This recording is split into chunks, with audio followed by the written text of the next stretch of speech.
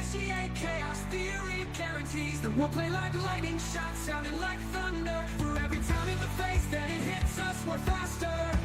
Well, they should know by now. They see the world keeps trying to shake us. It only wakes us. The pendulum swings. The pendulum swings. It's in a beautiful darkness. Only another. It's full steam ahead. Full steam ahead. All above the Betty Express. Misdirected from the start. It's a runaway train. I come a freight train. I come a freight train. In a beautiful darkness, the Betty Express. In a beautiful darkness. Hey, you guys. I am working on the bows of our discontent, but I didn't realize that the industrial glue had fumes. So Mr. Mo was like, you can only work on this, in small batches. So I have my scepter of truth. We're going to need it, I have heard. And then my medical model, and or Callista Flockhart for whenever they decide to, talk about this bitch or this bitch, not this bit, Freudian slip, but not really. This bit that they claim to be experts on. I figured we'd have it, just in case they've never seen one. Yes, the snark is strong this morning. I survived Sam's Club on a Saturday, and by survived, I mean told Mr. Mo that I was so overwhelmed that I went to the car and cried, which has never in my 42 years of life happened, and I've always hated Sam's Club. So gentle reminder that if you are practicing unmasking, there might be a whole lot of things that happen that are totally abnormal. And be kind to yourself. There were a lot of things that both Mr. Mo and I are noticing about me trying to unmask that is creating a lot of not difficulties or frictions, but we're trying to learn to talk to each other and communicate to each other in a whole new way. So, gentle reminder that if you are working on unmasking, whether it be mental health, caretaker burnout, chronic pain, anything that I am finding out. I'm not an expertologist or anything, but I am finding out that unmasking is is a lot more work than you would think. So be kind to yourself, give yourself grace. And if you have to run to your car and cry because you had to go into Sam's Club on a Saturday, then that is just what the day is. That is just what the day is. You went out knowing you were probably going to be Twitter pated because you were out for the sole reason to find noise canceling headset so that you could go out in public and not be Twitter pated. So I was aware that this was probably a recipe for disaster. But something that isn't a disaster, now this is still a work in progress. We have to add more and more and more. But the bows of our discontent, snark and crafts, which is the other reason that I had to go people yesterday, was, I am at the point where I can live stream on my crafting channel, but I need a headset that also is noise canceling because I don't want to have to buy noise canceling headset, then a wireless headset just to talk into it so it can be on my laptop and stream crafting stuff. So all that is to say, I have been talking a lot lately about unmasking, and I want to be really real with you that there's a lot more that goes into it that I'm learning than just, oh, unmask, do it, loser. Um, and I do want to be transparent about that. So if you find yourself working on unmasking and having more meltdowns, apparently that's normal. I have been looking it up. Apparently, when you do start to unmask, I didn't know this. I would have kept my mask. Y'all know personal growth without ab growth is against my religion. Had I known this, I'm just kidding. Okay, I'm only partially kidding. Look, I don't like being uncomfy, but I do like when other people are made uncomfy. And it seems like the so-called experts that were in charge of Lindsay's care are gonna get quite a grilling from our favorite attorney. Now I I had the lovely, awesome Rogue Mama work with me and make the logo that you see on the side, founding member of the Kevin Reddington fan club. And I am of 2 minds, you guys. Um, Part of me does want to make, merch out of it, but part of me feels like, and this might be a nod to my, spidey sense about people, I don't know how Mr. Reddington would feel about it. I think he would feel like he was getting congratulated for just doing his job. I truly feel like he feels this is just the bare minimum he can do for his client, and which is why he needs a fan club. But with people I really admire, I never want to, do something that would make them uncomfy, and I obviously do not want to reach out to him in the middle of a very important trial to assuage my personal guilt about possibly making merch.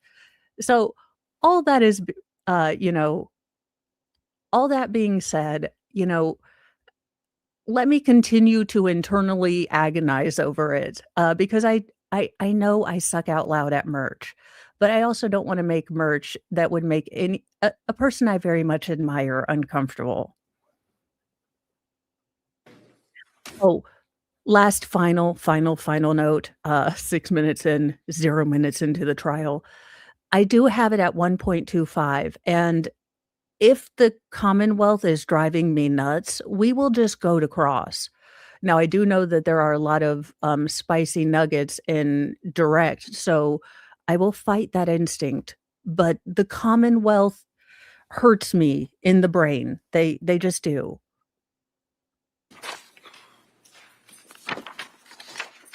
But if it's too fast, you let me know, and we can slow it back down. Court, all rise. George English. I thought we had closed captions.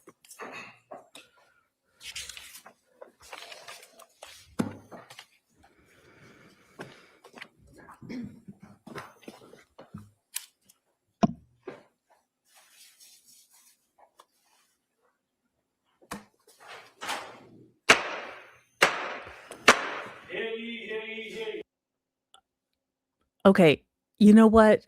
Doggone it. I swear to God, every day I almost remind you that every day I remind you that those gavel strikes are coming, and every day they startle the hell out of me to where I, like, lose the ability to control my mouse.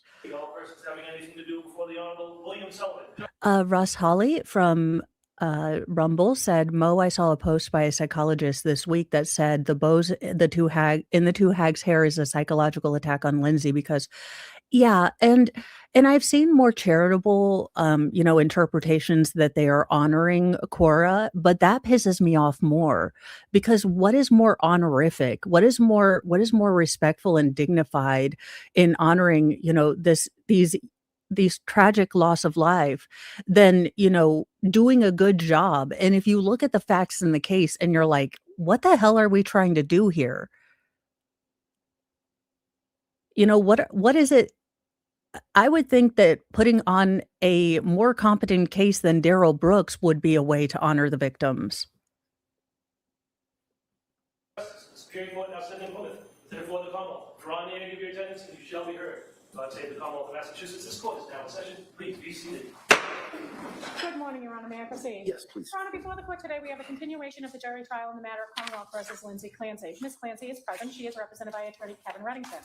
The Commonwealth is represented by Assistant District Attorney Jennifer Sprague and Assistant District Attorney Shannon Buckingham. Hi, thank you, Madam Clerk. Good morning, everyone. Okay, we are So what I'm gonna gonna speed do through is- this. So, for ability to be a serious matter, they always say it has intention today. The thought is we'll probably go most of today. All right. And then at the end of the day, before I send you home, I'm going to talk to and also that information.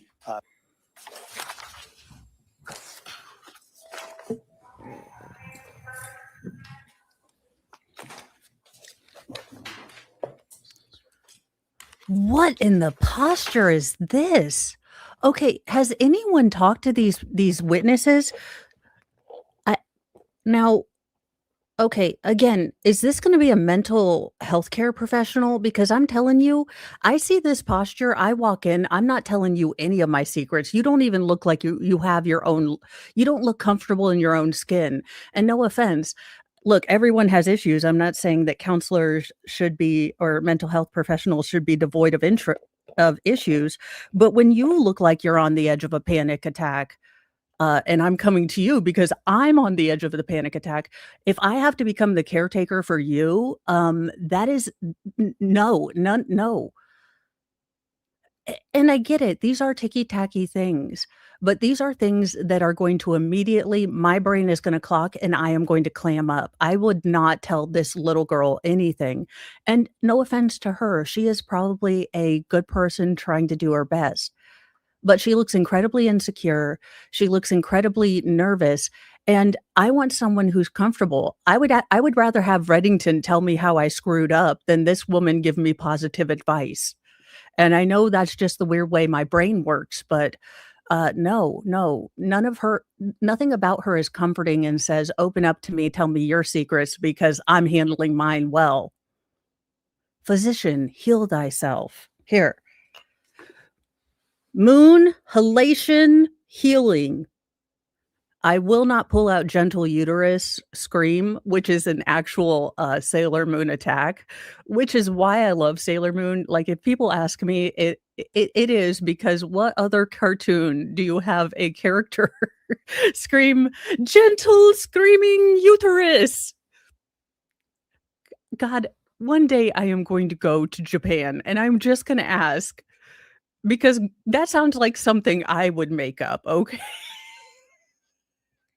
Sounds like something that Molinda Moonshine from my D&D character would yell out as a distraction. So you guys have caught me. It's not about the lore or any of the good lessons. It is simply about the shenanigans. All right, let's continue.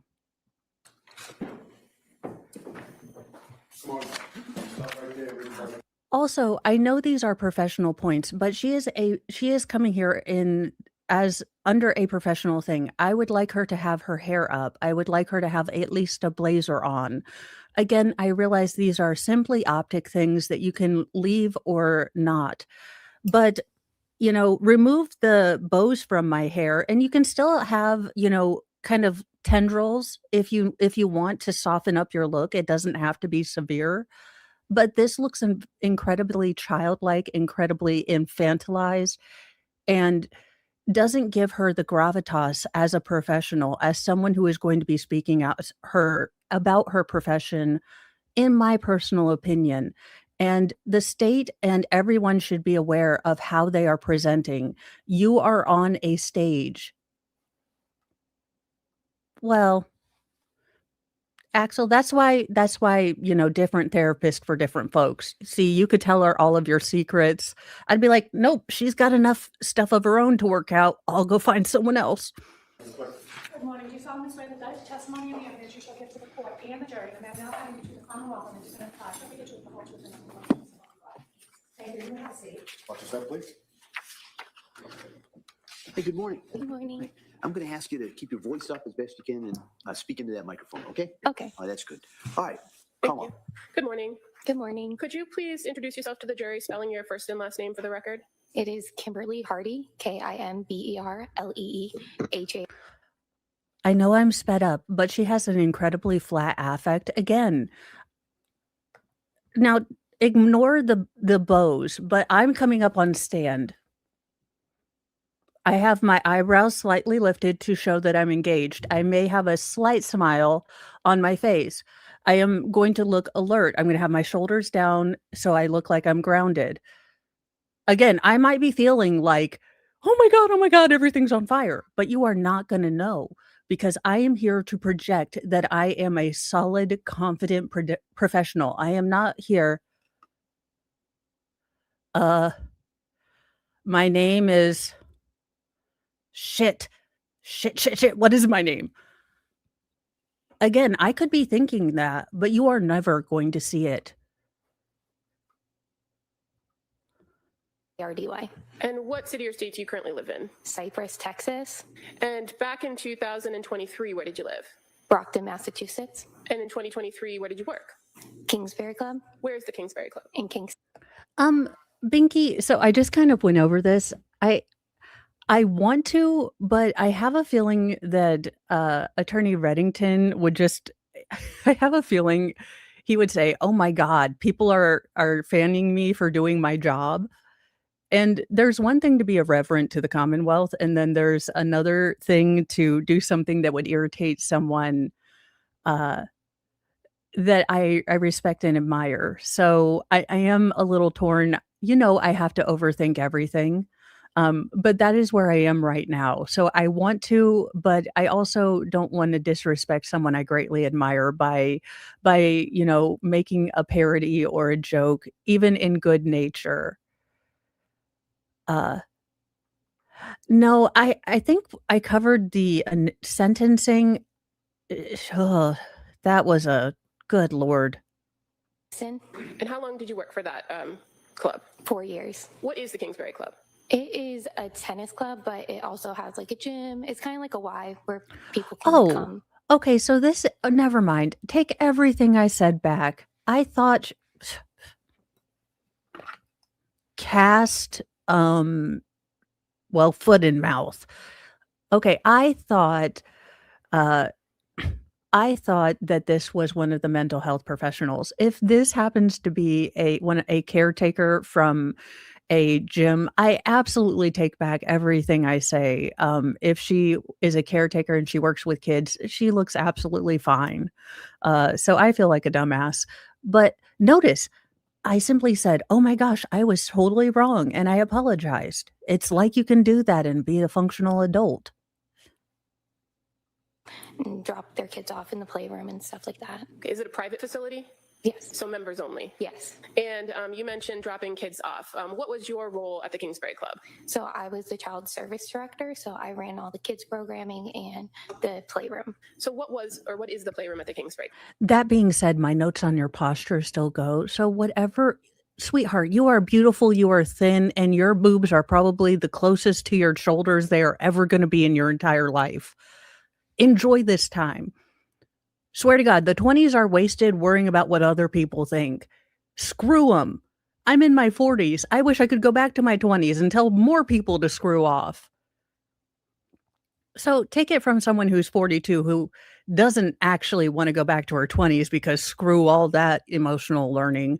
But seriously, honest to goodness, whatever you think that people are judging you about, people are self-absorbed and into their own lives. The only people that are actually legitimately rooting for you to fail have more problems than you do. So sparkle on and shine on, queen. So the playroom is a room where parents can drop their kids off for 2 hours a day so that they can work out. And what's the procedure when a parent or a guardian drops a child off at the playroom? We have our system where we sign them in. And that's something on the computer that logs when the child comes in? Yes. And it also logs when the child leaves, correct? Yes. Now, what's the protocol for who can drop off and pick up a child at the playroom? So parents, usually we say whoever drops off should be the one picking up as well, unless the parent notifies us that another parent will be picking up. And as far as that system that you have to log the drop off and pick up, fair to say that system is geared towards the guardian who drops off and picks up? Correct. So it's a separate log for each child based on who the guardian is? Yes. Now, what is the security like at the Kingsbury Club? How do you get into the club? Oh, you sign in. You have a key fob and you go to the front desk and you'll sign in. Are you familiar with some members using like a scan app to sign in? And as far as where the playroom is in the club, where is it in relation to kind of when you come in the front doors? It is right to the right. There's a long hallway, and at the end of the hallway, that's the playroom. Okay.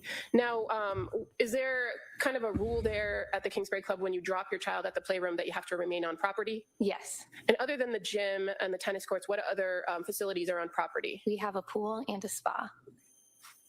I'm going to draw your attention to, one more background question. Mm-hmm. You mentioned that there's other programs that the Kingsbury Club runs for children, right? Mm-hmm. No, I've also noted, and it's more subtle and in the background, but Along with the contempt for everything Lindsay stood for, there seems to be a contempt for the fact that the Clancys were able to absorb, if not, completely comfortably, then, without much hardship, going from a two-income family to a one-income family. There seems to be a lot of sour grapes and sort of class warfare stuff going on in the background. I mean, it's made clear that Lindsay and, Patrick were able to, not that it was successful, but they were able to, make reservations and, they had access to a gym with a spa in it. It's it's very odd, the kind of things that they are bringing up, especially when this witness, I am sure on cross, is going to say, "Oh, Lindsay was a, normal functioning, caring mom every time I observed her." Yes, she did look more tired as, the months went on, or I stopped seeing her altogether and Patrick started to do drop-offs, which would before that would been very unusual. Yeah, Lori Phillips, I can't believe they flew her all the way from Texas for literally nothing. And again, just again, super duper double apologize for thinking you were the, psychiatrist with the with the death stare. That being said, just be proud of who you are. Shoulders back, boobs out, do your life. And don't worry about what other people think, because usually they got their own crapola to deal with. You, as the child service director, were involved in that? Yes. Is there a particular age that the children can start participating in the other group activities? Camp starts at 5, and at that point, too, we had tennis that started at 5, but swim lessons can start from babies. Okay, and so is there an age limit to the kids that could be in the playroom at any given point? Typically, we only take 3 months old up to like age 10. Normally, they don't want to be in there. And then you said that the time limit is 2 hours per day. Yes. Is there a schedule or sign up in advance, or was there one in 2023 if a member wanted to bring their kid into the playroom? Yes, but in 2023, parents normally didn't sign up in advance because we were just getting back from COVID and we had low numbers. So we just took walk-ins. And it was a first come, first serve? Yes. Are you familiar, or were you familiar with Cora and Dawson Clancy? Yes. Did you often see them in the playroom at the Kingsbury Club? Yes. And And again, this is doubly gross for all the reasons that I stated for the first responders and the preschool teachers the day before. These are people that remembered those little kiddos. And they're not bringing anything toward your case. They legitimately aren't. In fact, we are going to be going ahead because I mainly want to focus on the medical experts, and I doubt that Reddington is even going to cross. Oh, well, there we go. 2. did you ever have occasion to see Cora and Dawson in the playroom during that time, September to January, later in the afternoon? Sometimes, not usual. Is it fair to say that generally when Lindsay dropped them off, they came in the morning? Yes. And is there anything about that day with Cora, that last day that you saw her, that sticks out in your mind? Not that I recall. Again, I know I have pointed this out before, and Commonwealth, despite Sun Tzu, I would just like to be able to not be traumatized by this trial. I beg of you. I know you're probably not going to listen to me because I have hitherto roasted you into oblivion.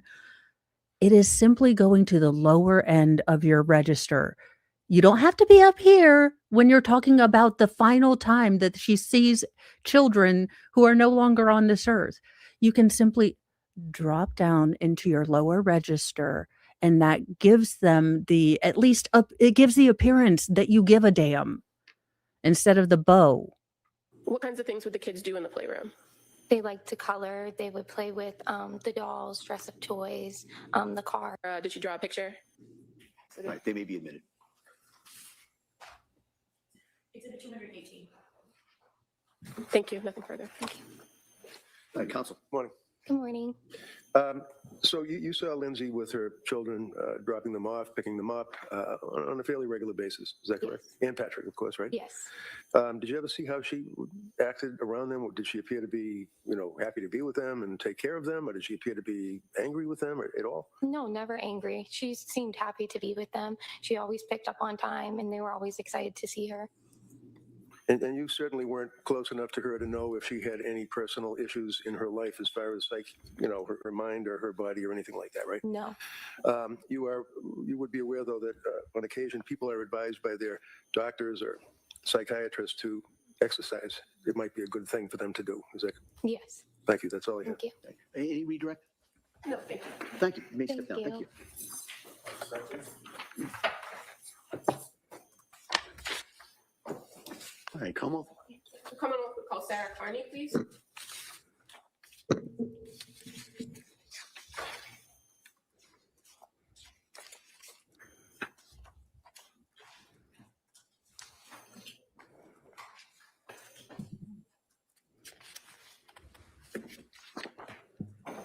Court TV. Good morning, ma'am. Stop right there, raise your right hand. Look. Good morning. You solemnly swear to the relationship with the court and the jury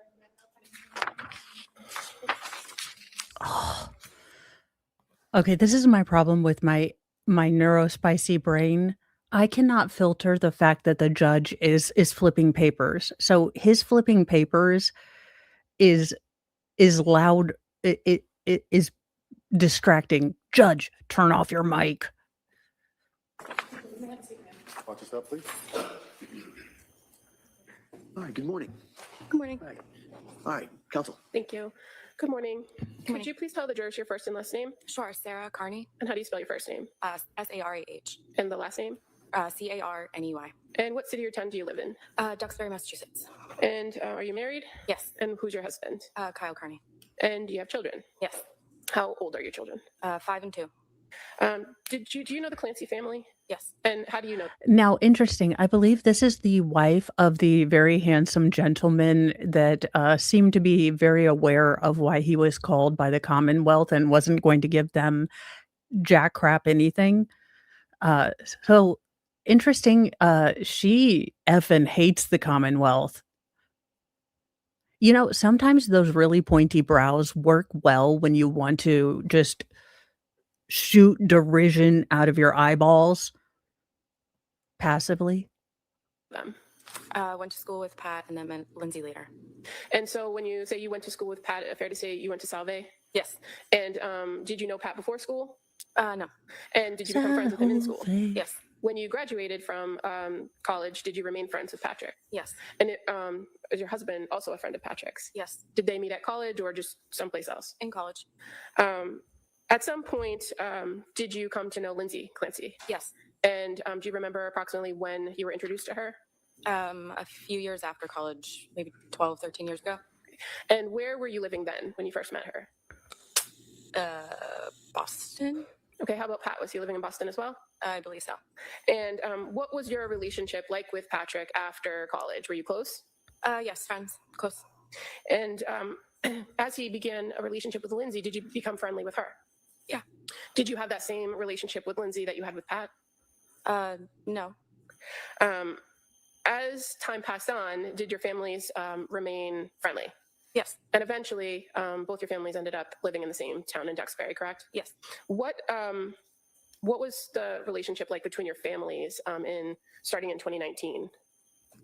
Close, friendly. Went to the beach together. Had them over at our house. Went to their house. That kind of thing. And as the Clancys start having children and you started having children, did that remain throughout? Yeah, probably fewer times, just because we're all busy. But yeah. And were you around after each of the Clancy children were born? Meaning after Cora was born, you were still part of Patrick's life? Yeah. Yeah, but around as an acquaintance or inner circle, because I don't know about you, and maybe it's just, I might be hillbilly, I might be pure 100% Appalachian, but we don't air our dirty laundry except on Jerry Springer or with our inner circle. We tend to put on, our best faces when we're with acquaintances. It's not unless you really know us that you start to see all our hillbilly Then you're in the inner circle and you're going to wish you were an acquaintance. Secret trick of Appalachian friendships. Did you notice any changes in Lindsay after Cora was born? No. And how about Dawson? When Dawson came along, did you notice any changes in Lindsay after Dawson was born? No. And then Callan, who was born in May of 2022, were you still friendly with them and still doing those trips and going to each other's houses, Yep. beach trips? Yep. So did you notice anything different about Lindsay after Callan was born? No. Do you recall observing Lindsay or seeing Lindsay when she was pregnant with Callan? Yes. Fair to say she was a pretty active person. Yes. And even in pregnancy, being very pregnant, she was physically active. Yes. Do you recall what kind of exercise she did? Again, the fact that it is diagnostically relevant that she maintained an active lifestyle, like the fact that these two common, I mean, I could make the obvious joke as to why the two Commonwealth attorneys pathologize exercise and eating healthy as something demonic, but I don't do obvious jokes. I am not a slow pitch kind of comedy gal. I let those jokes write themselves and come up with something funnier. But I think the obvious inference as to why they are confused as to why, they're like, it must be insanity, like she is, or vanity. It couldn't be the fact that she's a nurse and knows that exercise leads to any natural dopamine release in the body, or that she just wants to be healthy for her children. No, she is either a malicious, self-absorbed see you next Tuesday, or just I don't know what, pathologically exercising to make you look bad, Commonwealth? I don't know. I mean, you seem to be a fan of the multi-layered, theory, so I just gave you 5 reasons that you seem confused as to why Lindsay engaged in exercise. Envy is not a good look, ladies. Or seeing her exercise or... I remember her posting videos of her. Has anyone seen exercising in you the background. exercise? And where would the exercising happen? Could you tell where it was in their house? I'm not sure. Have you been inside their house before? Yes. So you know that they had the living room area on the first floor and basement area was... Gee, okay, y'all, it is Sunday. It is usually my masking day, so y'all are just gonna get me wild and wilding out. Ma'am, it's called a gym room. It's called a personal home gym. I don't like what level of Borg upload did they stop you at? Were you like 78% uploaded into like your human conditioning simulation in the Borg Center of catless or childless cat ladies where they manufactured you and your co-counsel? Because you're like, so you're saying there are certain people who have like rooms in their house where they have all sorts of accoutrement for working out. Don't you find that strange? I'm like, not as strange as, your entire Disney adult room, I'm sure. Different strokes for different folks. To assume it was the living room. I've never been to the basement. Okay, so what did you observe the kids doing in the background? Playing on the couch, playing with toys. And when you observed this video, fair to say it was kind of like a beach body type exercise? Sure. I'm not sure what that means. Did you see any equipment in the video, like workout equipment? I don't recall. Do you recall previously indicating that you saw the kids playing with exercise bands in the videos? Sure, if that's what I said. I don't recall. Now, I'm drawing your attention to the summer of 2022 and the fall of 2022. Were you still going to the beach and getting together with the Clancys? I believe so, yes. Other than going to the beach, what other kinds of activities would you invite them to do with your family? They probably came over to our house once or twice. Throughout the course of the fall of 2022, did you notice any changes in Lindsay's physical health? I think I saw her one time at drop off and she just seemed thinner. I'm sorry. Thinner. Okay. Did you ever have a conversation with her at drop off about your observations? No. How about just observing her overall demeanor? Did you notice anything change about her in the fall into the winter of 2022? No.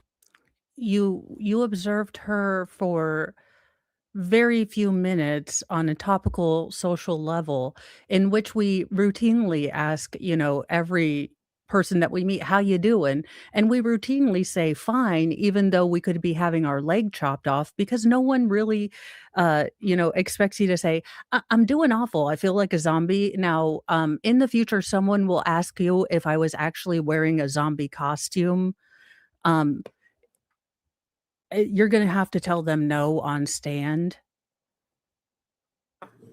Did you ever have any conversations with her about what postpartum depression or sleep issues? So I am going to be making one of my giant bows a mega bow of bows. So that is working. I am working on that, and then I am also making a Canton specific bow. Um, Basically, Mr. Mo turned me loose in Hobby Lobby, and they were having a 40% sale on all of their beads and crafting supplies. So Commonwealth, you should not have started this game. Snark and Craft will be happening soon. I am narrowing down my headset and oh my gosh. Okay, you guys, tangent engaged. Tangent engaged. It is Sunday. We are just trying to catch up. My oldest son, so Mr. Mo found air clay in my oldest son's room, and we have had no good track record with air clay. But now I can, in fact, make a unicorn horn for one of my bows, but I can also make a couple of the potato head Chado figures for a Moo Latte bow. Now, I have reached out to Ian Runkle, which is way, way, way, way, way outside of my comfort zone, you guys. I cannot even begin to tell you how long 3 hours. It took me to decide whether I was gonna tag Ian in, my bow thing, and I would love to be able to donate these, let something good happen out of pure shenanigans, for his big fundraiser along with a couple of my cross stitch projects that will be done by the time I get them out. Um, but he's like a huge giant YouTuber, and I am the chick that honest to God wears wigs and crazy eyebrows. Like, I can understand why he might be like, no, thank you. But he was really super cool about it, so I am glad. So, hopefully, this is not done yet. I do have some more modifications to do, but the industrial glue, apparently, you're supposed to use it in a well-ventilated area, and I may not have. So, Mr. Mo has put me on no glue using for a while. So, this is going to be called Sweet Dreams Bow. I need to add I need to add sprinkles and some other things, but Mr. Mo is like, You are so proud of yourself." And I was like, "You have no idea." So these will be a bunch. I have got like 30 mini buns or bows I will be attaching to the bow down to me bow. Um, Mr. Mo is like, "You put way too much thought into this." I was like, "I have a vision. I am an artiste." I need to find that I need to find a clip of Hollywood from, Mannequin.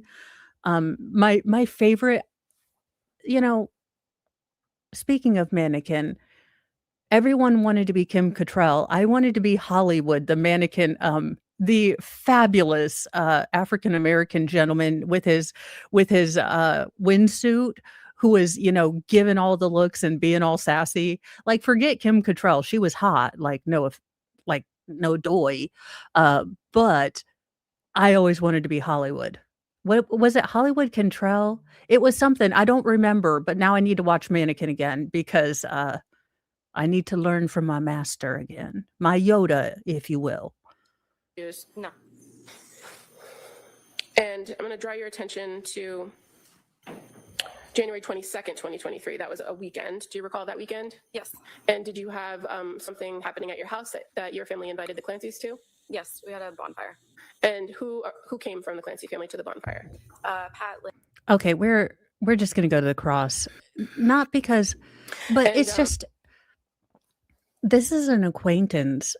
There is no way, and I would agree. I would think that any unbiased and neutral mental health care provider would tell you that people are likely not going to reveal that they're on a verge of a mental breakdown. I mean, we didn't know that Robin Williams was struggling, and I know I go back to him all the time, but honestly, there is no greater example of someone who, whether rightly or wrongly or whether it was a character, he seemed to genuinely embody someone who cared about people. Now whether that was true, I don't know, I never knew the man, but what I can tell you is, when he passed, I wasn't shocked that he was dealing with it takes a certain type of personality to be able to recognize pain, turn it into something funny, and then reach out and try to make other people laugh about it. Now, I know there's allegations that he stole jokes, and I'm not here for that. That's a whole other stream. But sometimes the people that are making you laugh the loudest and make you feel the best and seem to be able to weather any storms are the ones that are struggling the most because and they do all of that because they know how much it sucks to be alone in the struggle. I know that is a weird concept for the Commonwealth. Did you have any further conversation or ask any follow-up questions? No. Why didn't you follow up? Because I figured if she wanted to explain or deep dive into it, she would. Wasn't going to press her. But on this occasion, she just said fine, and you kind of moved on to the next topic. Yes. And throughout the course of that day or that afternoon. Yeah, because typically, like, here's the thing. Because of my spidey sense in my brain, I can know when something is wrong with you. But generally, I don't press it because Neurospicy Mo has learned that people don't respond well to, when you say, "Hi, there's something obviously wrong with you. Would you like to talk about it? You seem like you're really struggling." I have found that that doesn't seem to be the approach that allows many people to talk. And in my desire to actually want to help people rather than autistically blurt out something, I've learned to keep my mouth shut. And when people are open and ready to talk, then I can say, "Well, I didn't want to pry, but I noticed that you seem to be struggling for a while, and I was waiting for you to come to me." She seems like an emotionally mature woman who would probably do, the latter instead of tackle and 5150 someone when they said that they were fine. Because I'll tell you, as a person who's tried the direct approach, it does not often work. And I did try the direct approach out of deep care and love.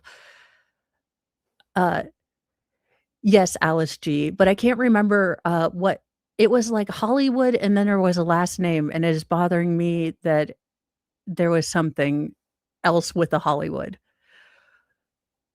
So yeah, it is like I hate to use the Disney Star Wars lore universe ever, but it's like they General Snoked the Commonwealth. It's like they got them halfway through, like, their human download.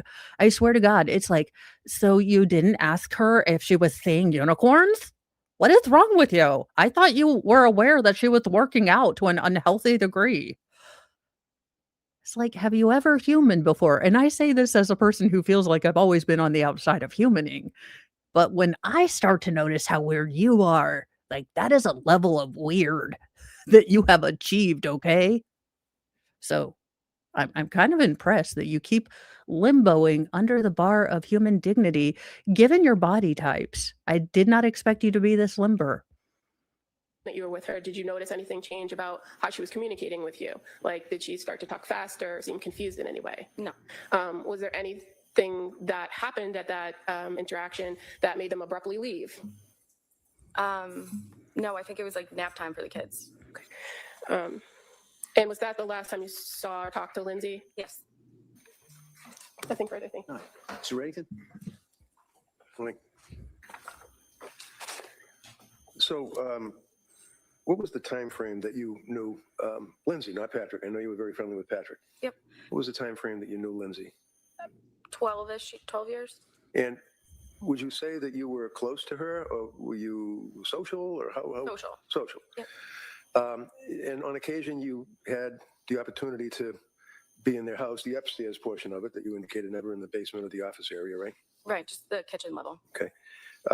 Can you tell us, like, in the fall of 22, approximately how many times you and your husband, Kyle, saw Lindsay and her husband Pat together, not Kyle with Pat or you with Pat. I think it was just the one time at drop off. One time at drop off. Okay. You had occasion to ask her advice about the babies and things of that nature on occasion, did you not? Yep. She was always helpful to you or forthcoming? Yes. And this, the last time you saw her on January 22nd, this was a bonfire, is that what it was? Yep. And that was where, in your backyard? In our backyard. Was it in the daytime or the nighttime? Around lunchtime. Lunchtime. And do you recall how long they were there for the bonfire? A few hours. And they were there with the two older kids, and Callan was home with her parents, right? Yes. And she appeared to be quiet to you? Yes. And she appeared, to your observation, around that time frame to be thinner than what you had seen before. Yes. But you'd agree with me that you guys weren't that close that she would confide in you, correct? Correct. That's all I have. Thank you, ma'am. All right. Any redirect? As far as your observations of Lindsay over the course of 12 years, fair to say she was always quiet with you. Yes. Thank you. We always hated each other. There is a subtext there. Allegedly in Minecraft. I'm just kidding. It is a little strange that there wasn't a general softening or move from, standoffish acquaintance to a deeper level of friendship. And it could be that they just didn't, personally mesh. You don't have to be best friends with everyone, but that does indicate to me that there was a level of standoffishness either with Lindsay or this particular witness, but there weren't, either olive branches weren't reciprocated or they were never given. So that is an interesting dynamic for me. But if Lindsay is an introvert, if Lindsay tends to only confide to very few people, it's not surprising to me that she never moved past that particular level of acquaintanceship, especially if she showed no interest in getting to know Lindsay on a more personal level. Lindsay probably just put her in acquaintance, zone, and this woman put her in acquaintance zone. I don't sense any animosity. I just don't think that they were each other's cup of tea. All right, thank you, ma'am. Let me step down. Thank you.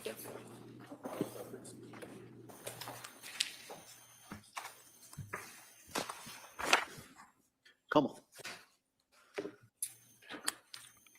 What in the Katie Lang Dr. Ruth Lovechild? Oh, she's a wee one. Oh. You stop right there, raise your right hand for the clerk. Good afternoon. Do you solemnly swear that the testimony you have given, she shall give in court and the jury, no matter how many between Commonwealth and I don't get the structured suit top and then the flowy All right, skirt. good morning, Doc. Good morning. All right. I'm going to ask you when you sit down if you speak loudly so the jury can hear you and speak into that microphone. Okay? Thank you. All right. Ooh, we have a doctor. A doctor. She's going to tell us about the brain. Counsel. Thank you. Good morning. Good morning. Could you please tell the jury your first and last name? My first name is Alia. Last name is Goodhart. Can you spell your first name for the record? Alia. And your last name, please. Goodheart. And what do you do for work? I'm a psychiatrist. And can you tell us a little bit about your educational background to be a psychiatrist? I got my medical degree from the State University of New York in Brooklyn, the Health Sciences Center, and I came to Boston to do my 4-year residency at the Harvard Longwood Psychiatry Residency Program. I also trained for an additional 3 years at the Boston Psychoanalytic Institute and got my advanced training in I attended the advanced training program, and Are you licensed here in Massachusetts to practice as a psychiatrist? I am. Are you licensed in any other states? No. So you said that you're a medical doctor with a specialization in psychiatry, correct? And you chose the Kim Jong-un suit top for reasons we're going to come up. Why does it? Oh, okay. Look, women, I have never understood fashion, but this doesn't make sense to me. You've got this loose flowy blouse under this no collar jacket with shoulder pads. Why? None of this makes sense to me. Correct. Can you tell us a little bit about your work history in that field? Yes. I've worked in several different settings. When I first started out, I was working at Beth Israel in integrated care, which means essentially that you work with primary care physicians, and if they have patients that they have questions about, they can consult you. And if there's a need, you can continue to manage the patient's psychopharm medications. And if it's simple, they can continue to do it, but you're available for them to consult with and to discuss cases. After that, I went to Emerson Hospital, where I worked on the inpatient psychiatric unit for a total of 9 years. I left for 1 year to be the medical director at another freestanding hospital. After that, I worked at the women's prison in Framingham for 1.5 years. And after that, an outpatient clinic affiliated with Tufts. I had a private practice for 2 years, and then I've been working at McLean for the last 5 years. Okay. And what is McLean Hospital? It's a freestanding psychiatric hospital that is part of the Mass General Brigham system. What kind of services does that facility offer to patients? They have lots of. No. The correct question is, what kind of services and staff are actually available at the time that a patient is going to come in, not what we lie about on our website. Services, including inpatient, outpatient, substance abuse, trauma-focused. There are lots of specializations, eating disorder programs. They have residential programs. They have partial programs. So there's a really broad width of. And what is your role at McLean? I work on one of the inpatient psychiatric units. And tell us a little bit about what an inpatient psychiatric unit is. Patients who come to our unit are referred to us by the emergency department because it's been determined that they need inpatient level of care. You can come voluntarily or you can be sent involuntarily. And once you arrive, we work with the patient until they're for a certain period of time, which isn't predetermined. It is flexible, so it depends on what's going on. Isn't that interesting? Because I think it's going to come out in cross, isn't it? That Lindsay wasn't seen in McLean by an actual psychiatrist to help with all those, psychiatric things for 3 days because you were short-staffed because it was over New Year's and, well, fuck all the patient care over New Year's because party time.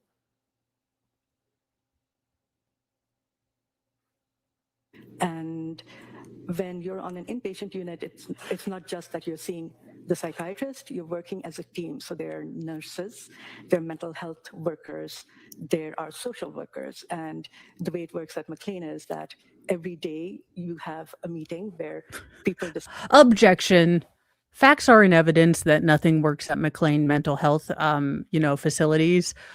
So objections, facts not in evidence. The witnesses testifying to things that have not been brought forth in the trial, hitherto to now, and all things being brought in this case, we have not shown any level of medical professionalism or competence. What, Your Honor? I'm not allowed to object from my home? And I'm not allowed to object on behalf of public? Okay, I'll stop calling. Discuss what's been going on, and you share any information that you have, and that kind of guides treatment. It's if I'm on the unit while I see the patient, I'm not there 24/7, but the mental health staff and the nursing staff are there, and they contribute to the assessment of the patient. So in that team approach, when you have mental health workers, nurses, social workers that work with you, there's, fair to say, some combination of that team present all the time.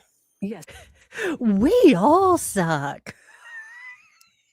No, look, Your Honor, look, I am not only the head of the incompetent team.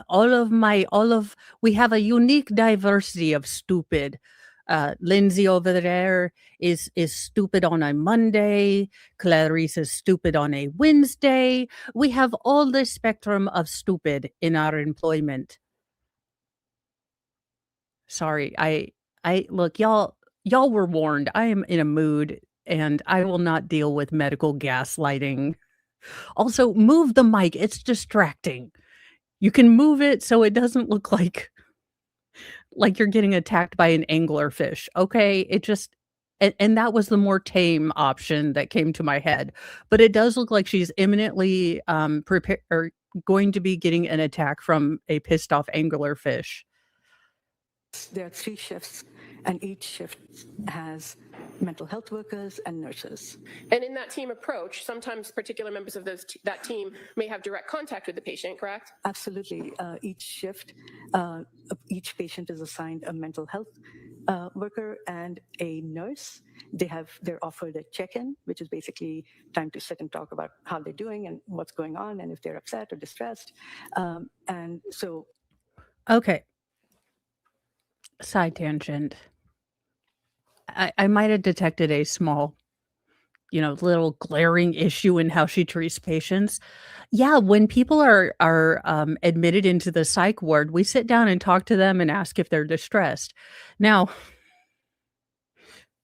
excuse me for being the asshole in the room, but I don't imagine that many people are like, "Holy hell, I'm in the psych ward. This is great. Where's the macrame and the jello?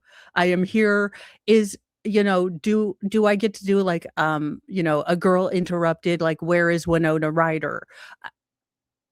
I mean, I'm guessing most people in their psych ward intake are a bit anxious and upset.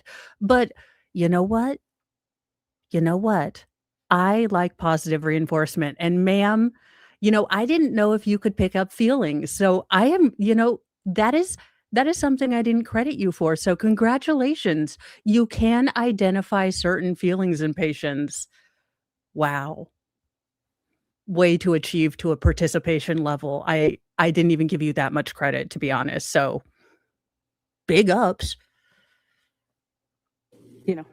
there is documentation of that, and that happens on a regular basis. And even when members of the particular treatment team don't have direct contact with the patient, they're still there and observing what's going on. Right? Wait a minute. So you're saying that so what are we doing here? Are we covering our ass because you never actually saw Lindsay, but you decided to opine on, insane chemicals and her diagnosis without ever actually seeing her? Is this what we're trying to cover up? You had made assumptions based on poorly documented notes from, uh, people without the qualifications you have. So you didn't make an independent, observation. You just went on notes, didn't you? Didn't you? Oh, I hope you have some aloe. Oh, I'm getting firsthand cringe embarrassment, and I don't even know if there's a civil suit for that. Right? Correct. And are they trained to do that? Absolutely. And so even if they don't have a conversation with somebody that's documented, they're still observing to be able to. What the? Okay, I was only an aquatic physical therapy tech. I was like one of the lowest forms of medical healthcare workers you can be. And you know what our first gospel, what my boss always told us? If you don't document it, it didn't happen. Now, I'm pretty sure medicine works a lot like the law, where if it documentation or GTFO, but no, and I speak from a look, I know just enough about medicine to be incredibly dangerous and pretend I know something about medicine. But the fact that they are trying to push that undocumented conversations can be, used as evidence is terrifying. Imagine your mental health. Imagine your health, your ability to function in life is left to people who are like, Sally, so I didn't write it down because documentation sucks, and why do that in a medical facility?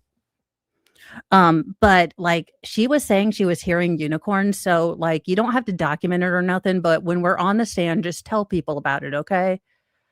Yeah, take it from a medical peon. Nothing works like this at all. My boss would have fired me if I tried to do something like this. And that's appropriate. You are dealing with people's lives, people's brains. It's all in our head. I keep saying this, but it's the most profound and misunderstood statement in the English language.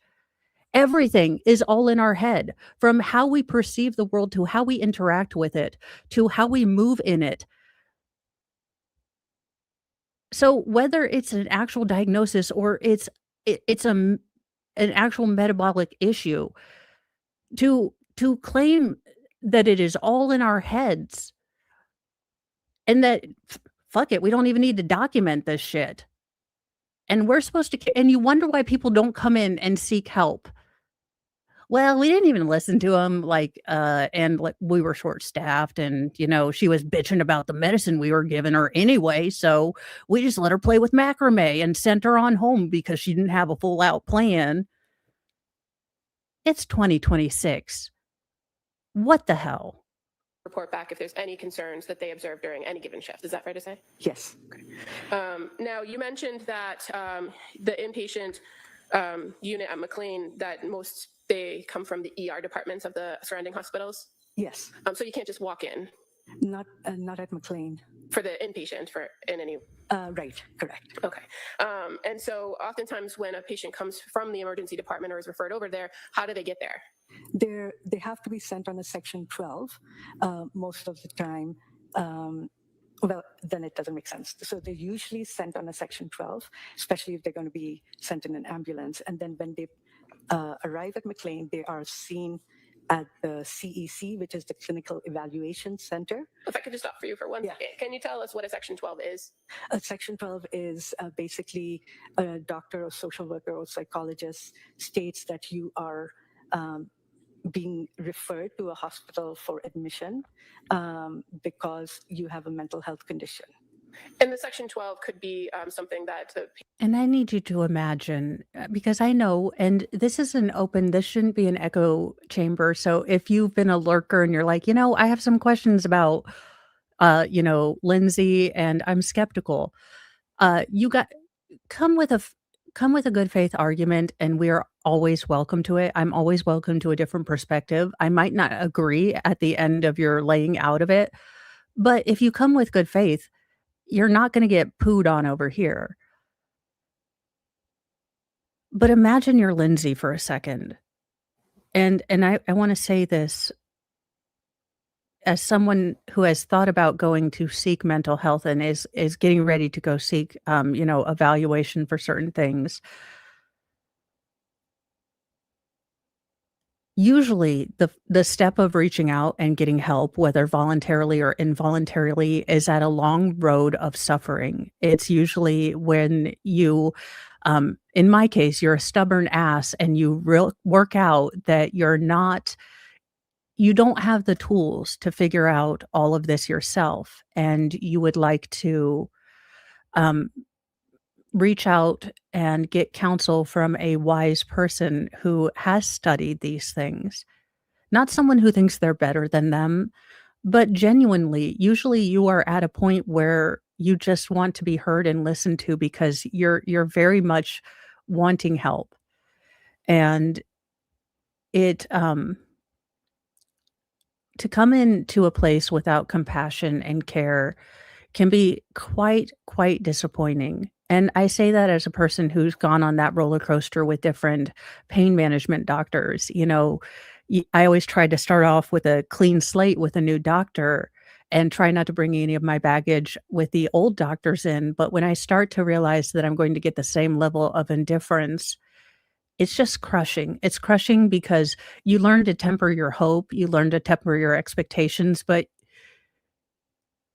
the expectation that someone is going to treat you like a human and not a diagnosis or not a pill prescription,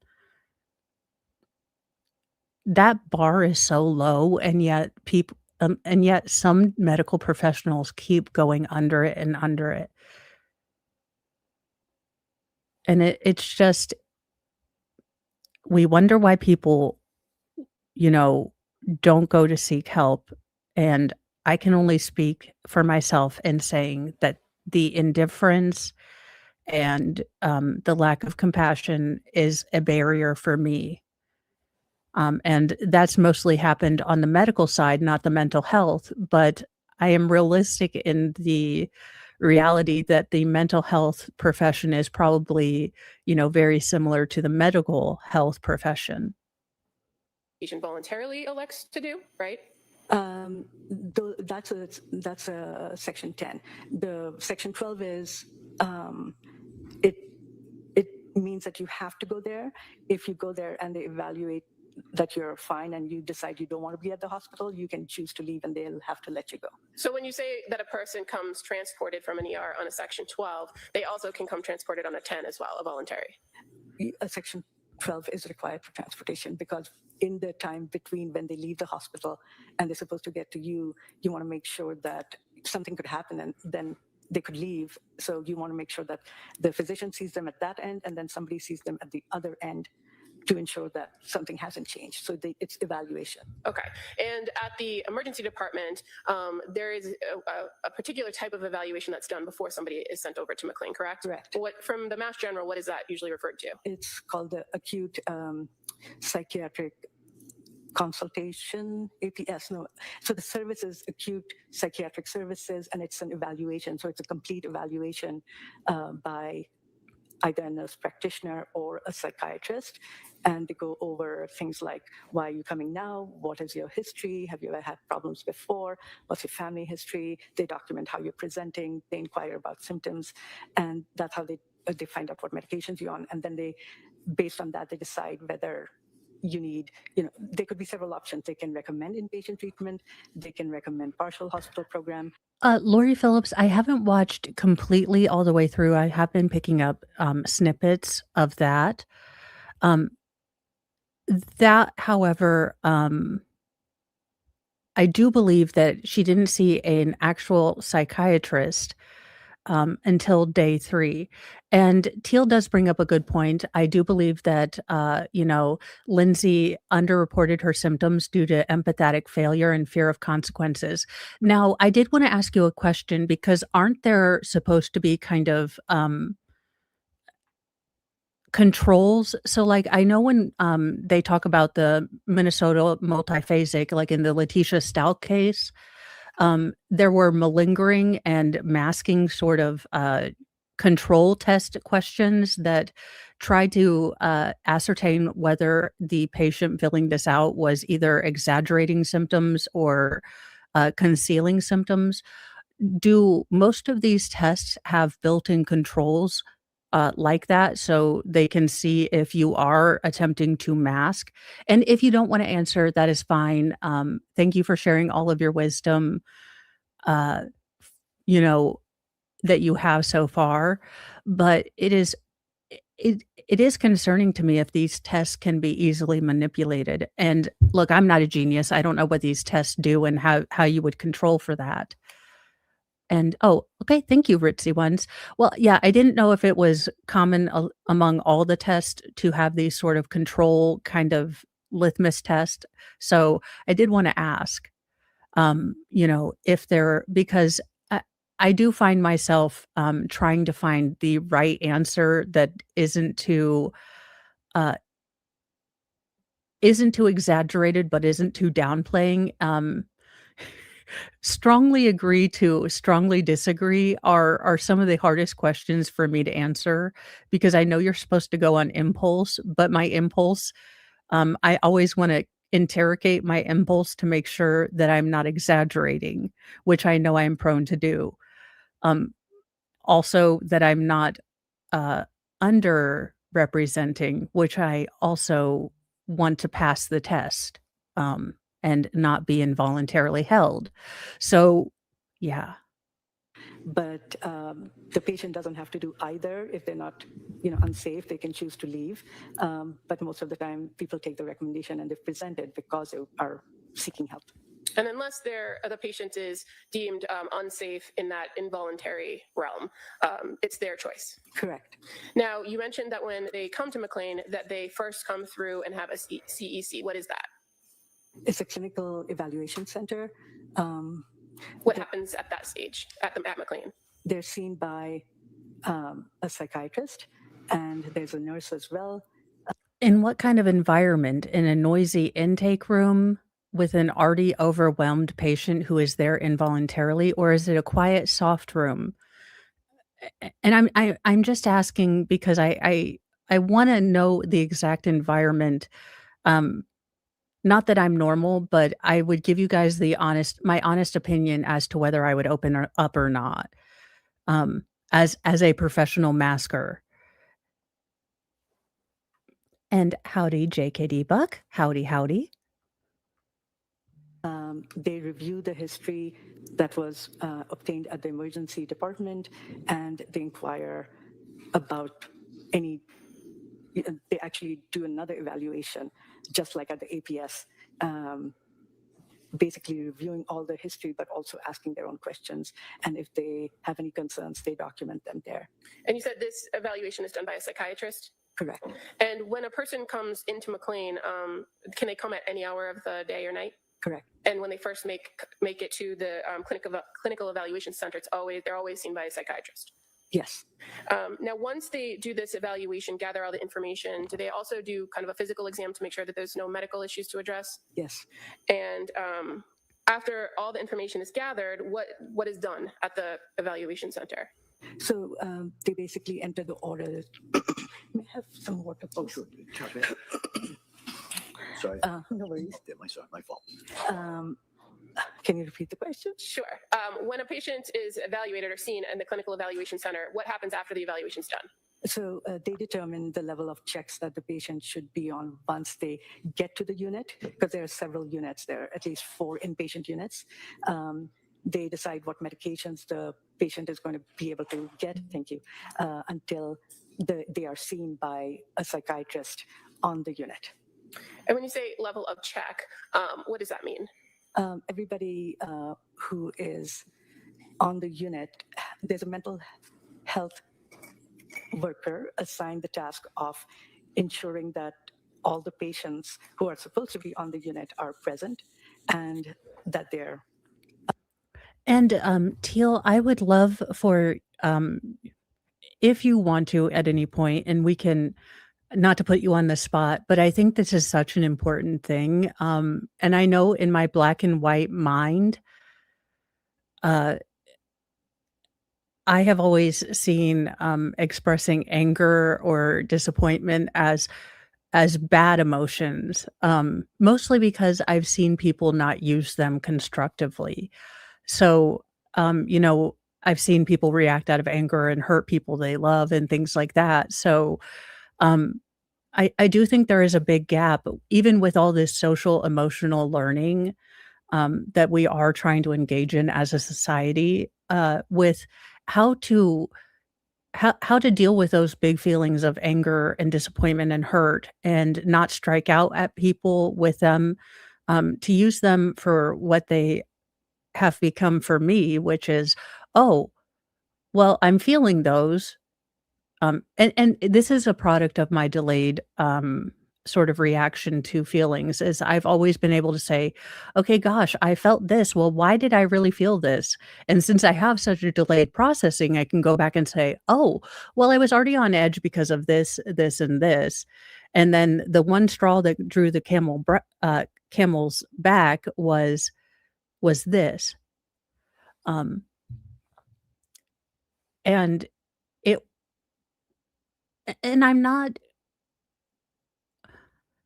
not unaware that mental health is a very difficult thing to diagnose, that, a symptom can be a diagnosis like anxiety, but it can also be, symptomology of something else. So I am not saying that it is at all not complex. It's just, and very good point, young Black economist, when I got diagnosed with PTSD, and I'm sorry that you had to walk through stuff like that. They asked a lot of questions, but the psychiatrist told me after that one of the main signals of my was my physiological responses: sweating, tearing up, and shaking, not just the actual answers I was giving to strongly disagree, strongly agree questions. No, that's a good point and something I didn't even think about. So thanks for sharing. Safe, and the lowest level is 15-minute checks. If there's concern about somebody, it goes up to 5-minute checks. And if they're extremely unsafe, it goes to a 1-to-1. And what does 1-to-1 mean? There would be a staff person with the patient at all times. And again, this determination of which unit to be on and what level of security or what level of check is done by the psychiatrist that performs that first evaluation, correct? Now, when a person who comes through the CEC then gets sent to the unit, do they walk to the unit on their own, or how do they get to the unit? They're escorted to the unit. And you said it's 4 inpatient psych units, is that correct? Now, when the person arrives at the unit, what happens? They're seen by a nurse and a mental health worker. Their belongings are, they go through the belongings to ensure that there's nothing unsafe. There's certain things that are not allowed on a psych unit. The nurse reviews their history and takes some vital signs, sees if they need any medication, and then they show them to their room and the unit.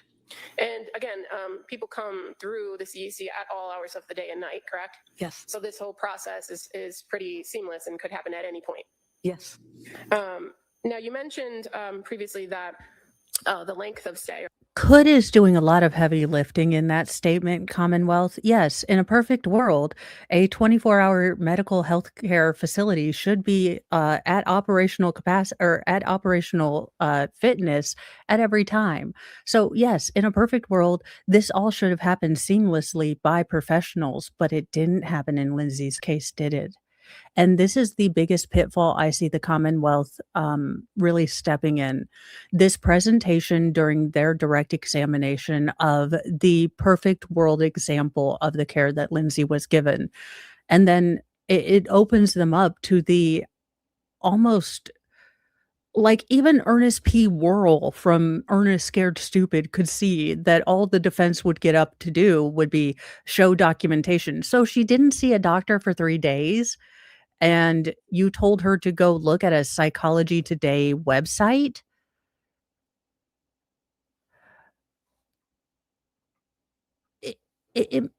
This is the part about the Bose that pisses me off. You couldn't even sit down to create a cogent set of questions that show the reality because you don't have a case in reality.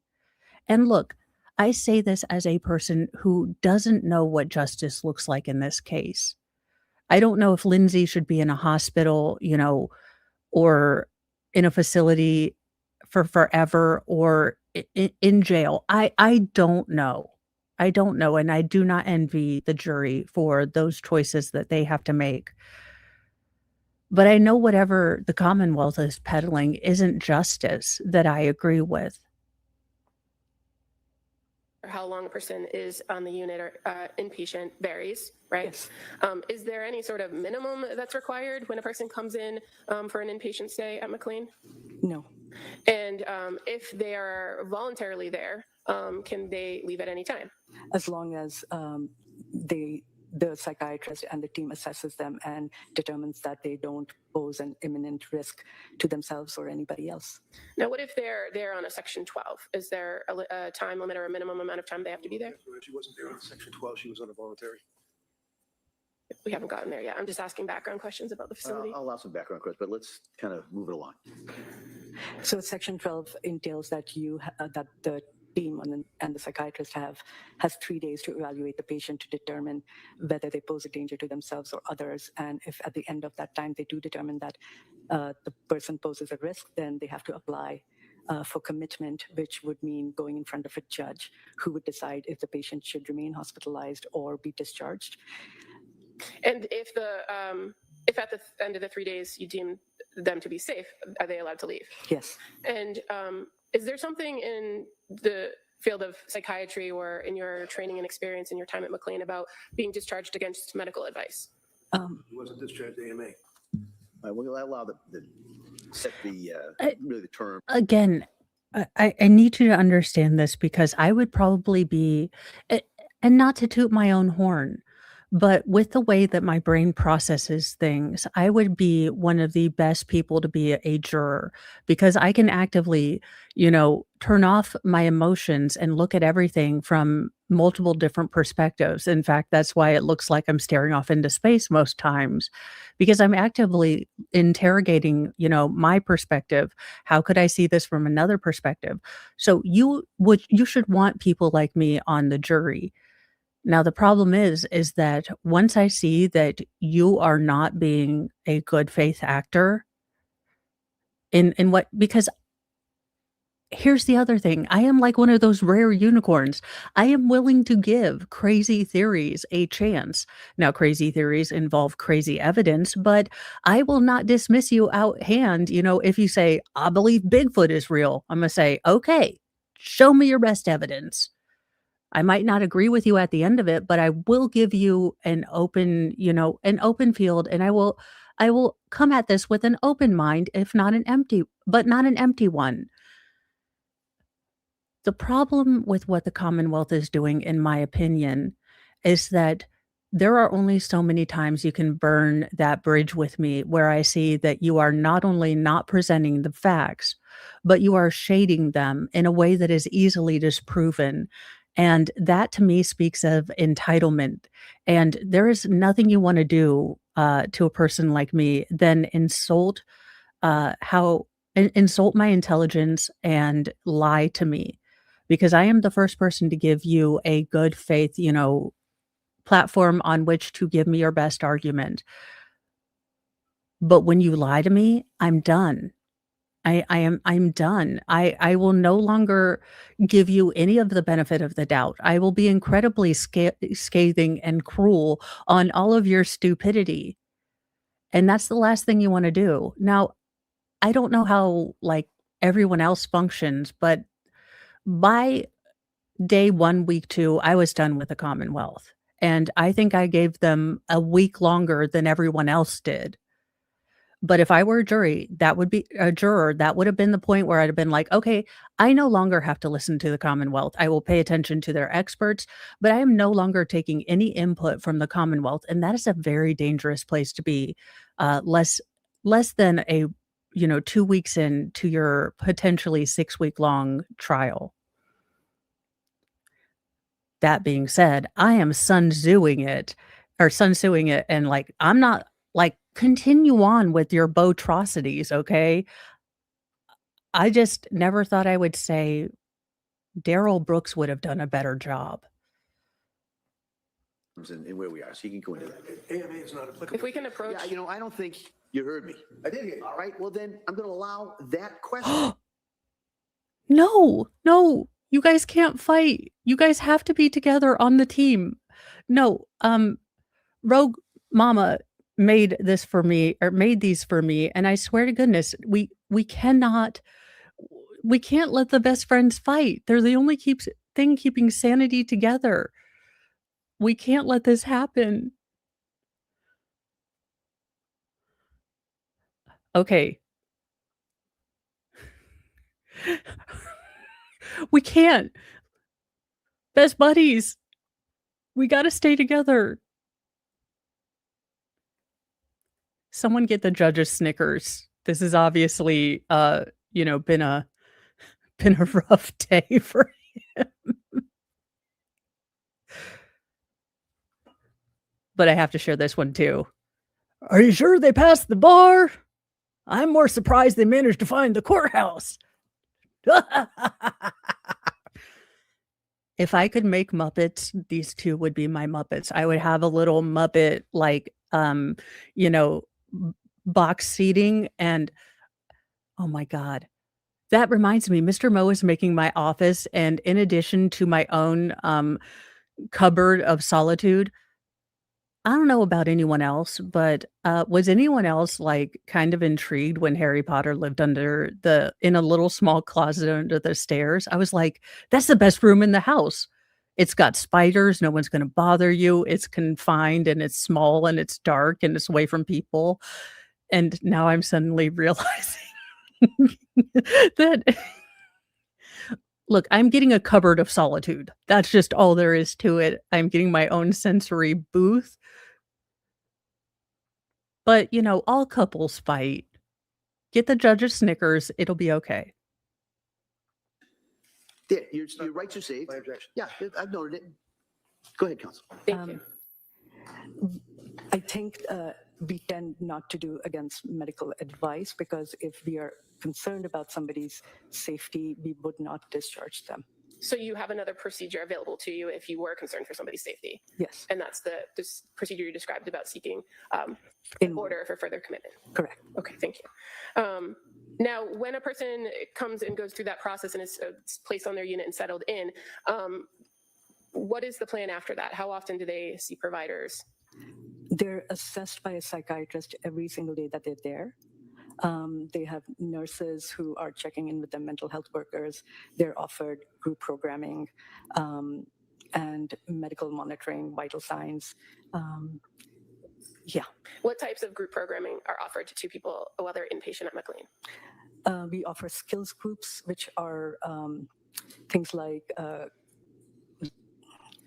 they're meant to teach patients skills so that they can tolerate distress, they can kind of observe their thoughts. It's meant to shore up their skills. Then there are some groups which are more just relaxed, I guess, such as going for fresh air walks or going to the recreation center, just drawing or coloring, and yeah.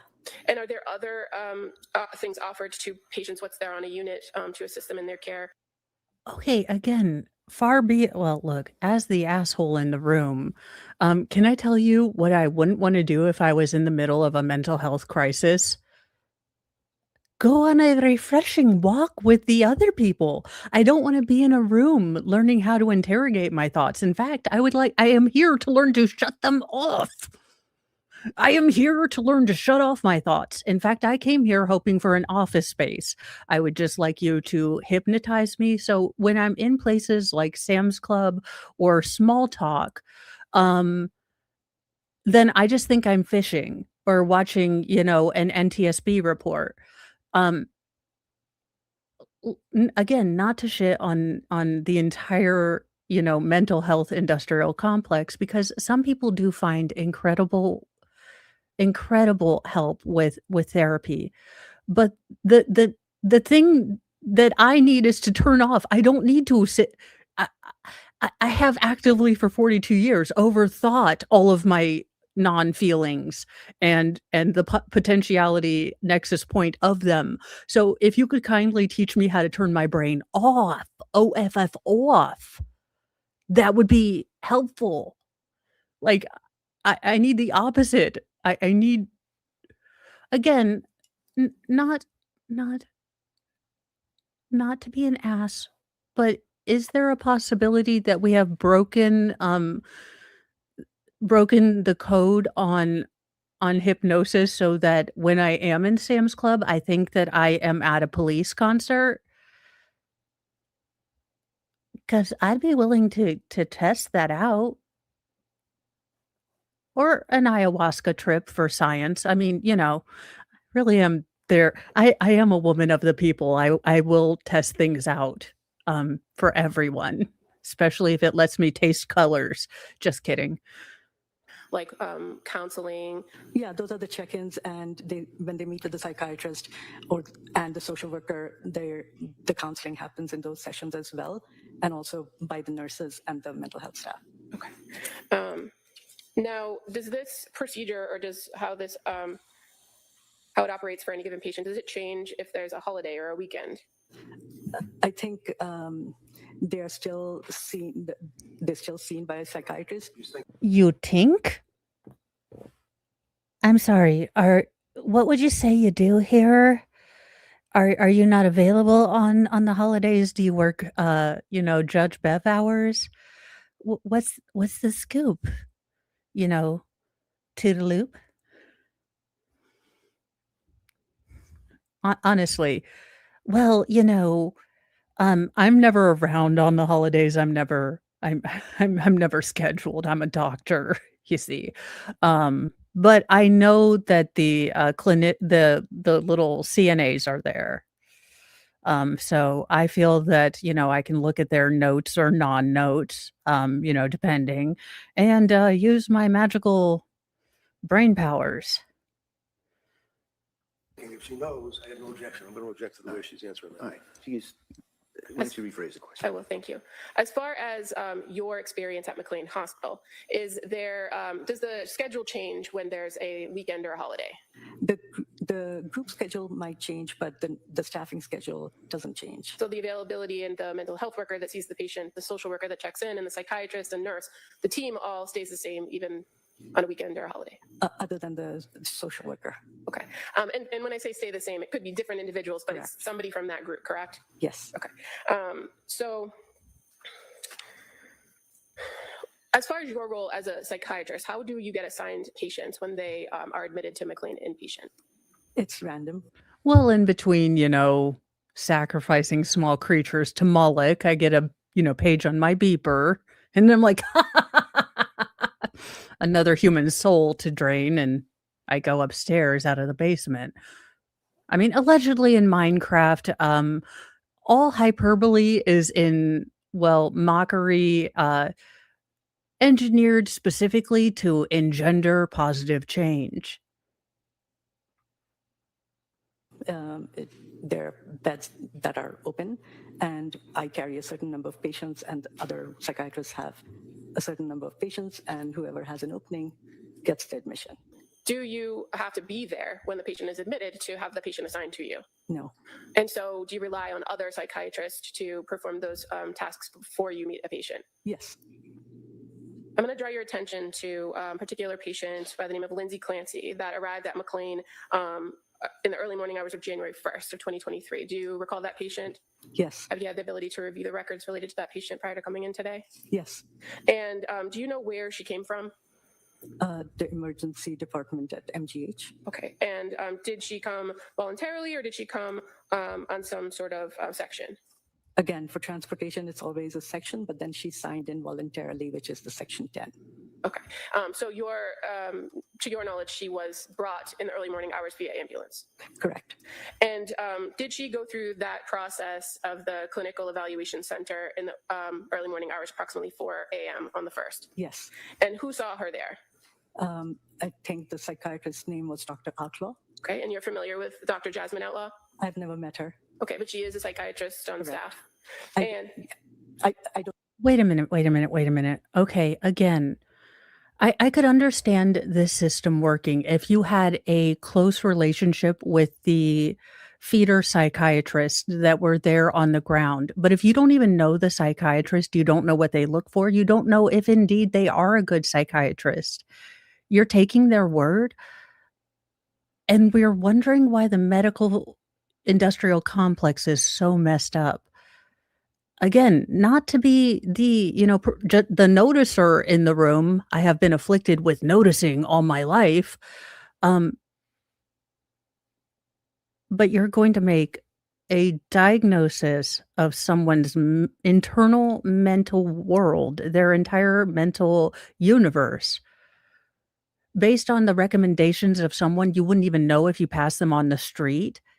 You don't know their professional, theorems, how they operate, whether they're good with patients, whether they're the type of psychiatrist who patients would open up to or not.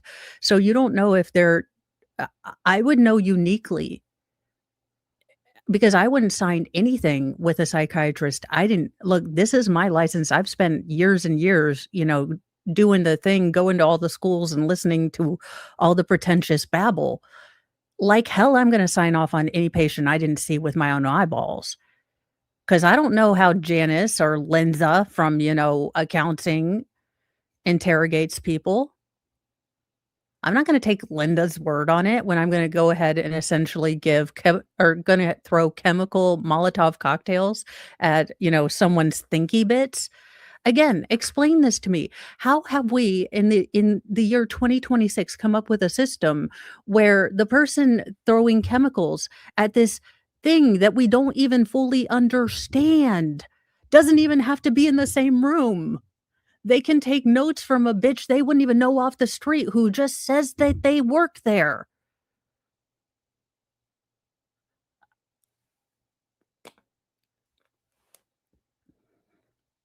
I hope that this is the first step to change because I don't think many of us realized just how broken our system was. And unfortunately, we are at the first really crappy step where we have to sit in the anger and discomfort and listen to the stories of all the people our system let down. But let's not get stuck here. Let's not get stuck here in the anger and the pissed offness, and let's figure out and God, I hope the medical industrial complex is ready and willing to listen from the patient or listen and hear from the patients because we are not gonna be silent anymore. You have demanded respect without accountability for too long. And if I have to be the human avatar for patient advocacy, and I freaking hate going out of my house. I am the most inside cat person you will ever meet.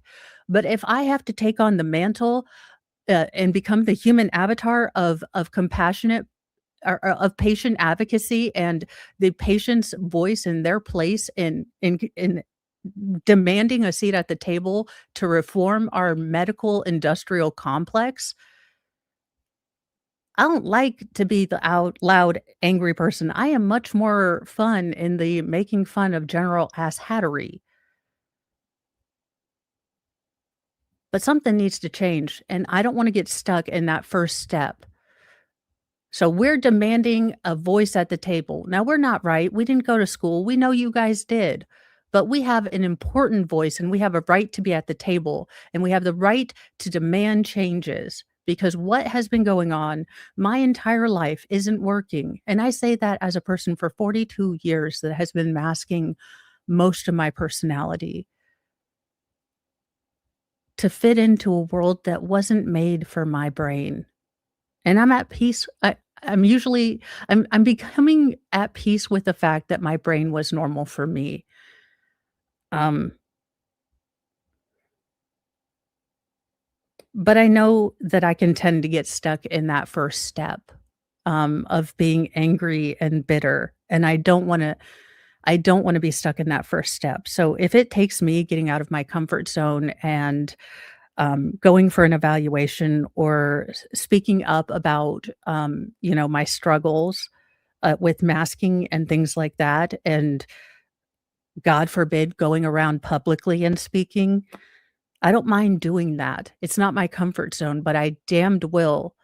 I will be damned if I'm going to be silenced for the next 42 years. So the world needs to figure it out because I think that I am not alone in saying that from this day forward, I'm not gonna be a butt monkey, I'm not gonna be a pest, I'm not gonna be rude or aggressive, but I'm not gonna let you sit there because you have a white coat and tell me what's going on with my body, when I have been in charge of it for 42 years, and I know when something is wrong. We have had an insane shift from the local town doctor that came to do house calls, that we welcomed into our home, that sat beside us and comforted us from, childbirth to death, where a doctor really was, the one that was a trusted counsel and friend that learned more, just a learned friend, just a Gandalf. And I know that's romanticized. Look, I know that the past was the past, okay? And there are rosy tint glasses.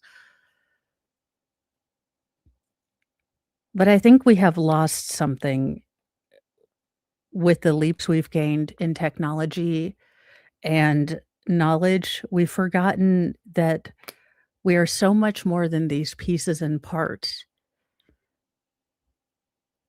There's a whole human, and the pieces and parts are attached to an entire person, an entire family, and an entire community.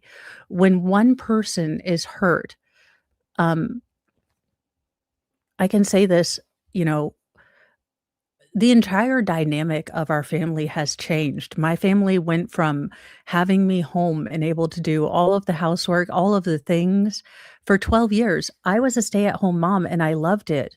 I loved it. It was my life. I had a schedule for cleaning. Now, it was never like June Cleaver, but I had rotations. Mr. Mo came home to dinner and I just loved it. That was my job and I loved it. And I didn't begrudge women that went to work and try to I didn't try to live up to the Instagram moms. And then I got hurt and everything that was me was no longer something I was able to do on a regular basis. And it wasn't until the 6th doctor that took time to talk to Mr. Mo, because Mr. Mo now accompanies me to doctor's appointments because he was astounded at the level of apathy I got. He's a pretty normal dude, has like just, primary care doctor. She sees him, he tells her what's going on, she listens, and then, he's in and out. He's never had to deal with the casual indifference that you get when you go to a bunch of specialists.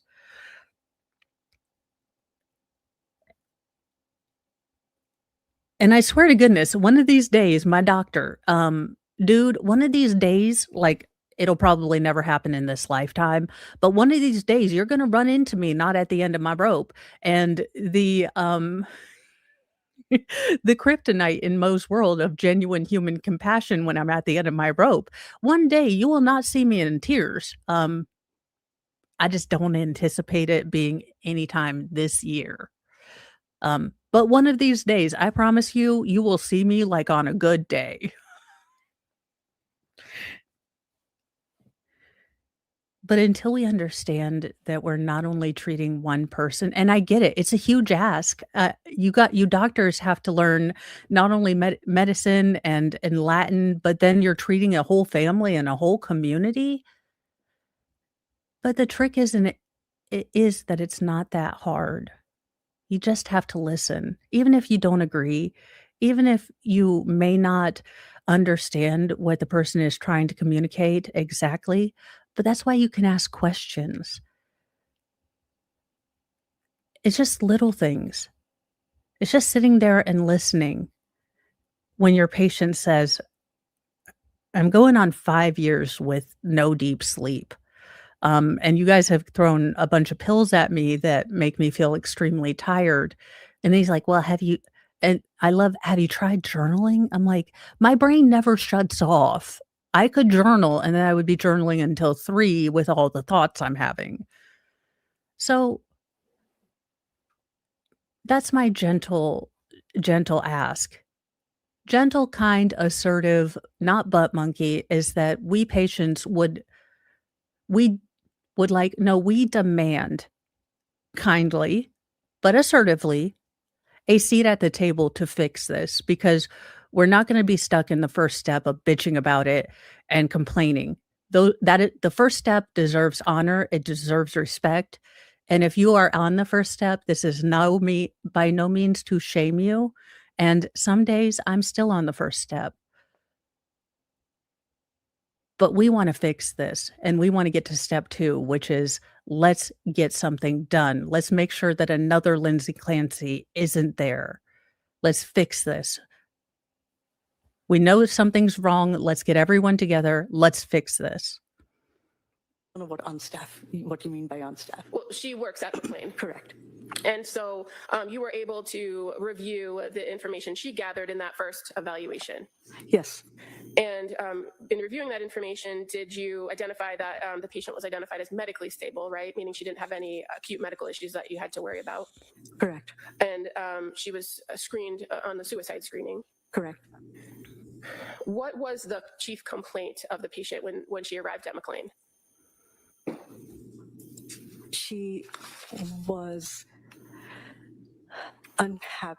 She was finding it hard to sleep if she didn't take medications. Okay. And do you recall reviewing in the records that it was noted that she reported that she felt numb? Yes. and that she was having some issues managing medication. I don't know what you mean by that. Well, that she had some complaints about side effects or symptoms of medication. Yes. Now, when the psychiatrist and the clinical evaluation center gathered the information, fair to say, Teal, question if you know, is the outcome or is the desired outcome of SSRIs? Now, I'll be very open and transparent in that I have been put on every single one of them and they do nothing for me. I have legitimately told every doctor because there are off labels for some antidepressant SSRIs for pain relief. And I have legitimately looked at multiple psychiatrists and physiatrists and said, SSRIs do nothing for me. And but basically is the intended goal for SSRIs to make you feel numb? Because for those people that say they feel anything on them, the chief thing that I've asked, because I've always wondered if they affect anyone at all, was, what is the intended if they are working properly, what is the effect supposed to be? Are you supposed to feel numb or are you supposed to feel normal, I guess? Because the vast majority of people I've talked to, and I know it's allegorical, have just stated that SSRIs make them feel numb. that it's primarily based on what's reported to the doctor by the patient. Yes. At McLean, do you have access to a patient's full psychiatric history or all of their records from other places? It depends where the patient is coming from. I think that Dr. Outlaw did take an excerpt of the APS evaluation that was done at MGH, so I assume that she had access to that. I'm sorry. Assumptions? I mean, I she can would ask it have a had. different way. She doesn't know, she doesn't know. Yeah. All right. As far as the full record of this particular patient that you were assigned to and responsible for, you reviewed all of the notes and Oh, Kiwi Green. Well, that's good. I'm glad they help people. I'm not against people taking SSRIs. I just know for me, particularly in all of my life, and I think I've been on the entire lineup of them, it they just don't do anything for me. So I've learned to kind of say, "Oh, I'm feeling better," and just move on because it takes longer at the doctor's office to explain that they do nothing for me, and then to have the doctor tell me that obviously I'm just not on a high enough dose, and I'm like, "No, I just do not feel anything when on these." And then they're like, "No, you just aren't on a therapeutic dose." So I I did want to because honestly, I figured I was a weirdo. Um, that's always been a possibility in my book. But,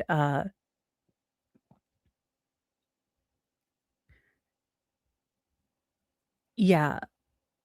So and that's the other thing, Samantha Shoe Lover, SSRIs take a month or more to start working, and they don't take effect immediately, and more doctors need to explain that better. That's the other thing. I think there's a lot of, sort of, pharmaceutical, commercial sort of outcomes that I think people are hoping for instead of realistic outcomes. information gathered by Dr. Outlaw in that first interaction with the patient, correct? Yes. And you indicated a little while ago in your testimony that McLean is affiliated with the Brigham Correct. Hospital and Mass General. So is it fair to say that those records from Mass General are available to you at McLean? Yes. And again, you indicated that that APS evaluation is something that's done at the emergency room, right? Yes. And is it common that that information come along with the patient? I don't know. No, good. Just if you could answer that. You don't know?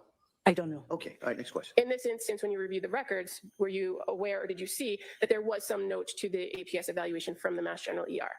I saw the excerpt of the APS evaluation in Dr. Outlaw's note. Okay. And that excerpt from the APS evaluation was conducted by somebody by the name of Dr. Hogan, correct? Correct.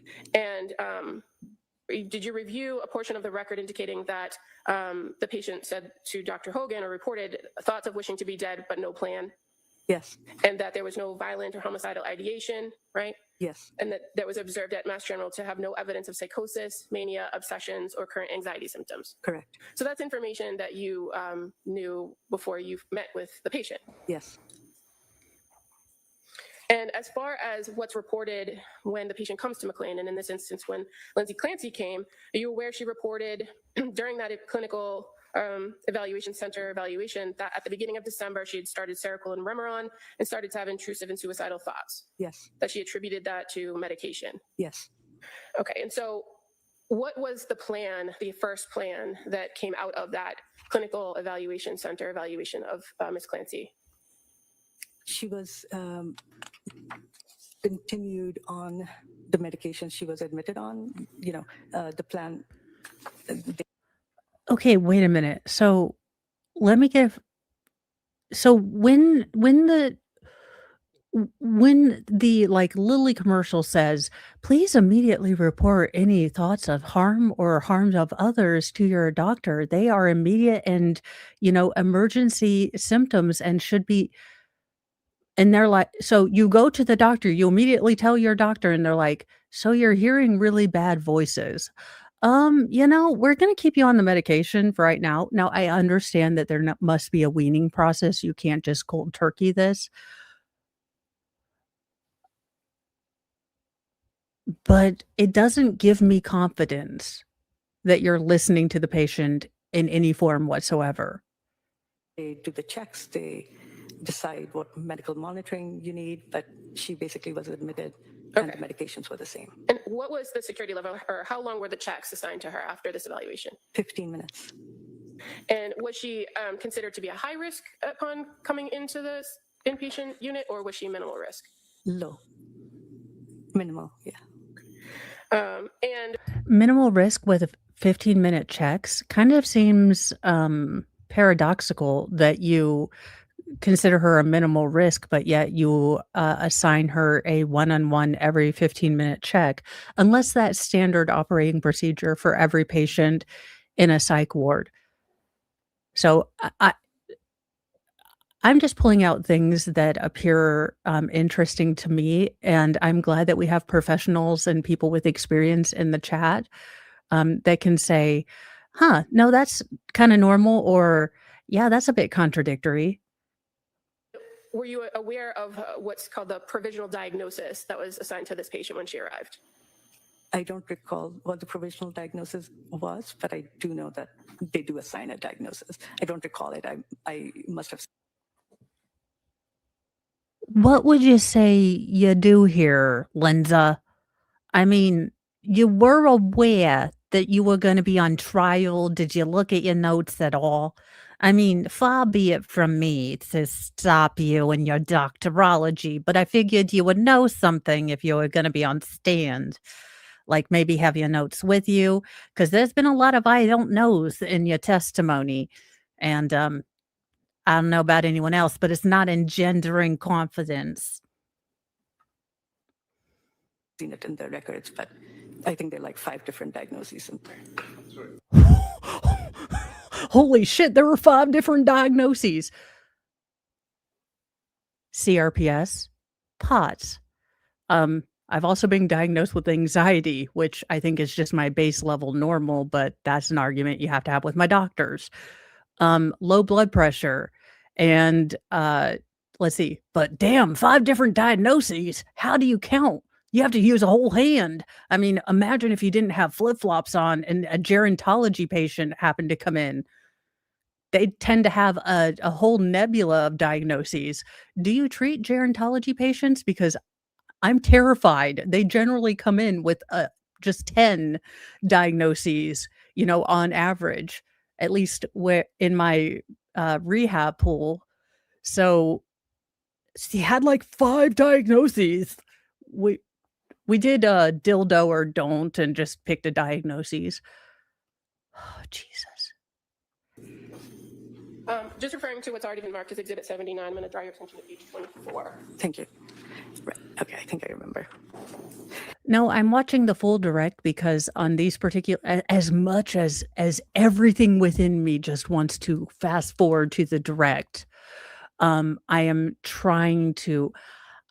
I did not realize it Again, this goes back to another thing. I thought people always stood up and got dizzy to the point of almost passing out. I just thought the rest of you were really good at knowing when you were gonna fall down or not. I didn't realize that, people's heart would start to race. Like, my heart rate is usually always racing, but my blood pressure can get to, and I had to monitor it because they thought I had a heart issue. It can get down to, 70 over 50 if I'm laying down. Now that was in the middle of what I didn't know then was a POTS flare. I I just but, and it's not something that I just need to intake more salt, and, I have a bag of chips next to me, I need to make sure I'm hydrated, so it's not something I can't overcome or, uh, you know, fix, but I thought it was normal. I thought people, got palpitations if their blood pressure or blood sugar got low or they started sweating or all of those things. Uh, so it wasn't until my doctor said, "Have you thought about POTS?" And I was like, "Well, yeah, but I assumed that I didn't have enough, to enough to be clinically diagnosed." And he was like, "Have you passed out in your life more than once standing up?" And I was like, "Yep." I was like, so all in all, I think that we are finding that more people have explained away a lot of this. Now this is the first psychiatrist, I think she was the overarching, psychiatrist from, the inpatient hospital. Yeah, me too. I thought everyone had to lay down after a shower. And I do think that there is a lot that we're missing as far as as diet and treating the person holistically. I know in myself, and I can only speak for myself, when I'm active and when I'm eating well and I'm taking care of myself, I know that I feel better. I just know when I'm struggling with anxiety or burnout or things like that, those simple self-care things can seem like a big deal. I mean, even to the point of and I only share these things so you guys don't feel alone. I don't share them to be a martyr or anything, but, the last couple weeks, like, I've been living on, White Castle burgers because they're just easy. I know that I like them. I tend to get on food kicks where I just eat a particular food, because it's easy, because when I'm dealing with, like a heavy case like this, I know that, self-care for me becomes more exhausting. That's why when we went to Sam's Club before I had my meltdown, I got a lot of high protein snacks that I know I'll eat during the day, like, Built bars and, dense, fig bars and things that I know I'll eat because I do know that I have been neglecting my own self-care, and that's probably made me feel more anxious and on edge. But knowing those things and having the energy to go out and make a good f a good meal for myself and expend that energy is sometimes incredibly hard. And I know that the White Castle burger is gonna taste right. I know all the textures are gonna be textures that I can handle, you know, all of that. So I do tend to stick with those foods that may not give me the nutrition. So that is one of the things that the evaluation for me on whether I, get officially diagnosed as neurospicy or neurodivergent is more on, um, learning how to better take care of myself. I know I have texture avoidance, I know I have this, but I know I need to better take care of myself if I wanna be here for my family and not burn out. And I am cautiously optimistic that, I did a lot of research on the local evaluation center. They do specialize in adult and female evaluation, and there were good reviews. So I'm cautiously optimistic / terrified of this process, but if I talk about it and someone feels less alone and less ridiculous and less abnormal in their life, then that is that regardless if I get the diagnosis or don't, I just like the tools to figure out how to deal with Sam's Club if and other things without, crying in the car. Like, I don't have superior goals of, like, a healthy ego or anything. I would just like not melt down in really loud, noisy situations with my husband and end up yelling at him, like a ridiculous toddler instead of being able to say, "There is too much here. There is too much everything. There are too many people, too many smells, too many, sounds, too many everything, and I cannot focus on you, and I am at the point of a meltdown, so I'm just going to go to the car." So that's I'm in the learning stage, y'all. Yes, Okay, does that refresh your memory as to the provisional diagnosis? yes. And what was it? Major depressive disorder, severe without psychotic features. Now, what does the provisional diagnosis mean to you when you're assigned a patient? That this is the assessment of the psychiatrist who saw her at that time. Okay. Do you have to stick with that diagnosis, or are you free to change that based on your experiences with the patient? The diagnosis I give the patient is dependent on what my interactions are and the observations of the team. Now, for this particular patient, Ms. Clancy, on January 1st, when she got situated onto the unit after that first evaluation by Dr. Outlaw, are you aware that she was then seen later in that day on January 1st?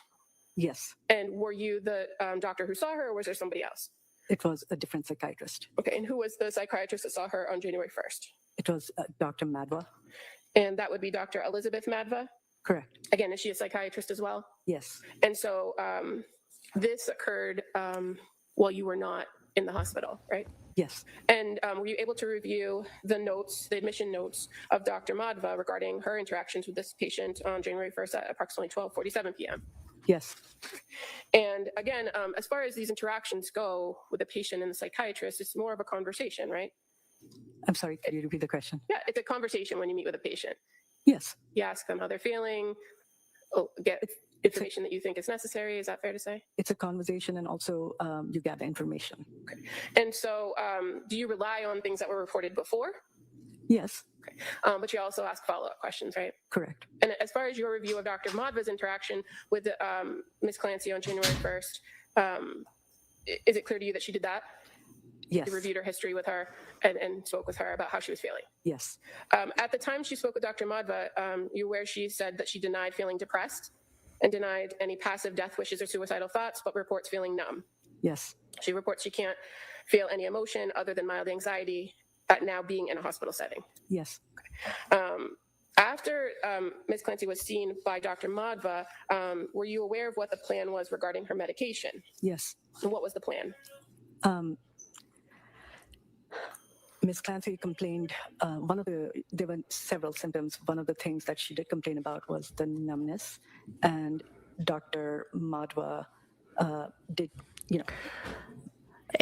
Here's another thing. I don't know, and maybe it's because you do hear this a lot, but I don't think enough emphasis is given on this numb feeling. It's incredibly terrifying to be going through the motions, to feel nothing. And I think that we've gotten so used to people saying they feel numb that we don't give it as much attention as it should. The fact that you're going through the entire day feeling like a zombie, even if you don't dress as such, is concerning.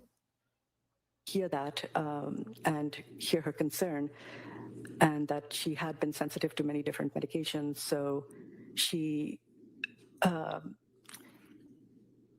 Well, let me ask, if I can ask a question. Finish with your answer. So she determined that it was possible that the numbness the patient was complaining of was a side effect of the medication she was on, and the plan was to taper that medication and observed the patient to see whether the numbness went away and also if any other symptoms became evident. So the medications, you were aware of the And welcome, Catch-Up Raiders. Sorry, the Farrell boys are home from church, and there is a church lake party, so, uh, there are, like, intermittent spurts of yelling of, "I don't know where my gym shorts are," and, "I have both of my shoes on, but now I can't find one." And because, y'all see me, all of my boys have my complexion, so then it's the, "We need to spray you down with sunblock."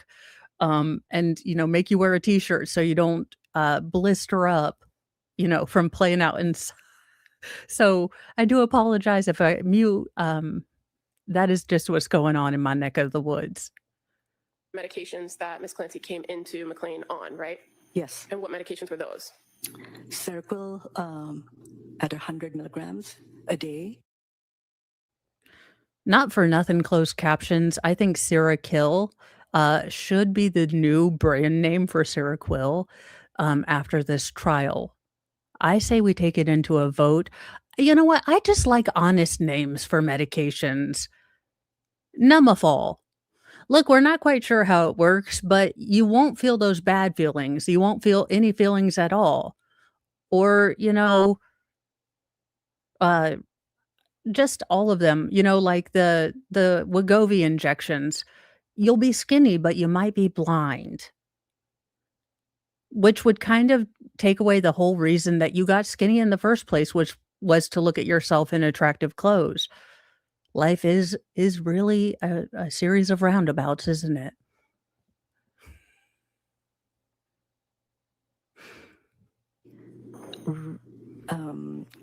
Valium, 2 milligrams. I don't remember the frequency. I think it was per day. And Again, we're going to let her finish. I'm just saying, I have no problem. I'm sorry, ma'am, do you remember anything from this particular patient for whom you were on the stand? Were you aware that you were gonna be asked questions about Lindsay? Did it occur to you at any point to study your notes?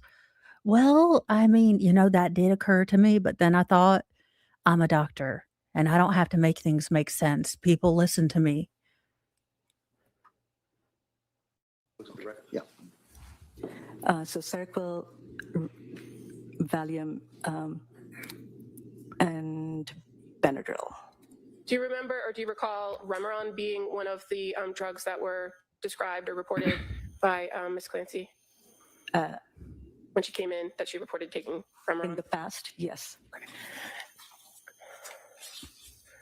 And again, in that report from the patient about past history, do you recall her indicating that one of the providers had suspected a bipolar disorder?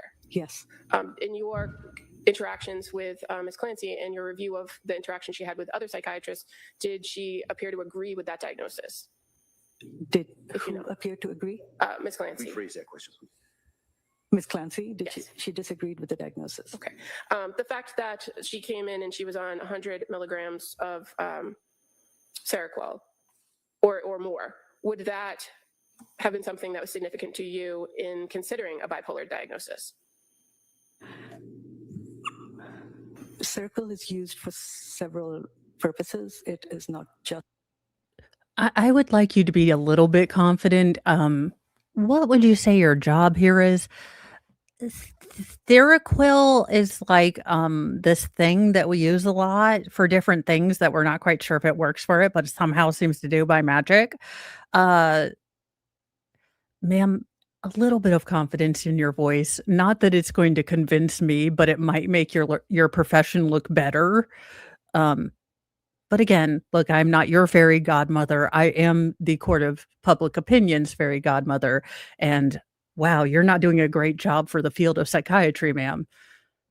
I'd rather be interrogated by Hannibal Lecter because at least in trying to destroy my soul, he would deeply learn about what makes me tick. I would get more attention from Hannibal Lecter as a psychiatrist than this woman. That is terrifying. Used for bipolar illness. Okay. And Ms. Clancy also reported coming to McLean issues with insomnia, correct? Yes. Is Seroquel sometimes used in low doses to address insomnia? Yes. Now, as far as the plan from January 1st, you indicated that Dr. Madhva recommended reducing the Seroquel and then monitoring symptoms, correct? Well, she created her own D&D character, and she chose chaotic good, not understanding the fundamental, well, implications of those terms, kind of like her career in general. Compassionate healthcare, attentive healthcare, do no harm. Those terms seem to be a bit beyond her. Yes.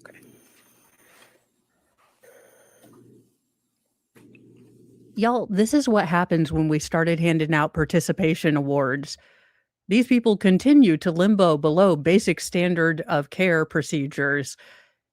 And I think it's because we all got participation awards. Look, and I say this as myself. Look, there was no way that little Mo should have received a participation award for any of her field day activities.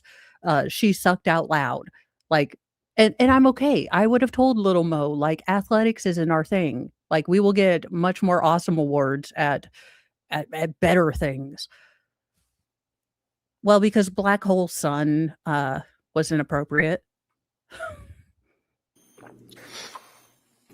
Were you aware that Ms. Clancy saw Dr. Madhva again on January 2nd? Yes.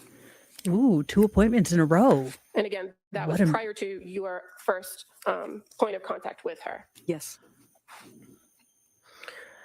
As far as what you know, Commonwealth, way to slide in there that 3 days lapsed before this woman actually saw the patient that she's going to diagnose and fiddle around with her thinky bits. I love how she's like, well, no, I saw her for 15 minutes, but I totally know what I'm doing based on this other psychiatrist that I've never met and didn't even know worked here. from reviewing the record, you were aware that that Ms. Clancy reported that she slept well on lesser dose of Seroquel. Yes. Did she report any delusions, hallucinations, or suicidal or homicidal ideation? No. And as far as after the check-in with Dr. Madhva on the 2nd, was the plan to continue to decrease the Seroquel? Dr. Madhva was going to continue her on 75 milligrams, and then the next day she would have gone down to 50 milligrams. And on these first few days that Lindsay Clancy was at McLean Hospital from January 1st until you actually saw her on January 3rd, you're aware that in addition to seeing Dr. Outlaw at the intake and Dr. Madhva on 2 occasions on the 1st and the 2nd, that there were also notes in the record for you to review from nurses who interacted with her on January 1st at 5:20 a.m., right? Yes. God, just the way, again, if you have a statement you believe in, Commonwealth, I can't believe a twice college dropout with this many bows in my hair has to explain this to you. If you're going to try to slip in negative facts in your case, you just bring them out and you lay them on the table with big dick energy. You say, yeah, so you didn't actually see her until the 3rd day of her admission. And she'll say, correct. But you were aware, and she had 24-hour observation of nursing staff that has been accredited and gone through background checked and, specified training for the hospital. There is a way you bring out this bad fact. And the fact that, again, a 42-year-old twice college dropout whose major achievement is making fun of asshats on the internet creatively with arts and craft. No, I don't need the massage function on. Thanks, chair. But still,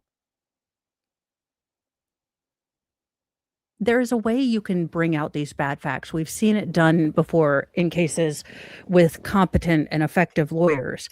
But what she just did there, she is not at all confident in this, and she's going to get her butt kicked figuratively and lawyerly by Reddington. So she should have just laid it down with big dick energy. I mean, allegedly in Minecraft, she might already be acquainted with that. I'm just saying, she's built like the 84 offensive line for the Bears. I kind of want to see her do the bear shuffle, like, I'm the offensive lines. And look, normally I don't make ad hominem attacks, and I will be transparent. I have been fluffy, I have been super fluffy, I've been semi-deflated. You are currently seeing me in a kind of aberrational skinny arc, okay? Normally, I don't go after people for their bodies because I think it's the lowest form of humor, and if I'm gonna make fun of you, I want it to be something, unique. So I usually don't go for the low-hanging fruit, but when you have been just a horrific human being, the gloves are coming off, ma'ams. You've had a week where you just have shown nothing but your behind and your hind end to everyone and a sundry, and look, there is a point at which I no longer hold myself to the standard of being the bigger person. So, sorry. From nurse January 1st at 6:28 a.m. Yes. Nurse interacting with her on January 1st at 10:34 a.m. Yes. And that she actually participated in a group activity with a social worker at 12:03 p.m. on the 1st. Yes. And that a nurse interacted with her and made notes at 2:07 p.m. on the 1st. Yes. And that she saw a mental health worker at 9:33 p.m. on the 1st. Yes. And in relation to January 2nd, a nurse made note of interaction with her on 9:46 on the 2nd, right? I remember there were interactions. I don't remember the exact time. But fair to say on the 2nd, she interacted with nurses and Dr. Madhva. Yes. Based on your review. Now, going to January 3rd, that was the first face-to-face contact you had with the patient, correct? Yes. Prior to meeting with her, had you reviewed all of these notes and all of the information up to that date? Yes. And did you go through, a report of history with her? Yes. Were you able to make an assessment of her mental status during that interaction with her? Yes. And what were your observations of her mental status? I can remember certain elements, but I don't remember.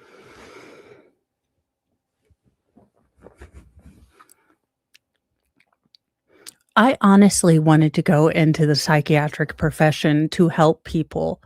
And I am uniquely aware that at just resting, my face can be very flat and I can look like I'm irritated. So, my kind of raising of my eyebrows or the exaggerated facial features are because I know my baseline can come off as intimidating. I wouldn't say anything to this woman, and not in under 15 minutes, and not if I was aware that I wouldn't be able to see my children if I told her the truth. She seems uniquely detached, aloof, and just ambivalent towards people. And if if well, thank you, Teal, but that's because I am aware of my deficits. And I know baseline me would just sit here with a flat affect because I'm simply absorbing things, but I know that people see that because I don't really make eye contact. I can passively listen and engage. I know that people like these signals. They like you generally turning in their direction. You don't have to focus on their eyes. You can focus on their eyebrow, which is what I do, which might be why I have a fixation for eyebrows. You guys are learning my deep, dark secrets. But I know that baseline me can be seen as very indifferent and aloof, and that's because of my slower processing of feelings and my need to kind of have them make sense. So I'm aware of that, and when I was thinking about going into psychiatry, I sounds dumb, but I would ask my friends, like, "What makes you feel listened to?" When you're talking to someone about something hard, is it more important that the person is listening to you, or would you rather them just be there? Is it more comfortable, for you to open? It's more comfortable for me to open up if someone isn't deeply focusing on me, and I tend to try to extend that courtesy to other people.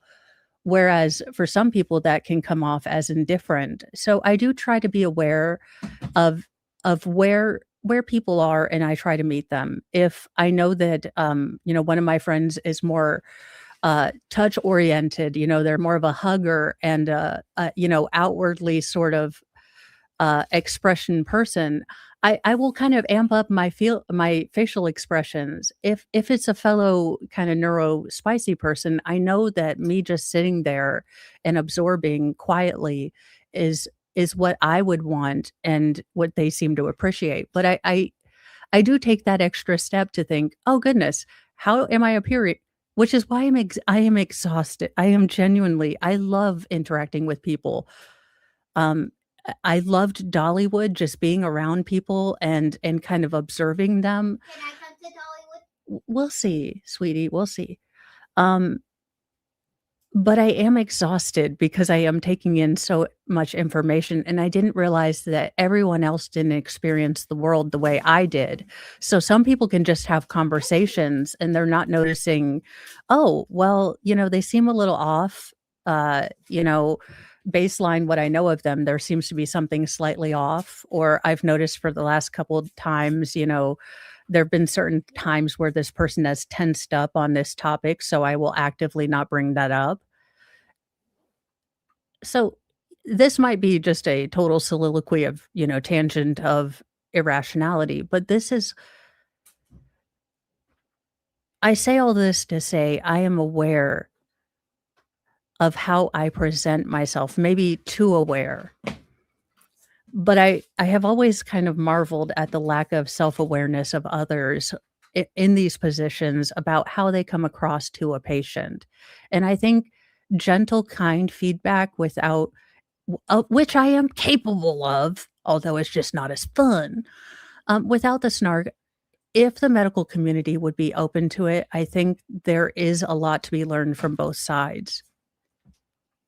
I mean, she was dressed in, she was appropriately dressed. Her speech was of normal rate and volume. Behaviorally, she was polite and cooperative. Her mood, I don't remember exactly. It's a quote, so I don't remember exactly what she quoted her mood as being. Can you could, it would be in the medical record. Yeah. Yes, a medical record to which you are testifying about. Did you happen to look at is the medical record in the room with us? You would have to look at my file. I don't even have it on me. I am a psychiatrist. How can you smile when you're basically saying, "I suck at my job, I don't remember anything," and it is on the record? Like, I would be internally in the fetal position crying if I had performed this terribly. And she's in a mental facility. Doesn't she have and this might be a complete and total Hollywood misunderstanding of what a mental health ward would look like, but aren't you given hospital, clothing? Isn't she getting I'm imagining you're given a hospital jumper or Johnny, and if that's incorrect, but her being appropriately clothed while she's being checked every 15 minutes by a nurse is not an achievement. A nurse, if anything, if they see her wandering around nude or with her underpants on her head, are going to kindly redirect her and help her get appropriately clothed. So, using that as a distinctive criteria or diagnostic criteria strikes me as incredibly, excuse my French, but retarded. And I mean that in the early 90s sense. We're taking the word back. We never meant it to hurt anyone. And for flippin' flapjack's sake. Are you kidding me? How is she saying this with a straight face, not realizing how incredibly terrible it makes her look? How do you not have that level of self-perception and awareness? I'm just going to approach if that's okay. Yeah. And just so the records are Exhibit 79? Yes. All right, so those records, you'll have those with you. So I have both pages 61 through 66. So I think that's your note. You can just take a look at that and let me know.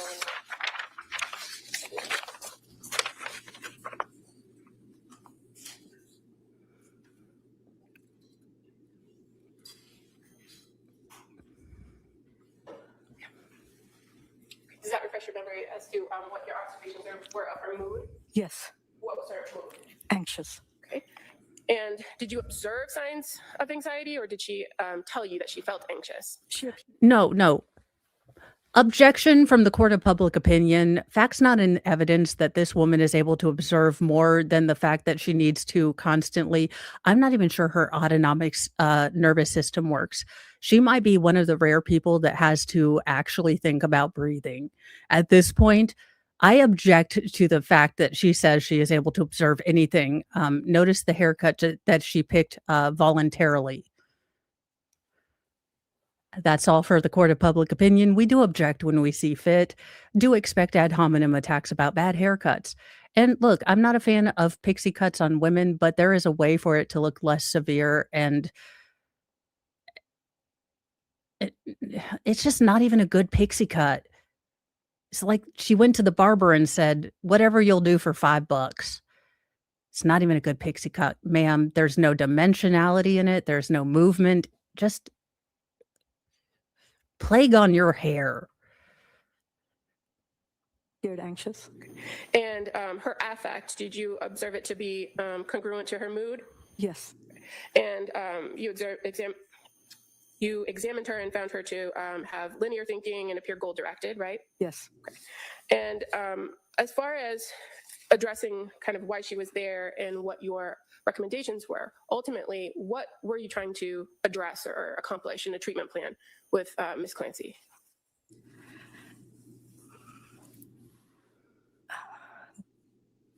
That's a very broad question. Okay. And you're abroad, so you should be really good at this. Oh my God. It's like you guys are twin to twin telepathying. I didn't know Romulans could do that, but also horrible pause. It's a very broad question. I mean, I'm simply there to, explore their mental health.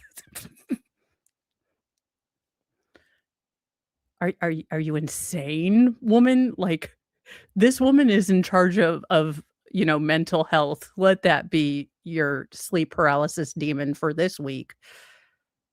I can break it down if that's okay. Yes. So as far Break as it down. once you had a chance to sit and talk with her, what did she identify to you to be her main concerns that she wanted to address during her stay at McLean?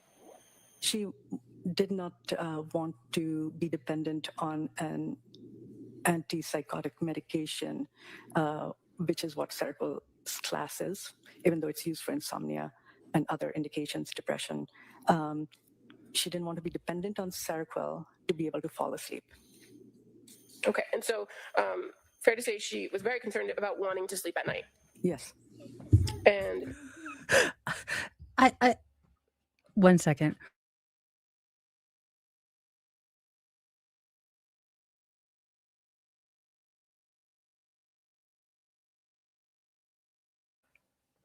Well, we probably used the spray can. Yes. Like I said, I have a hot glue gun. Where's the spray can? It should be in my vanity cabinet, the one on that side, and it'll say Neutrogena. It's a white bottle of sunblock. No, sweetheart, that says hand sanitizer, and it's clear in a clear bottle. So again, it's going to be a white rectangular or a white cylinder. It's going to say Neutrogena on it, and it's going to have a blue spray top.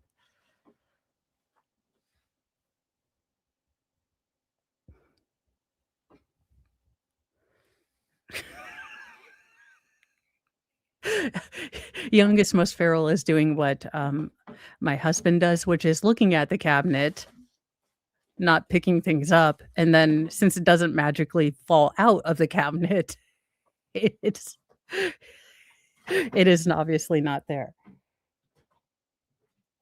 Yes, that right there. It says 70 SPF. That is the correct one. Put the hand sanitizer back where. Let your father spray it on you. And do not spray it directly in your eyes. We've had this conversation I don't know how many times. This is why you're not allowed to spray yourself with sunblock. Shut my door completely, please.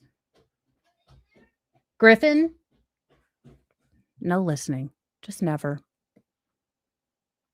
She was very concerned about her symptomology, or what she was experiencing by way of symptoms from various medications, right? Yes. And that concept, or the phrase numbness, did she use that a few times? Yeah. A concerned patient. Well, obviously, she was a manipulative B word. She was obviously faking and just wanting to get.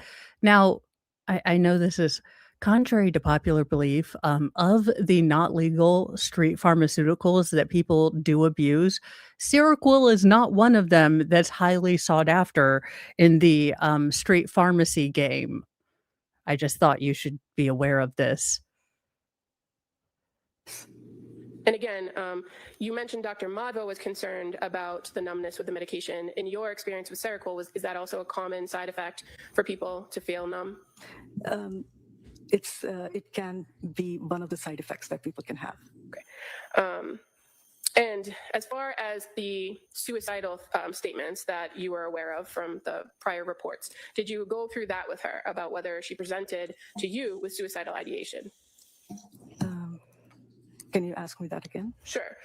Did you talk to her about her thoughts of suicide? Wait a minute. Tell me again. Your job is mainly listening to people, and yet you seem to have been really, really unable to do it during your direct examination. And yet your job is 90% listening to people and diagnosing them from what they're saying.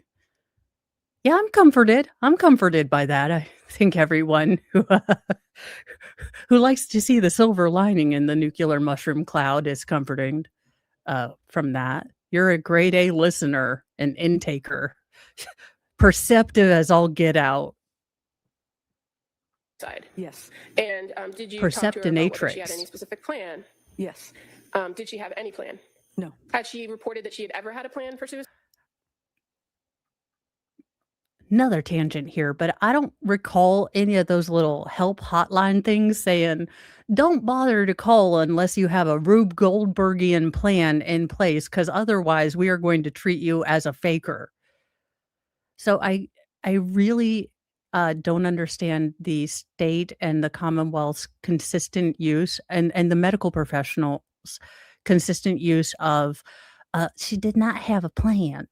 Like there was no architecture. She hadn't even mathed it out. Now, personally, I would think that admitting we had been thinking about this would be the first step where we would want to nip it in the bud, not to the, secondary or tertiary step of coming up with plans. I thought that we would want to nip it here in the timeline versus planning. But I mean, again, I am just objecting and interjecting for the court of public opinion, and we have some questions here because we were always told. In fact, I encourage my chat to contact these helplines if they are struggling, and I'm pretty pissed off if I'm sending people to get genuine help and they are being ignored because they lack the blueprints. Suicide? No. And did she tell you there were reasons why she thought she wouldn't commit suicide? Yes. And what were those reasons? Her children and her family, her mother. So after this face-to-face interaction with her and kind of going through her history and having reviewed what you had, the information you had about her, what did you develop as a plan for her while she was at McLean? I continued with the plan to taper her off Seroquel and to monitor whether her symptoms improve, but also to see if she could sleep. But how are you going to monitor if her symptoms improve if you think that she's lying about how her symptoms, or she is not aware of her underlying diagnosis being the source of her symptomology, not her medication? Why are you relying on a unreliable narrator to form your own opinions? I understand that there is some subjectiveness and objectiveness, but if you have already decided that she doesn't have a rational basis on which she is making her complaints, then why are you treating them with any validity? I mean, if you believe that this is more a part of her underlying diagnosis rather than symptomology of side effects or paradoxical, reactions in medication, then why are you tapering it at all? If you believe so strongly and want to stand by your conviction that the medication is not the problem and that Lindsay is, Then why change the medication at all? While she was off of Seroquel, and to really observe symptoms and mood. During this first How much tiempo in realito did you actually observe her? Because you're taking the word of a psychiatrist that you didn't even know worked at the facility. You don't even know their general, disposition and bedside manner. You don't know how they address and interact with patients. And yet you're willing to co-sign their observations when you saw her for, I believe we will get into cross, about 15 minutes. So your observation time was incredibly limited, and in that time, you had assessed that the patient wasn't accurately able to ascertain that her symptoms and her complaints were coming from what you believed was the underlying diagnosis and not the medication. So did you take any time to explain to her that you believed that she was actually dealing with depression and she was using the side effects to to explain away the diagnosis? Did you take any time to compassionately explain that she might be, you know, putting some of her symptomologies on the medication rather than wanting to deal with the fact that she was in fact having a mental health crisis? Did you do that? I have 3 sons and 3 daughters. So I had the 3 girls first and then the 3 boys, and, I try not to say their names, but, youngest, most feral uh, goes and usually asks me all the questions and interacts. So, uh, yeah, his name is Griffin. He is my youngest, most feral. He is one of the 6 lights in my life, but he's a handful.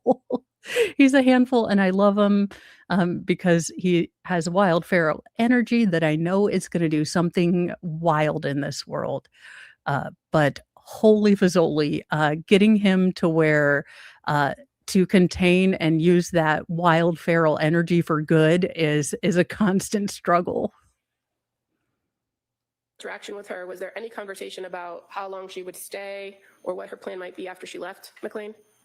Um, I, I, when we met the first time, uh, Lindsay said that she had her daughter's birthday coming up on the weekend, and that it had been planned months ahead of that date. And that didn't clue you into the fact that she might, mask her symptoms or, claim that she was feeling better in order to the natural desire to want to be present and available for her daughters. Literally, maybe. I am a twice college dropout, mom of 6 who just babbles on the internet, so none.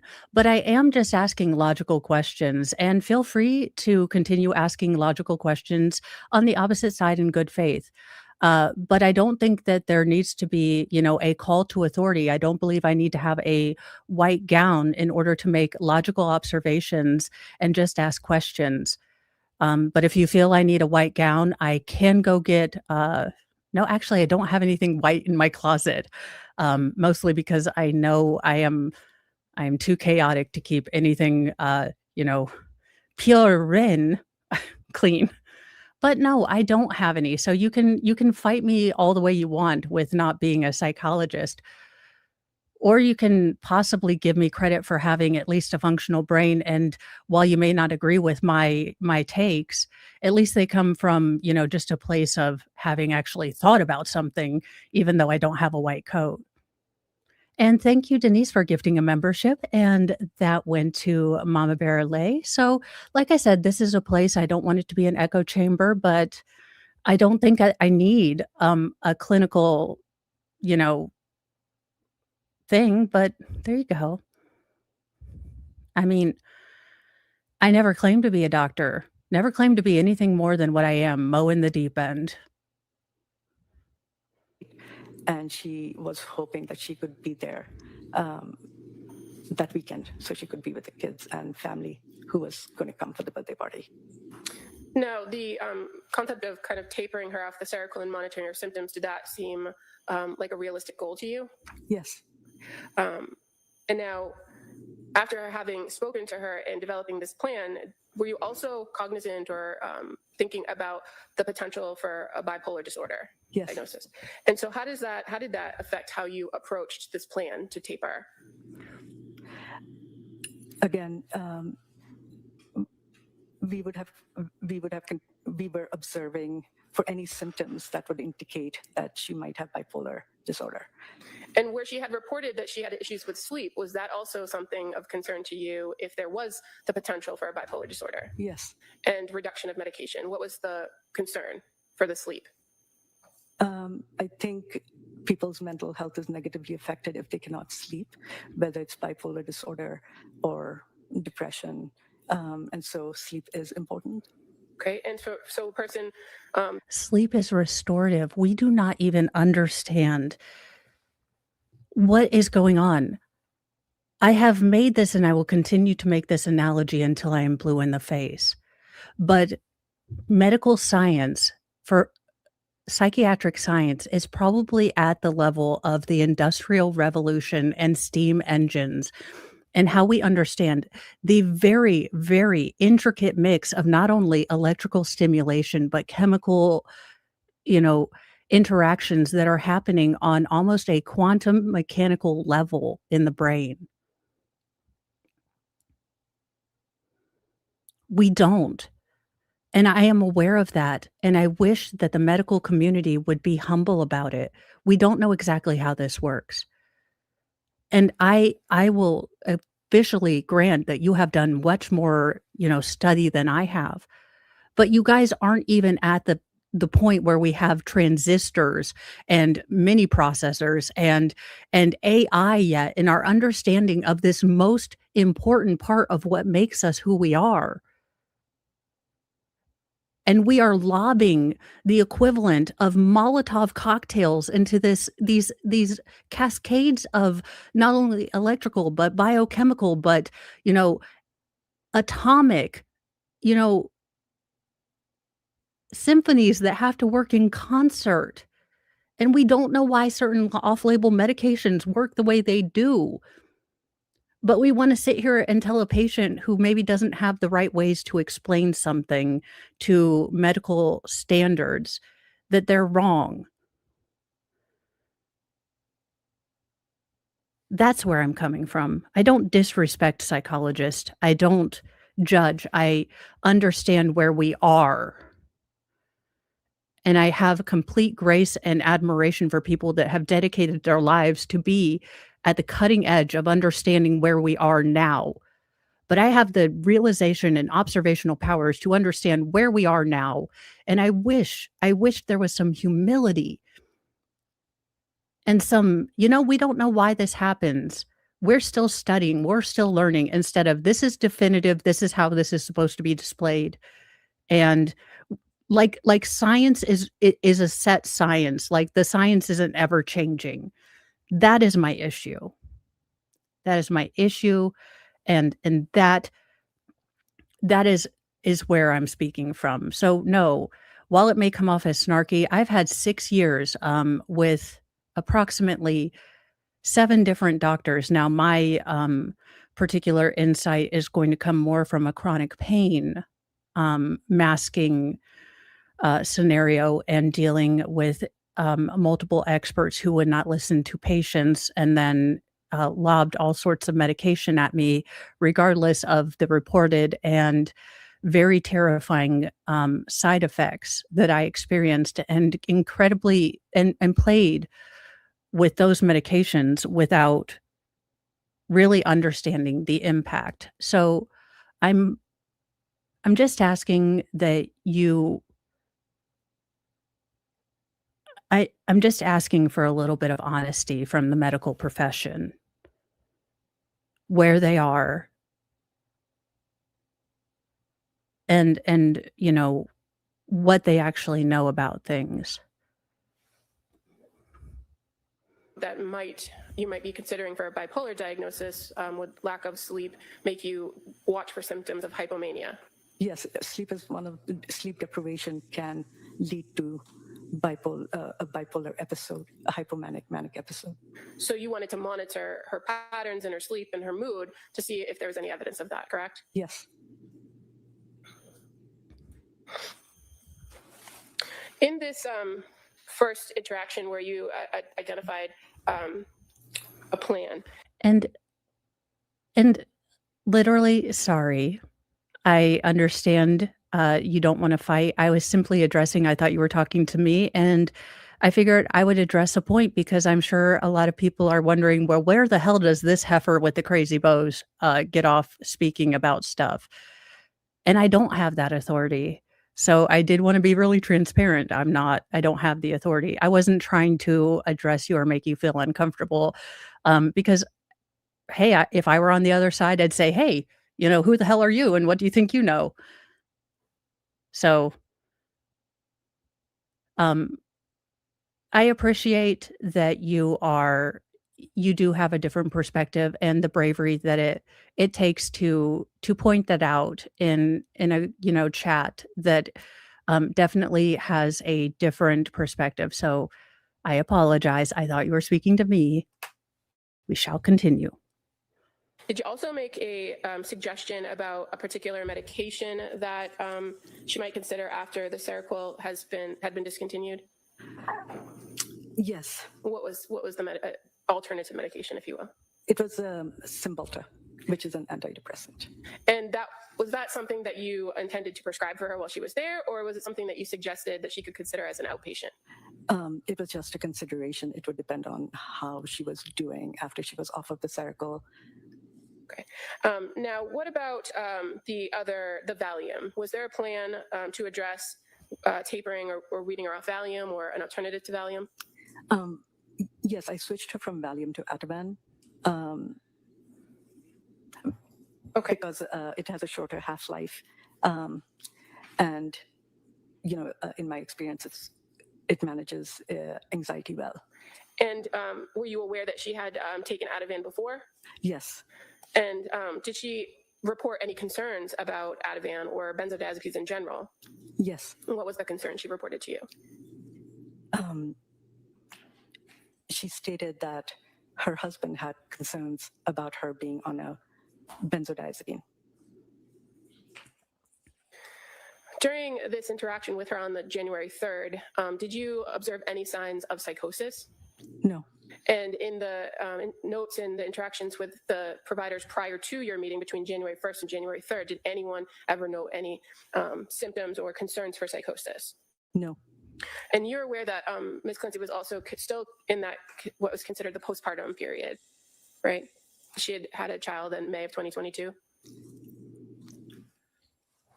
That's a really good patient care. She was really dialed in on the patient.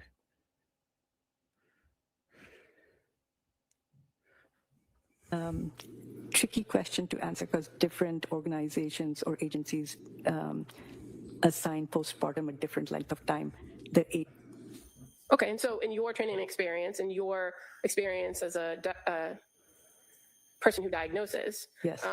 Did you consider postpartum as part of what you had to figure out here with this patient? Or was it really not a consideration? It was. Okay, and why was it for you?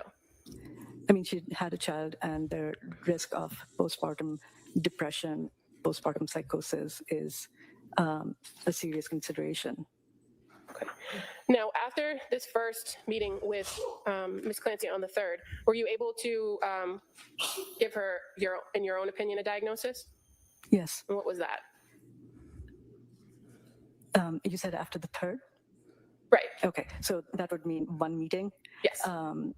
I gave her a diagnosis of insomnia with a mental health condition because one day of observation wasn't sufficient for me to figure out if she truly, to give a solid diagnosis because it's... Holy shit, self-awareness.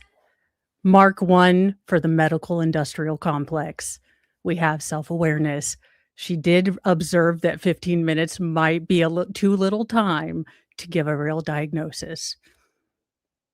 I call balls and strike, and that's a ball. With the patient. Right. Fair to say you just didn't have enough information at that point. Correct. Okay.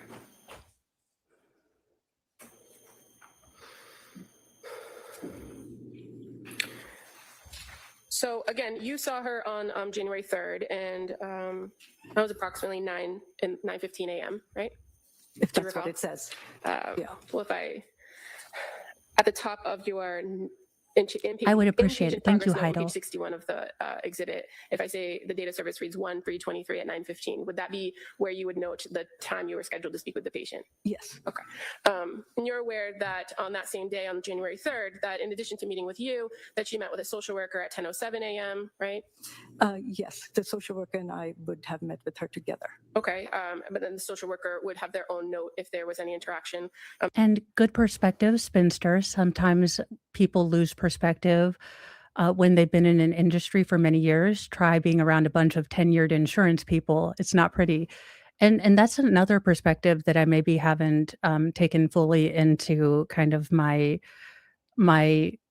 observations, how this can become, I mean, this is their jobs. This is what they're doing every day. And there is a certain level of sameness and by rote that happens.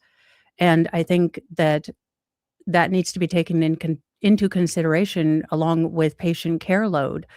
I know that caretaker burnout is a big thing. So I imagine that there is a lot of time that is, taken up with things that I am unaware of, are involved in the practice of, having any practice in a hospital, the charting, the billing, the meetings, and all of that, that takes away from clinical interaction time with patients. But I think that there can be an olive branch from both sides, where I think that the profession can understand that there may have been a little bit of dehumanizing, and the patients can understand that there's a lot about the actual inner workings of any job, let alone medical or mental health jobs. There's a lot that comes with it that just isn't patient care.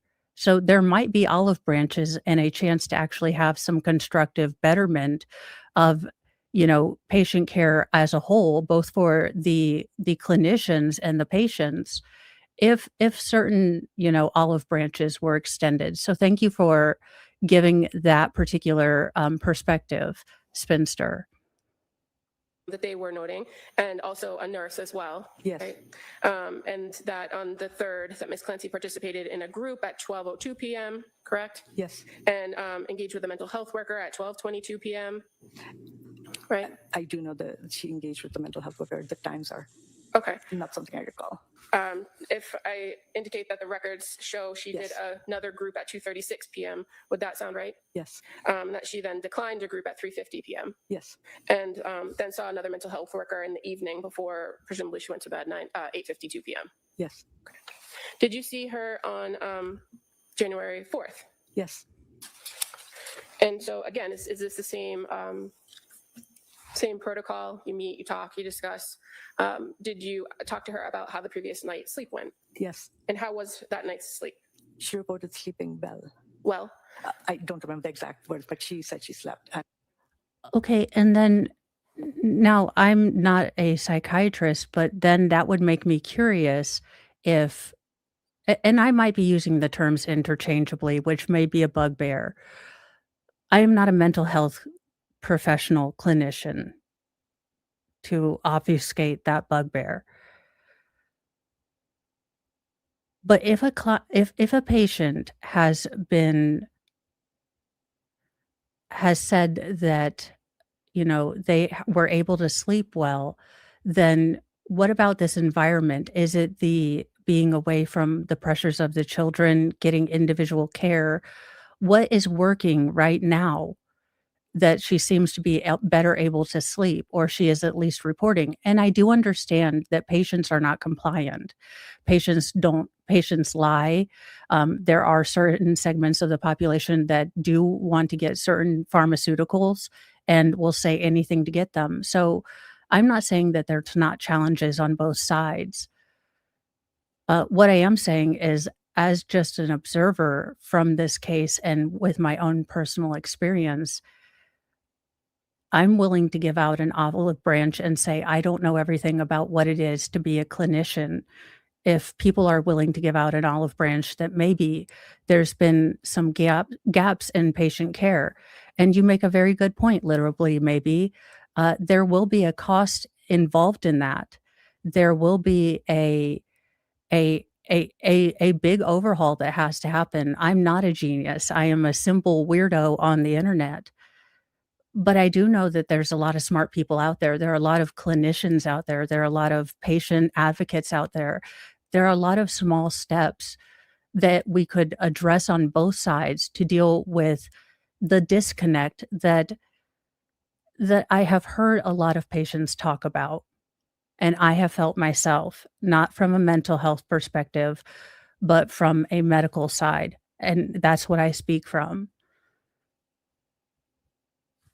But I think that there could be olive branches because I think we're all at the first step realizing there's a problem, but we need to get to that second step where we start having uncomfortable conversations, and maybe we don't always agree, but if we can at least try to understand each other's perspectives and, offer those olive branches. Look, I know that's Pollyanna. I know it's pie in the sky, but I know we can't stay here.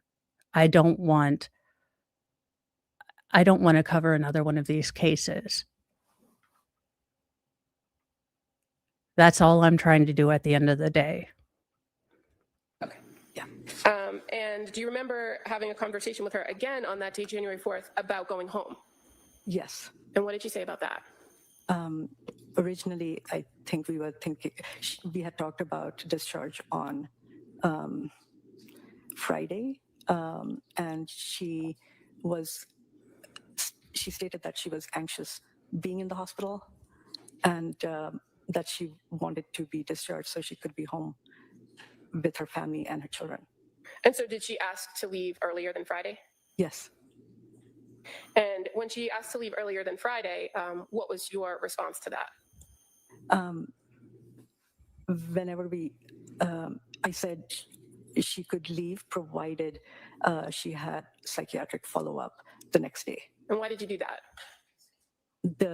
I wanted to ensure that if she wasn't able to sleep that night after discharge, that she could speak with somebody about it so that they could come up with a plan to ensure she could sleep and to monitor how she was doing off the medication. And was there kind of a secondary reason that you had asked that she make sure she make an appointment before discharge? Yes, it was also to assess whether she could think clearly and follow directions and get it together. We asked her to set up the appointment herself, and she was able to do that. She responded within an hour. She told the social worker that she had gotten an appointment, and the social worker had asked her for a fax number so that we could we could send the discharge summary, and she provided the fax number as well. And now on this day that you had met her on January 4th, she reported that she slept well. Do you recall what dose of Seroquel she was down to at that point? Had she reached 0? On which day? On the 4th, when you saw her. I'd have to walk myself through this. So I know she was on 75 milligrams the night of the 1st, 75 milligrams the night of the 2nd. On the night of the 3rd, we decreased it to 50 milligrams. On the night of the 4th, she would have been on 25 milligrams. Okay.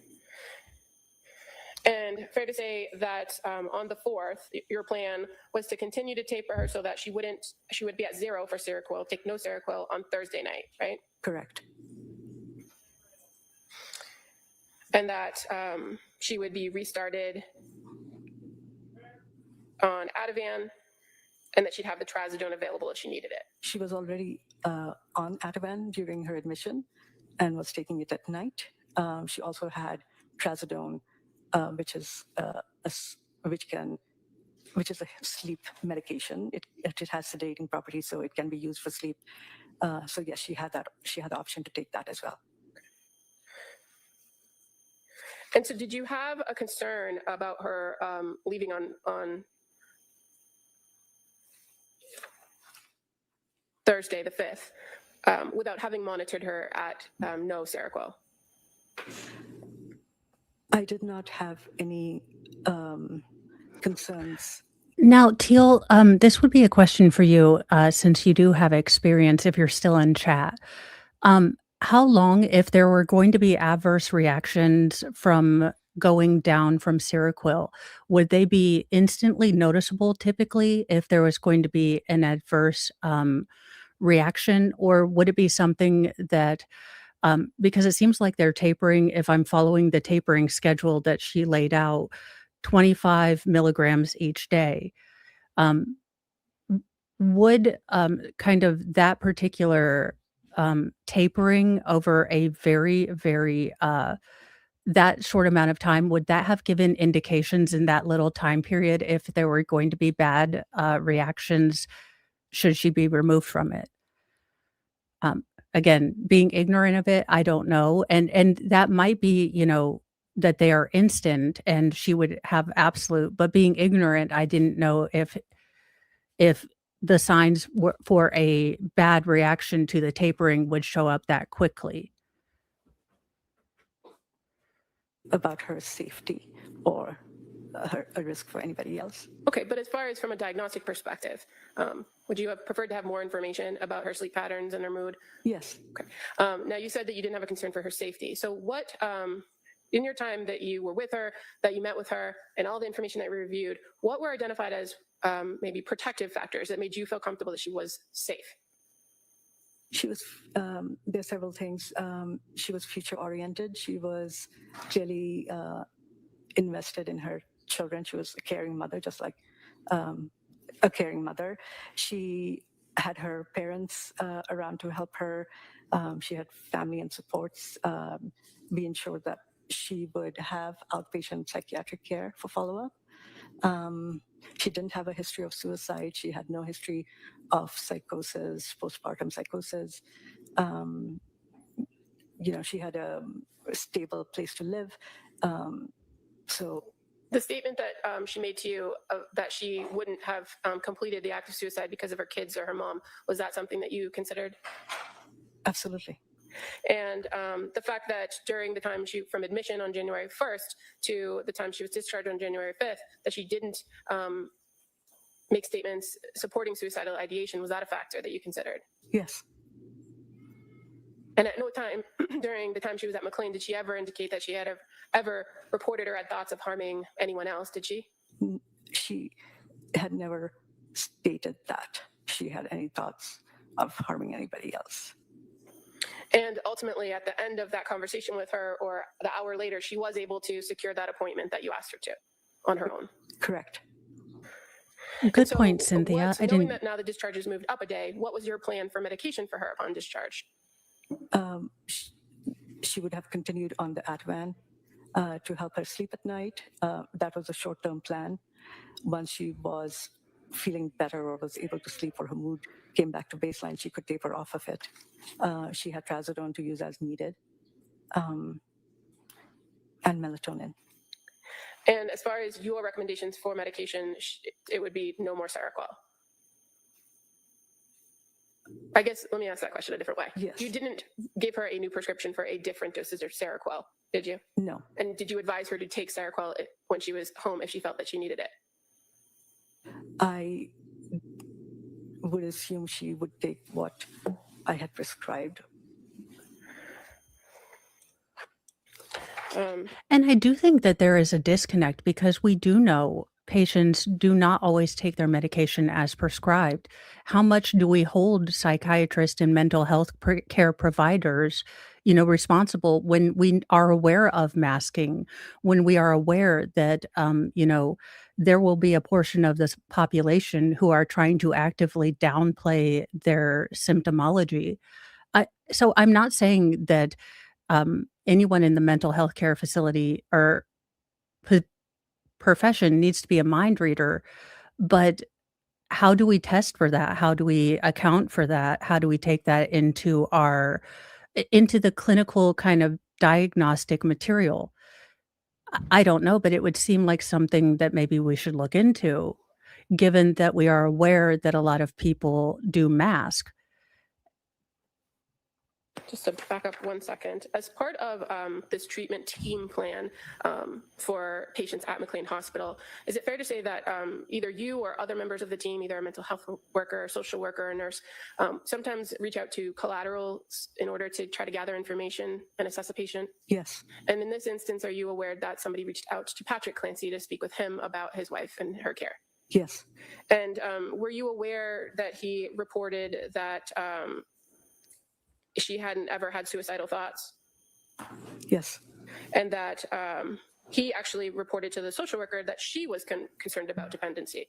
Yes. But she had told you that her husband was concerned. Is that correct? Yes. And that he felt that she had succumbed to social pressure to take psychiatric medications because her friends were taking them? That's what he told the social worker. And you're aware that he had made statements that he was unhappy with the medical care she was receiving at McLean? He said, I don't think. Were you aware that he said he was very unhappy with the medical care she received? She received, yes. She didn't specify. He didn't specify McLean. Okay, thank you. And as far as you're aware, the patient themselves, Ms. Clancy, she never complained that she wasn't getting seen by staff or doctors, was she? She never complained of that. Did she ever file any sort of complaint with the hospital? No. And is there a mechanism for a person to file a complaint if they feel like they're not being treated? Absolutely. And is that information posted all over the units? It is. Would a highly compliant people pleaser personality type complain? Though that's the thing. And I think there needs to be a general awareness that there are people that will not complain. I don't know what to do about that, but I think there needs to be a general awareness that if you are a people pleaser, you are not going to complain. Even if you've had a hidiotorous treatment, you're going to go and you're going to cry to your husband. I've done that after a great many uncaring and unheard doctor's appointments. But and yes, part of that's on me. I should complain. I should hold these doctors to account. But when your soul is crushed because you feel like you were going to someone to help you and they treat you like you are the dumbest form of humanity on earth, who is simply not smart enough to comprehend the goodness that they are giving you, it can be hard to make that call. I'm going to be honest with you. And that's the sixth doctor that you've seen, and you realize that maybe it's the system working as intended, and to complain about it isn't going to change anything because this is just the baseline normal for the medical health industry. Posted on the unit and the forms are available. And a person, even if they're not on a one-to-one or directly interacting with a mental health worker or social worker, do they always have the ability to request to speak to somebody? Absolutely. And so even when maybe somebody from their team is not there or working, is there somebody always on call, a mental health worker, a social worker, a psychiatrist, a nurse, for a person to speak to if they felt they needed to? Yes. And in addition to your meeting with her on January 4th, and after coming up with that plan for discharge on the 5th, are you aware that she then continued to engage in groups on the 5th, and that she continued to engage with mental health workers and social workers? Yes. And do you recall when she was discharged on the 5th? Was it in the morning or in the evening? Afternoon, probably around 3-ish is my recall. Okay. And upon discharge, was she provided with information that she could use when she was home? Like resources? Yes. And do you recall that she had asked about resources to find a new doctor at some point? Yes. And that she ultimately reported to the social worker that she felt comfortable managing at home? Yes. I may have one moment. Sure.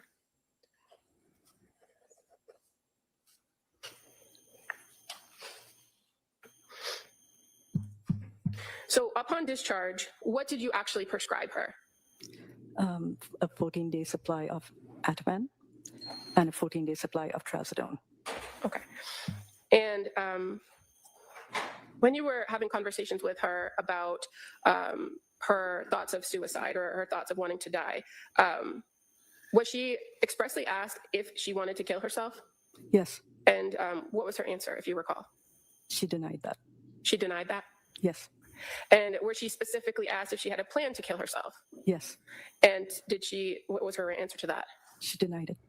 And was she specifically asked if she wanted to harm anyone? I am so glad you're still here, Mama Bear Lee. And yeah, these, incredibly powerful drugs have incredibly insane side effects. Polly Pocket's power trip, as a healthcare worker in the past, I could and always would advocate for my patients and friends, but could never advocate for myself. I have noticed that in a lot of women my own age, and I don't know if it's the way we were socially conditioned. I think a lot of us struggle with what is advocacy and what is being a see you next Tuesday. Um, I know for my brain, there's always that, okay, but are you saying that in a kind way? And um, and while I think that stopping and thinking about what you're going to say before you say it, um, I do think it isn't an effective form of communication all the time. Else? Yes, And did she provide an answer for that? she denied it. And those are standard questions you would ask at every interaction with her, correct? Yes, And prior to discharge, she would also be asked those questions again, correct? yes, Because if her answers changed at any point, it would have changed your plan, right? yes. Thank you. Nothing further. Thank you. Mr. Reddington.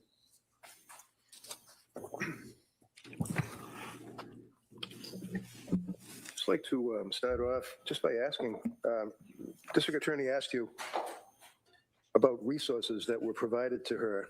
What were the resources? We had discussed going on Psychology Today, where I'm sorry? she was aware of the website Psychology Today. The website. Yes, she was given the name of a case manager through her insurance who she could contact for assistance in finding new providers. A website? My God, she is cured. www.cure.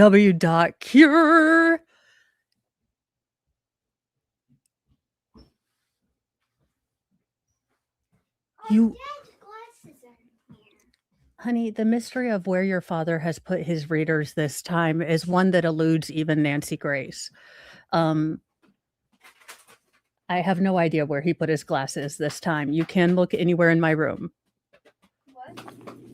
So other than telling her about the website for Psychology Today and talking about her insurance company and what they would allow for her to reach out for what, other providers? Is that what it was? Can you restate that? Sure, of course. You referenced her insurance company. Yes. I mean, that's a major consideration in medical treatment, is it not? What a person has for insurance? No. No? I don't understand what you mean by You know that. what insurance is? I mean, as far as like a person paying their bills for medical treatment or psychiatric treatment. The insurance is important because who you can see is limited by what insurance you Right. have. So that's what I was asking as far as the insurance. You referenced that on the resources, when the DA asked you about resources, and I asked you what were the resources, and you said going on the website for Psychology Today, right? Yes. And that you spoke to her about her insurance, right? We gave her the name of a case manager who she could contact and her telephone number in case she wanted to find other providers. Holy shit, they went above and beyond. They didn't give her the yellow books. They gave her the actual mother effing number. We salute your going above and beyond the lowest common denominator, even if it's only a half step. Are you kidding me right now? This is, whew. They would be able to look at their database and figure out what providers would be within the distance she was comfortable with, whether they were male or female, if she had a preference, and if she had any preference about any specialization. Okay. And in reference to the insurance, what is the insurance? You answered the question about insurance. I'm just asking, what is the involvement of insurance in that offer of resources? I don't understand your question. All right, maybe I didn't understand your answer. That's why I apologize. You had indicated that in addition to telling her to go on the website for Yes. Psychology Today, What does your job entail, ma'am? Well, I listen to people and then I try to accurately understand that communication and then intake a lot of other things and then try to come up with a diagnosis for their mental health. Also fails to understand basic insurance question 3 times. This is boding well. That you spoke about her insurance and other providers that would be permitted, I guess, under her insurance. Not every patient, the fact that she had a case manager at Blue Cross Blue Shield was an added benefit because they could assist her in finding providers. Okay. That's what I meant. All right. Other than the case manager from Blue Cross Blue Shield and to do research off of the website for Psychology Today, what resources were provided to this woman? There are numerous resources that are printed on the after visit summary. I don't know each and every one of them, but I think they would be in the medical record. Okay. And that's something that is provided to a patient when they leave. Yes. She came in on a voluntary, is that correct? In other words, I know she was transported by an ambulance, but nevertheless, it was that she and her husband, Patrick, wanted her to be treated at McLean, correct? She came in and signed in on a voluntary. In other words, there were no orders of a court, no judge ordering that she be committed or anything like that. Is that correct? Yes. All right. And she came in on, was it New Year's Eve? January 1st? Yes. And do you remember what time she came in? And thank you for gifting that membership, Mama Bear Lee. And that went to KDB. And I am starting to feel better, you guys. I believe the incident occurred in 2023. I am going to be working more on musings. And members only content.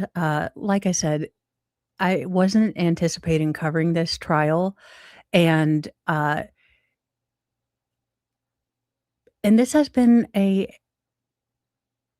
rough one. And while my experience of medical gaslighting and profound ignorance with the medical community is on the chronic pain and in chronic illness side, this has brought up a lot of feelings for me. So I haven't been in a place where I like all of my videos, even the ones where I'm talking about things that are uncomfortable for me, to be somewhat positive at the end, to be a source of positivity and light, even if we're talking about kind of sucky things, and not in a toxic way where I want you to ignore the shitty things that are happening to you.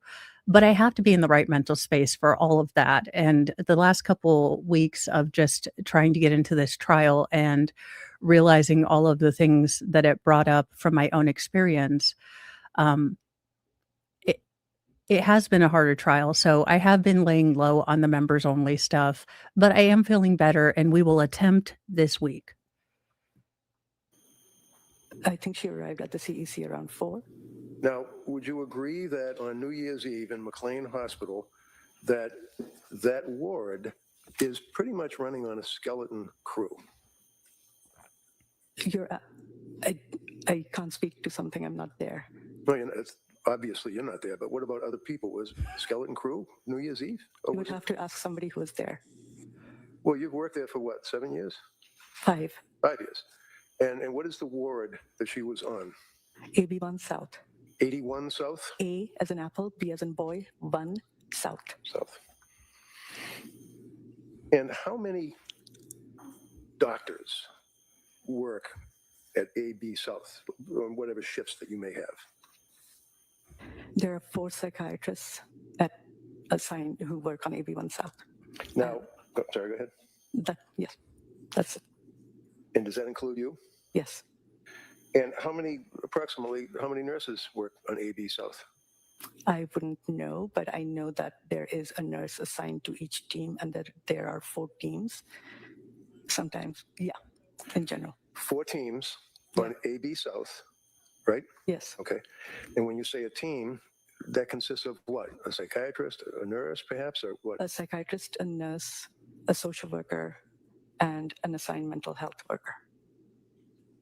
And what are the shifts that this team would work? There are 3 shifts. Okay. And would that be like, 7 to 11 or 11 to 4, that type of thing? I think there's 7-hour shifts or 8-hour shifts. I don't know the exact times. All right. And are you assigned a shift, or do you just go whenever you want? We are not assigned shifts.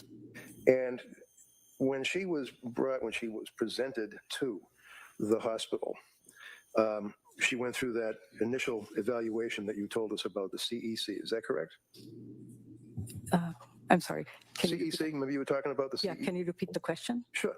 When she admitted herself and was escorted onto AB South, that's where she was evaluated? She was evaluated in the CEC by the psychiatrist. Then she came to the unit and was seen by Dr. Madwa later the same day. So she met 2 psychiatrists on January 1st. Okay. So you have a woman that has admitted herself to McLean on New Year's for help, right? Yes. And she was evaluated at the CEC. Is that on that ward, or is that a different part of the hospital? It's a different part. Okay. And how long does that evaluation typically take? I can't speak to that. I don't work in the CEC. What do you do in the CEC? What happens in the CEC? Did this person sit down and they get interviewed, or what do they do? There's a full psychiatric evaluation. And a full psychiatric evaluation. I understand she doesn't work there, and she might have been counseled by the hospital's legal staff not to say anything about any place where she isn't, titled and employed. But you would think that with her training and education, she would have a basic understanding of the kind of evaluation, and she would be able to speak on it. Now, that's again barring any legal advice she's had from her employer to only talk about the things that she was personally there for, which I could understand. The hospital is engaged in a civil lawsuit with the Clancys. So this might be a function of legal advice. So I'm not so much critiquing her as a witness, but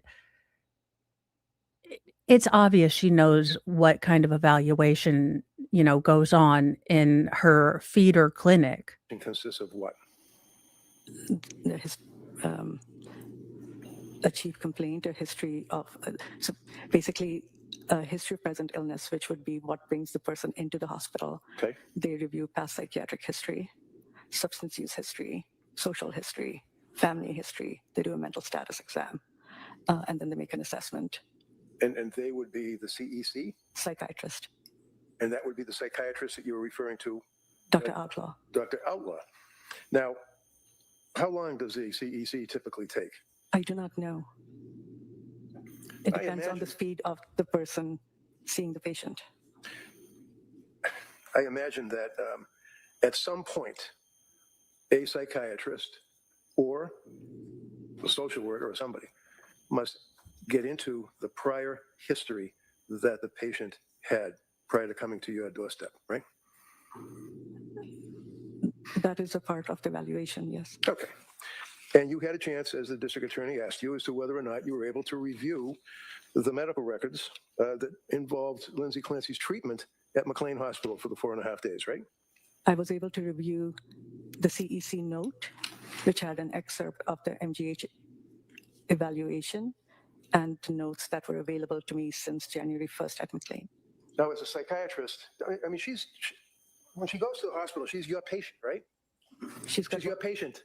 Yes. Yes. And as a doctor, what you want to do is get all the information that's available on why this person is in your locked ward, right? Yes. So did you do inquiry into her prior history, or was that left to the CEC person or the social worker? That is part of the evaluation. And the evaluation is CEC? And when I see her as well. All right. So do you sometimes, when I say you, I mean you or the social worker or the CEC person, do you talk to people like third party? I think you said third party contacts? Yes. All right. The social worker does. Okay, so, and you reviewed the records. So when did the social worker talk to the first psychiatrist that she went to see? The social worker contacted Patrick. Well, I know you told us that he contacted Patrick, and that Patrick gave some history about the benzodiazepines that he was concerned about and thought she wasn't getting good medical care. Is that correct? Yes. All right. You know that she had medical treatment Yes. before she came to McLean. Yes. Okay. Who's her psychiatrist? The nurse practitioner she was seeing prior to coming to McLean, I was aware of that person. Would that be nurse practitioner Gelada? Yes. Did you speak to her? No, Did you look at her records? I did not have access to them. Why not? They aren't in the same medical record system. Well, the same medical record system is just so that you have access to MGH, you have access to Brigham and Women's Hospital, because it's all part of some big computer. Now, typically, if you are inpatient psych, are you asked to sign a medical release form so that the treating clinician can have access to all of your medical history or psychiatric history? Information access you have. What about other healthcare providers? Can you get access to their records? Not immediately. Well, how about if you have a release signed by a patient under the HIPAA law? You know what the HIPAA law is, obviously, right? Yes. And just tell me, what does that actually mean, that a patient allows someone to look at their medical records? Yes. And Lindsay was very, very cooperative with you guys, wasn't she? Yes. Did anyone ever ask her to sign a HIPAA release for anyone to get access to nurse practitioner Gelada's records? No. How about psychiatrist Tufts' records? No. How about nurse practitioner Paul's records? No. Who's Letitia Dukes? She was a social worker, I think, that Lindsay saw at South Shore at the perinatal program. Okay. And do you know when she went to the South Shore, Rhode Island perinatal program? I know it was prior to admission. I don't remember the exact dates. Do you know what recommendations that she had received at that point? No, other than the medication. Do you know what medication she was actually on when she presented to McLean Hospital? Seroquel and Valium. What is it? Seroquel and Valium. You knew that Dr. Tufts was the first psychiatrist that she actually consulted, correct? I believe so. And when again, if you don't know, just say you don't know. Yes. Okay. And I think you made reference to the fact, or maybe the DA made reference in questioning you about the fact that she was. And I very much like this. I think he's mellowed a bit. I think with the ER doctor, I did ding him a little bit on coming across as salty to the ER doctor. Now, I know a lot of people didn't like her. I didn't read gross lack of sympathy from her. What I read was a person who mostly works in triage and doesn't do much bedside manner. So that's what I perceived of her. But I did notice that Attorney Reddington was getting, particularly fired up with sort of the behavior of the Commonwealth, and he let that frustration out on the witness. And regardless if I understand where it is coming from and everything else, I don't think it was a good look. So even though it pained me to kind of ding him, but I very much like that he has probably not my advice. Like I am a peon in the YouTube worlds, but I like that he's able to ask these questions without coming across as a jerk or as bullying. And I think there's an art to that. But he definitely gets his point across that this was, I think, to any layperson, inadequate care. And that's just my personal opinion from the court of public opinion, whom I have decided to take over today. Was looking for doctors for some type of medication or something. Is that fair? That's a very vague statement. I don't know what you mean. Okay. Well, actually, she saw Dr. Tufts because Dr. Tufts advertised that she was an expert in perinatal care, right? Objection. Overruled. Oh, sorry. I wouldn't know why she saw Dr. Tufts. Do you know what medication Dr. Tufts prescribed to her? From what Lindsay told me, yes. What? Zoloft was the first. All right. So Dr. Tufts, according to Lindsay, provided her, Lindsay, with Zoloft, which is an SSRI, correct? It's an antidepressant in that class, yes. Okay, so when you say an antidepressant in that class, the class would be selective serotonin reuptake inhibitor, right? Yes. And that's pretty powerful stuff, isn't it? I don't know what you mean by powerful. No? Well, Serotonin is one of the very important neurotransmitters that work in our brain. So, yes, serotonin is quite a powerful drug in that it affects, just for news, it affects this pink bit that you claim to be an expert in. Serotonin is, something that affects all the cells in here and kind of makes them react differently depending on how it's uptaken by neurotransmitters or not. I don't understand what you mean by serotonin. What? Also, yeah, not the most confident look, shaking as you're, drinking your water because you're like, "Crap, this is a bad question for me." Are you supposed to prescribe Zoloft or sertraline to a person that has bipolar? I think it all depends on what you're seeing when you see the patient. All right. So it's important, I would imagine, then, to be fair in your evaluation of this young woman that came to your hospital for help on New Year's to find out what any evaluations were of her condition, her presentation, her symptomology when she saw that first psychiatrist, Dr. Tufts, right? Lindsay was cooperative and she was forthcoming. I had no reason to think that she would not provide us with what other providers thought, just like she told us that Tufts said she was. So a patient is able to convincingly lie to you and you can't tell. Your job is human observation? Asking for a friend? Worried about bipolar disorder. And I apologize. Yeah. Tufts advised her that she was worried about? sorry, it was, Gelada? yes. Okay. Sorry, thank you. That's all right, no problem. And again, if you have records or you want to look at them, that's fine, because I know it's tough to have all this stuff in your head. Yes, thank you. And so Dr. Tufts prescribed the Zoloft to her, and you knew that right after the initial prescription of Zoloft. Do you know how many milligrams she was prescribed initially by Dr. Tufts? Lindsay, I think, stated it was 25. Okay. And then Dr. Tufts increased it to what, 100? Lindsay said it was increased to 50. 50, all right. So, and again, you're in a, I don't know if it's appropriate to say, but you're in a mental institution, right? That's where you work at McLean Yes. Hospital. Okay, and it's a locked ward, right? Yes, And she's a patient that's coming to you for help, right? yes. Is it appropriate for a doctor to take what that patient is telling you as a history? Or do you have to verify it or talk to other healthcare providers to make sure that they're not just running off and making something up? I had no reason to believe that she was not a reliable reporter. Because she seemed very forthright, right? Yes, She seemed very honest in her disclosure of her symptomology, right? yes. One of the things, or one of the tools that you in the mental health field have access to is psychiatric testing, right? Yes, Okay. You have, for example, one tool, and I think psychologists, and there are psychologists that are on staff, I would imagine, at McLean as well. no, not on that unit. As a psychiatrist, you don't administer psychiatric or psychological testing, do you? No, All right.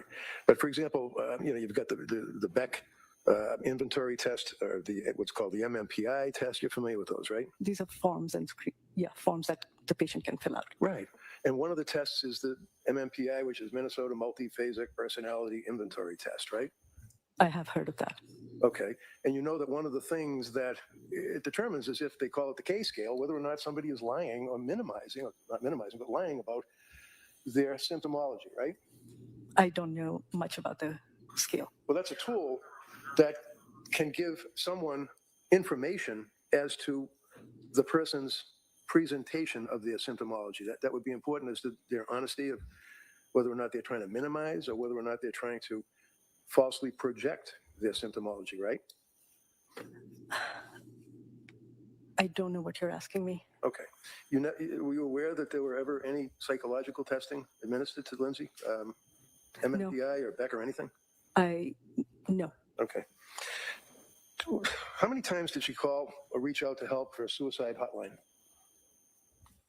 I don't know. Wouldn't that be something important to find out if the person who you're suggesting was denying suicidality or suicidal ideation upon your evaluation that she called out to suicide hotlines? She was telling, She told us that she was having suicidal thoughts, Right, but had no intent or plan. So I do know that she was struggling with suicidal ideation. right. Anybody else that you talked to? Or did you Patrick. talk to anybody else? I know the social worker, Dr. Patrick, and he did give the information he gave. Okay. So what I'm asking is, as you're investigating the history of this patient, you're not aware, no idea that she had reached out on not one but two occasions to a suicide hotline. Is that correct? Yes. All right. Did you know that when she was first prescribed the Zoloft by Dr. Tufts at 25 milligrams, then increased to 50 milligrams, that she then reported that she was unable to sleep? She For shared 40 that with us. Yeah, Was that- sorry. I'm sorry. I Go didn't. right ahead, no problem. What is it? I'm going to let you finish the question. Okay, thank you. No big deal. It's just that she reported that she went for 48 hours without sleep. I don't remember that time quoted. I know she had difficulty sleeping. You indicated in your testimony that, and I quote, "I would have preferred to have more information about her sleep patterns," right? Do you remember saying that? Following the changes in the medications that we were making. So sleep pattern would be just what it says, sleep pattern. Like you sleep from 9 at night till 7 in the morning or Yes. 12 at night, whatever your pattern would be, right? Yes. And why is a sleep pattern important for you as a psychiatrist trying to evaluate your patient? Because difficulty sleeping is a symptom of several different conditions, and it can worsen several different conditions. And you know that she had reported severe anxiety, right? She was struggling with anxiety, yes. Struggling with anxiety, and she was having not just insomnia, but she had very, very severe insomnia, didn't she? She wasn't able to sleep.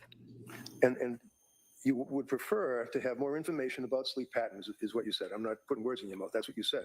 I know that. And I really think there needs to be a general understanding of the lack of the absolute catastrophic impact on lack of restful sleep on not only the physiological, the body, just the way our bodies and cells need to repair, but on your mental health.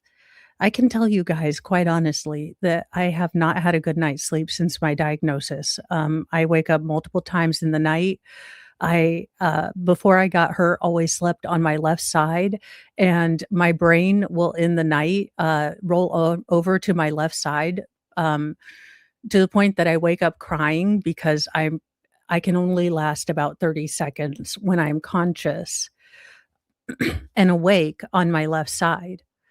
But when I am unconscious and asleep, my body wants to go, like, I have built a pillow fort on my left side, like trying to keep myself from doing this in my sleep. And when I do get a good night's sleep, it's night and day. So the constant low level toll on your body and psyche that not having restful sleep is, I wish would be taken more seriously.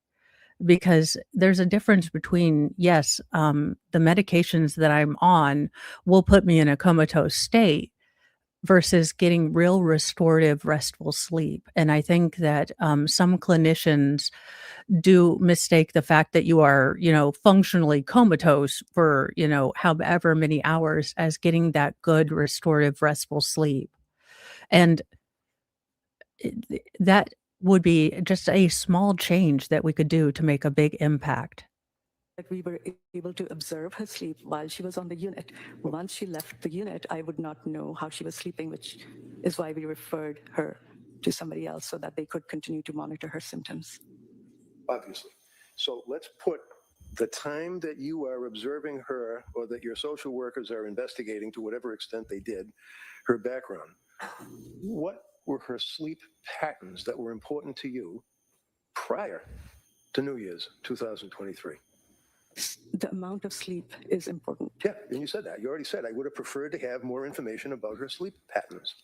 After she was if I was going to continue to evaluate her, I would want to observe her sleep, is what I meant. Oh, so you didn't mean that as an evaluator of her prior medical history, trying to get a history of your patient for purposes of diagnosis and treatment, that you wanted to know what her sleep patterns were. You mean that you met prior? The history of whether somebody's struggling with insomnia is important, and the patient can relay that to me. Okay. And I am just asking the neurospicy obvious question, but if you are on the side of Lindsay is the lying liarist who lies, why did these professionals take her word for gospel? Why wasn't there any interrogation? We know patients lie. So if you are on the side that Lindsay was manipulating this from the start, then why aren't there mechanisms in place in order to interrogate, these manipulations? You ever heard of patients that minimize their symptoms and lie about their symptoms sometimes? Yes. Okay. So it's important to corroborate what the person is telling you, right? I mean, you want to talk to somebody else objective to find out what, if any, evidence there is of symptomology. And we did that with. I'm sorry? So when a patient presents and they're talking to us, it is not just about what they are saying. It's about their body language, their eye contact. You can get a sense of whether a person. I've never understood any of that, and I've been able to mimic it successfully for 42 years. No, legitimately, and I know I speak for a growing number of women my age, but I have never understood any of the masks and the social norms that I'm required to follow and put on like a mask. I've never understood them. I've never gotten why we do them, but I have been able to successfully mimic them for 42 years.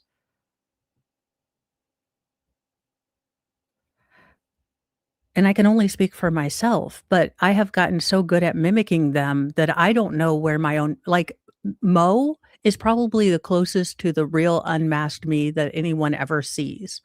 I'm in my room, I don't care, and I'm just gonna say what I'm gonna say because 'cause I'm basically talking to myself and y'all in chat. You meet me anywhere else, there is going to be a level of masking that you are going to be unaware of that I have been unaware of, until I started deeply interrogating it myself just because of certain things.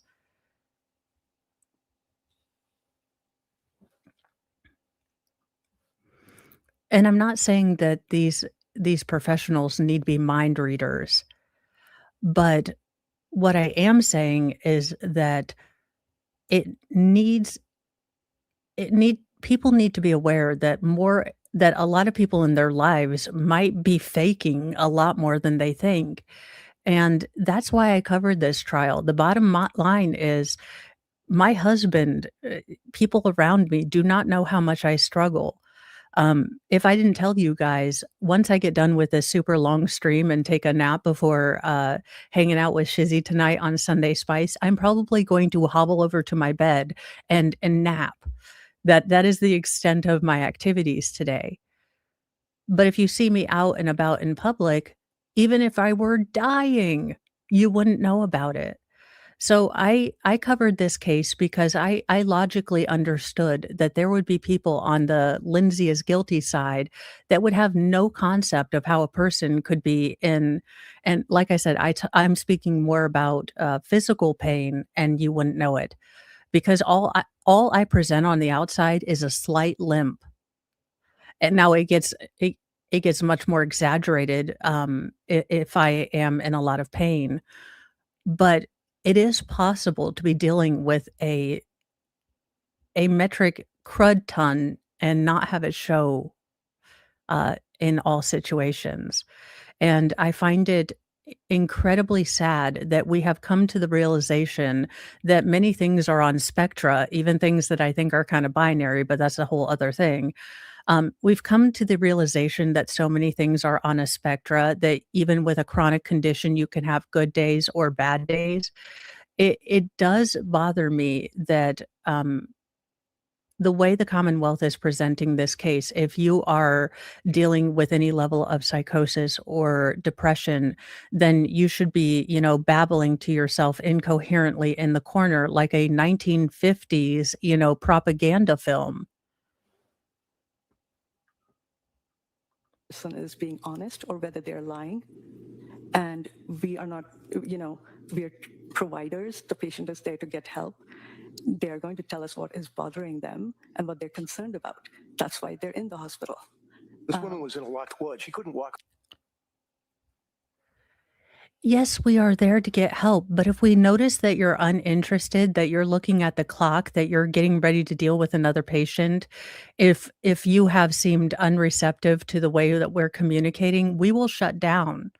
So yes, we do want help, but there has to be an understanding that patients at the end of their rope might not be able to communicate in the way that doctors are expecting them to communicate their pain or their discomfort or their you know, their emotional turmoil because they have realized that you are an unsympathetic ear.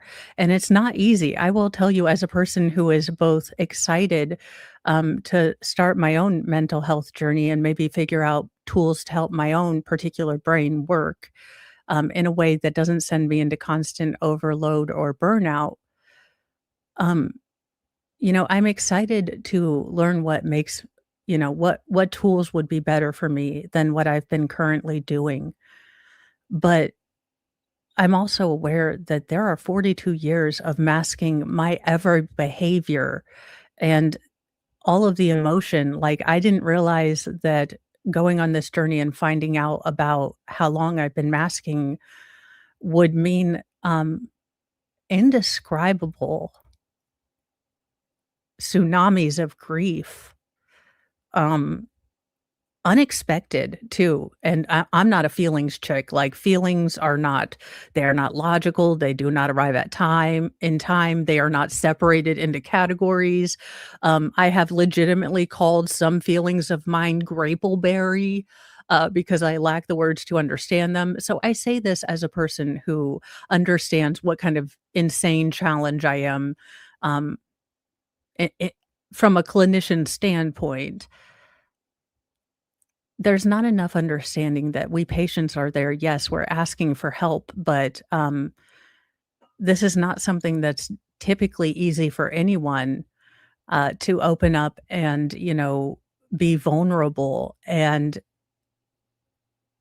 there might not be I don't think that what, Lindsay was doing was malicious, manipulative, masking. I don't think it was masking uh, to I don't think she was doing it to get sympathy but there is a certain point. I know I can tell Mr. Mo every single hurt and every single thing, and he would be right there sitting with me.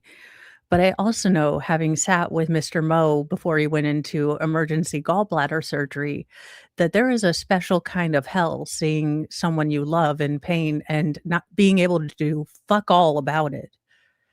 And I know this is my life now, so I'm not gonna spend every day, telling my partner, "Please just get a chainsaw, cut off my leg. I am okay with it. I will sign a paper."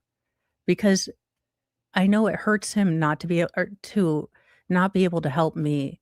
So part of it, while it might seem manipulative, I do wanna say, at least from my personal perspective and from the people I've talked to who do mask, for chronic pain reasons, it's not all because we wanna manipulate or, we want to lie to the people in our lives. It's because we know they can't do anything, and we don't wanna burden them with,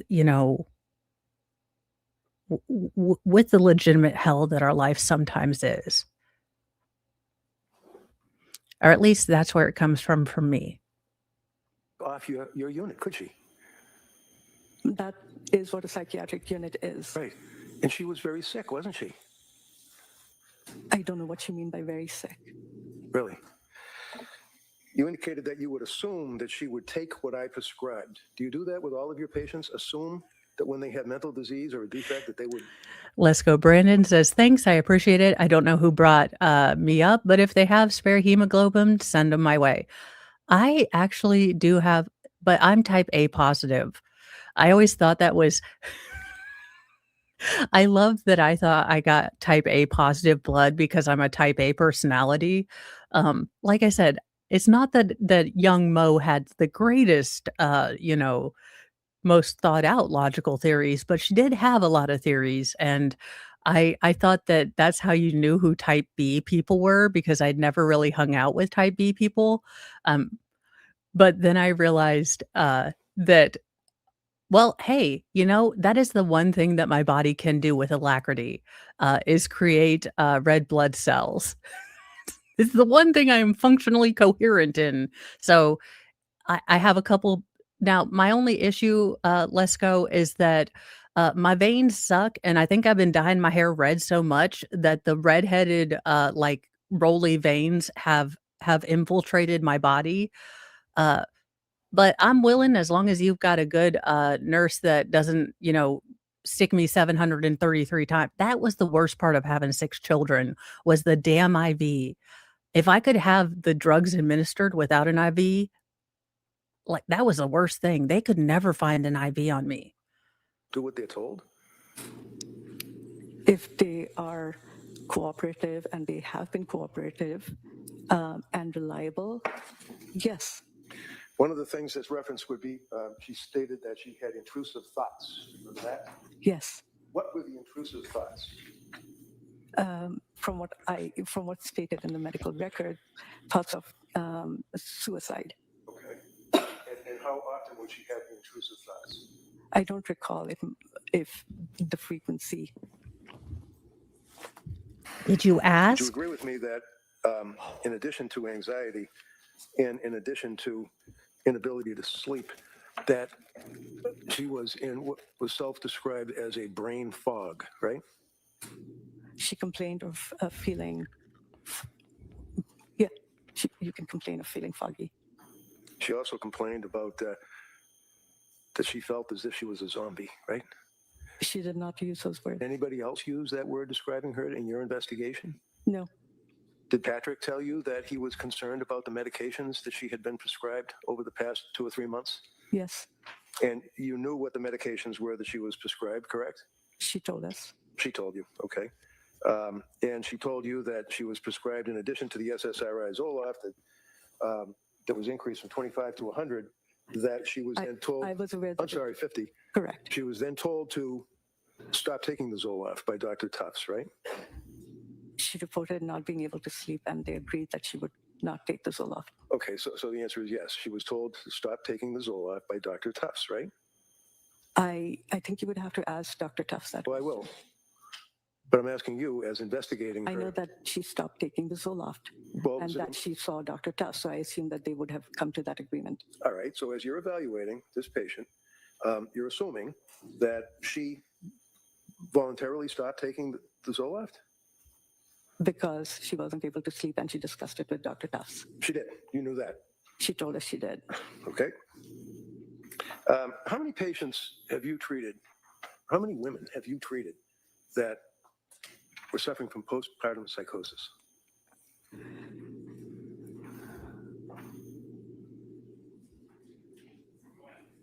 I don't recall. I don't remember, but I think it would stick in my memory, so I don't think that I probably have. You don't think you probably have? I don't think I have. I haven't.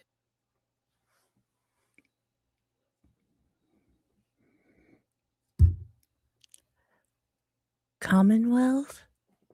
I feel like someone should be a guardian ad litem for the Commonwealth. Like, how you doing? Are you okay? This is the witness you decided was going to further your case. Seen any? How about postpartum depression? Yes. How many patients have you treated with postpartum depression? Over the last 20 years, I wouldn't. There are lots of patients I have seen. I don't keep a record of what diagnoses and what people I see. Now, one of the things that you, when I say you collectively, I mean psychiatrists, psychologists, use in your evaluations and diagnoses of patients would be what's referred to as the DSM, correct? Yes. And that would be, DSM, it means Diagnostic Statistical Manual, right? Yes. And it started out with DSM-1, then it went to 2, then it went to 2R, meaning revised. Be on the lookout for 13. It's all about me. It is an entire volume on my uniqueness. It's self-published, and written entirely by me, an unlicensed mental healthologist. But you'll find it's quite in-depth and has many footnotes. And then there were a number of revisions, and now we're all the way up to DSM-5, correct? Yes. And DSM-5, also the most recent would be -TR. What does TR mean? I don't actually know. So the DSM, the Diagnostic Statistical Manual, is really, it's about this thick, right? If you have a regular sized book. I just have a little one, but. I think so. Okay. Do you rely on or do you use in your evaluation of patients the Diagnostic Statistical Manual? The diagnoses are based on the criteria that are stated in there. Okay, so you do use, for diagnosis purposes, what is stated in the DSM, correct? Yes. And it's kind of like a cookbook. I mean, it basically tells you what the ingredients of a particular mental disease. Well, DSM-5 was the second title. Cookbook for Crazies was the working title before, but would you know that they found it a little bit insensitive? I'm sorry, you guys, that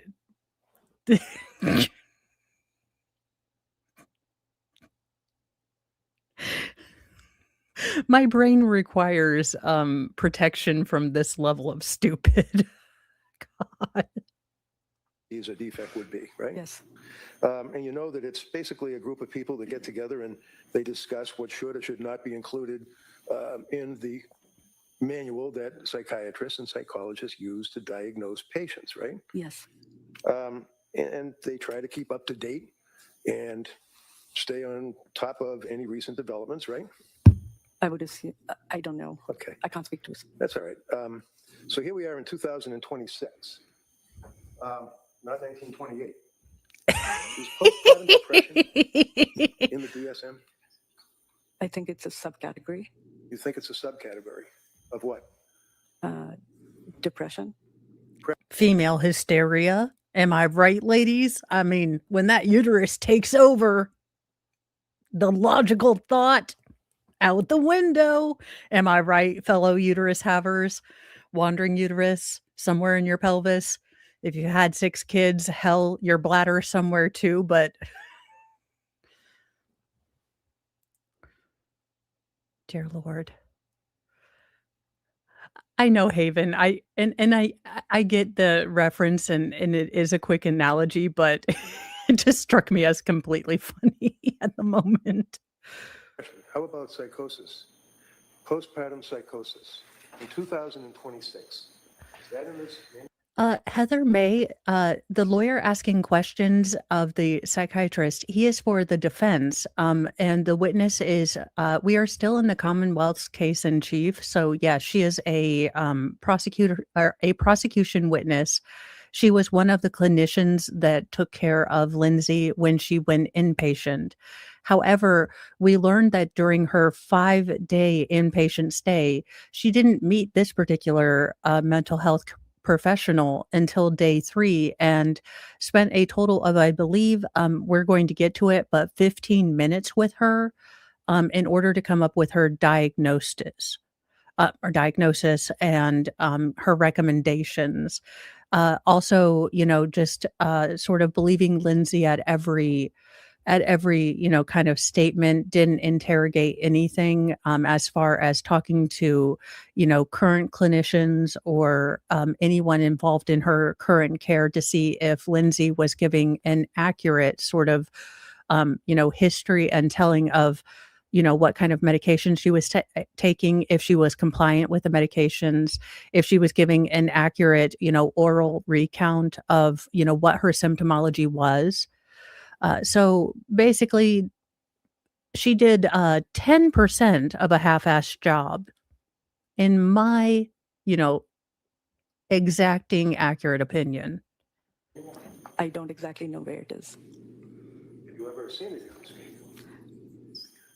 I don't recall paying attention to where it's categorized. So if you're treating a woman who is, as you put it, postpartum because she had the child, and then you told the jury, well, there's a time frame, a cutoff as to whether or not a person is still postpartum, still subject to mood swings, and still subject to hormone imbalance, and there's a cutoff, is what you said, right?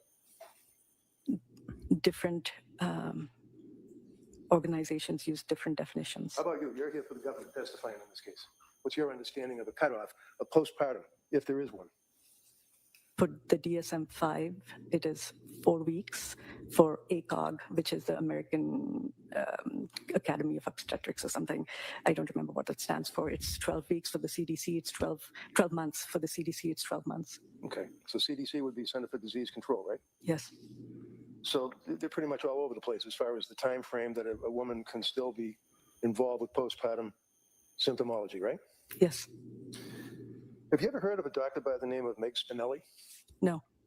Have you read anything about the efforts being made to have the DSM-6 coming out include Objection. No, overruled. postpartum psychosis? Judge, I know we haven't gotten into your backstory today.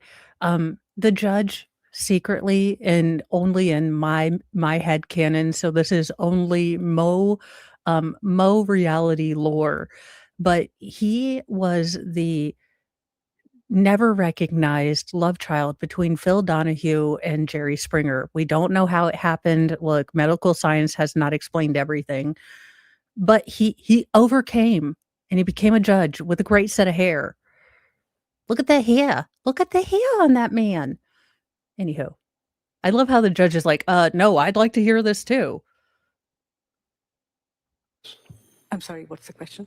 Have you read or are you aware of efforts being made to include postpartum psychosis in the DSM-6 that will be coming out within a couple of months?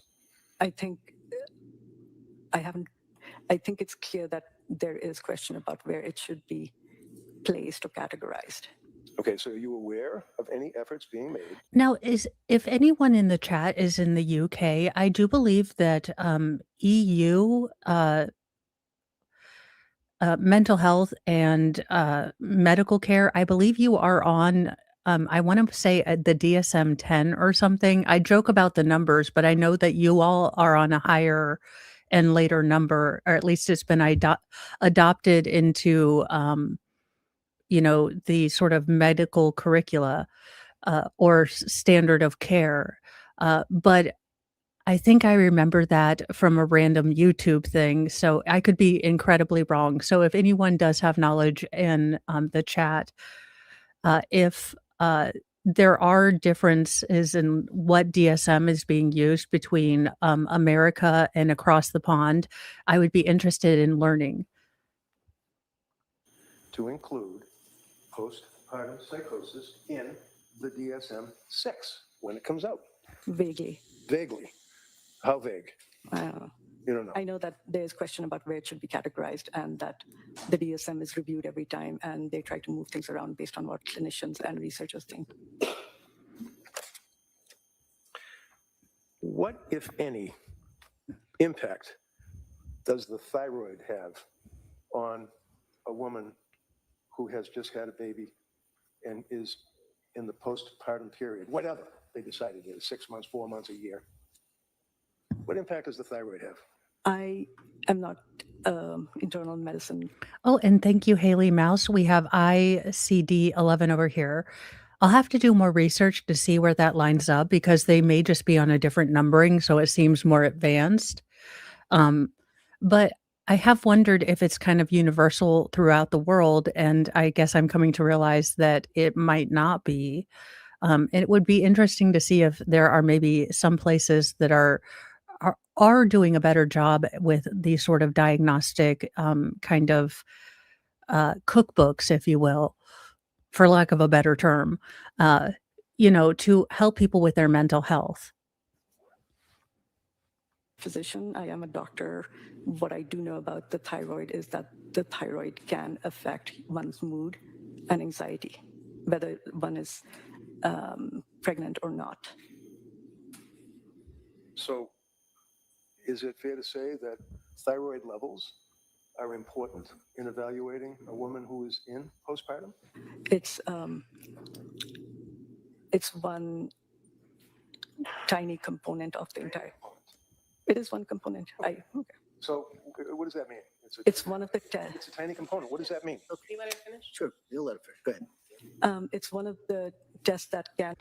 Okay, thank you, Heidel. The EU doesn't use the US DSM Diagnostic Statistical Manual of Mental Disorders. They use the International Classification of Disease, which is managed by the WHO. Interesting.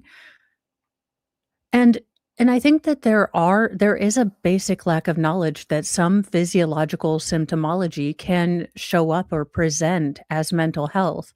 Um, Now, there's only one particular situation, not being an actual doctor, but I know a lot of, my family members who are getting of a certain age, if they start acting confused or disoriented, the first thing that a really good doctor will do is check them for a UTI, because when you have a really significant infection, and you're elderly, sometimes that can throw a lot of, these really sort of trace minerals out of whack, and it can present as, uh, dementia, disorientation, things like that. So I know that, we've had relatives where we went in and thought, okay, you know, we're noticing different things in our relative. And the first thing the doctor did was check for a UTI. And when we looked at him like, why are you doing that?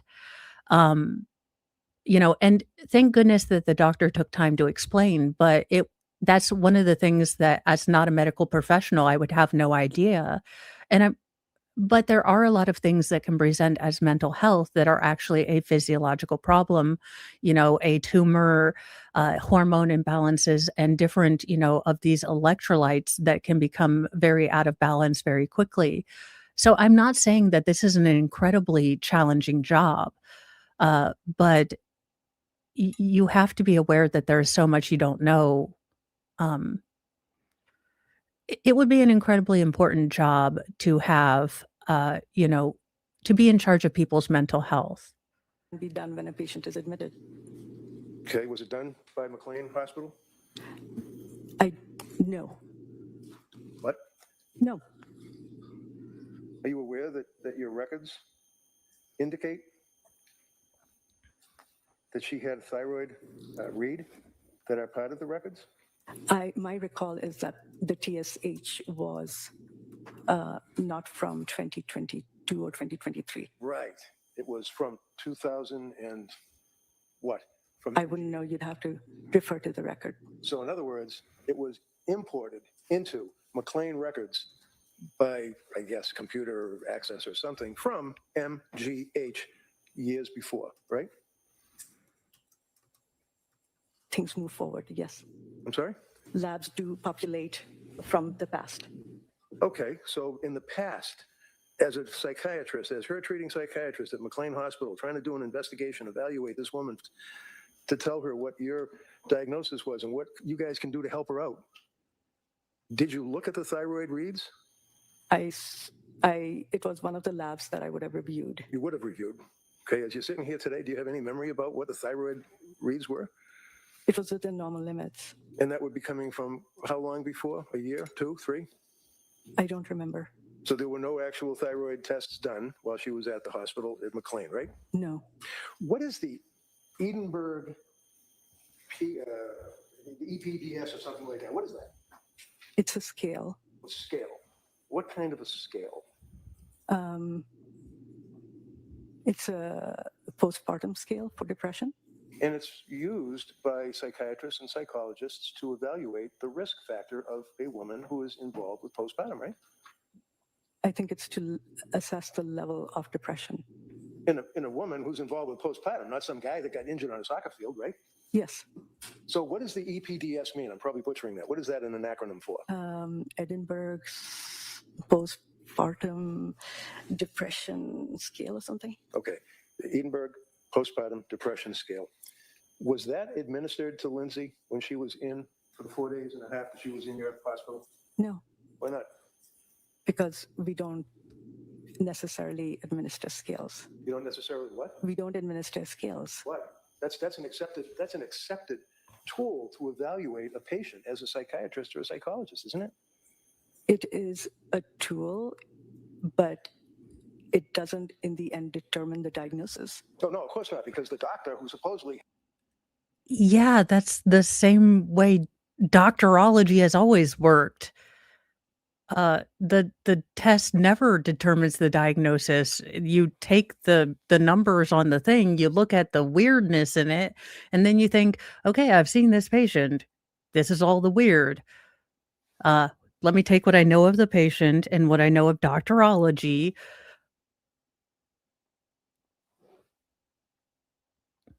I want to take the mood down for a bit on that point. I've been at the ER hospital far too much recently. I always end up by the nursing physician station due to severity, but then I can listen to them. Well, I'm sorry you're going through a rough patch. Let's go. And if you want to have a place to hang out and, shenanigans are afoot with not any general questions of how you're doing, because I know that that's too long and you don't want to type, you're welcome to hang out here. I will, I'm not going to look up Urban Dictionary for you. After the Portuguese breakfast, I will never look up anything ever again. But I'm willing to be here and give you an entertaining time. Yeah, it's the Edinburgh. Well, I thought it was the Edinburgh. Am I wrong? Am I saying it wrong? I thought it was the Edinburgh, not the Edinburgh, but because that sounds like the way I would say it with my hillbilliness. Like instead of Edinburgh, like I'm trying to sound like I do have, some kind of airs versus Edinburgh, because that would be my hillbilly intuition.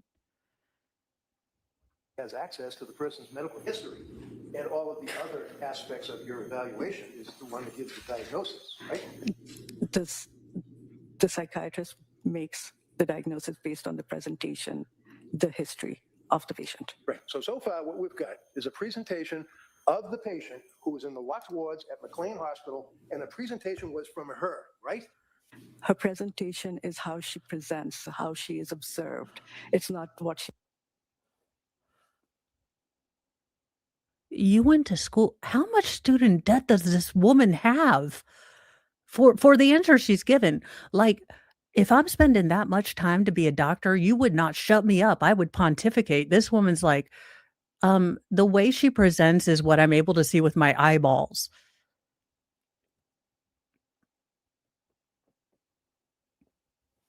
Thank you for that. Would you like to care to elaborate? No, observations are what you can see with your eyes.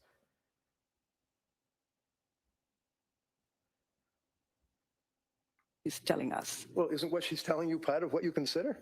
Yes. Okay.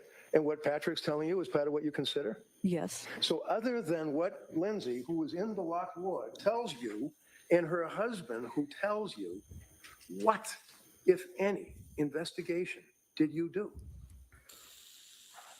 We did not do any additional collateral contact. And you didn't do any tests either, right? You didn't do it. Did you do a blood test? Psychiatry as a field is not dependent on blood tests. If it was that simple, it would be much better for everybody. No, but there are physiological things that can cause psychiatric symptomology. So you would think that to rule those very basic body chemistry, issues out, you would do a just screening blood test to see if, anything was out of balance. Why is it taking a twice college dropout who does nothing more serious than work on mockery bows uh, to think this out? Based on the evaluation of the patient who's sitting in front of you. So you're suggesting to this jury that it's not a valid medical step for one to take blood from a person who is on a cocktail of drug medications to find out what their levels are? No, not a regular procedure at all. Okay.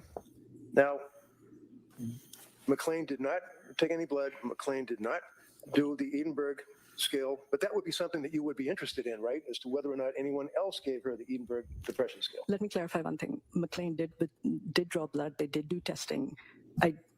Whether they I there didn't was look no at it. testing for levels of drugs. Just okay. let me clarify that. So That's fine. Okay. So they took a CBC or maybe a blood count evaluation, but it had nothing to do with what was on board, as they say, as far as tricyclics, antipsychotics, SSRIs, anything, right? They check for substances of abuse, but nothing else. Well, there were no substances of abuse in her blood, were there? No. How about the tricyclics, the antipsychotics, the SSRIs, the benzodiazepines, the Z drugs that they call some of their categories? They didn't test for that, did they? Those are not tested on a regular basis. How about on her basis? She was complaining of medication making her Don't know feel why I would inhuman. have tested for those. What would have been the indication? How about if she presents, and the history that she's giving you is that she was on a number of drugs for that 3-month period or 3.5-month period? Would it be of interest to you as to what was on board in her blood? Medications have different half-lives. So if she had taken something, it would depend on what the half-life was. If it was a day, it would be out of her system. We would not be able to catch it at that time. It would depend on what she'd been taking and, what was in her bloodstream at that point. So the admission note that was noted in the medical records would be on page 64 of the medical records that you were presented by the district attorney. I don't remember what page it's on, but That's understandable.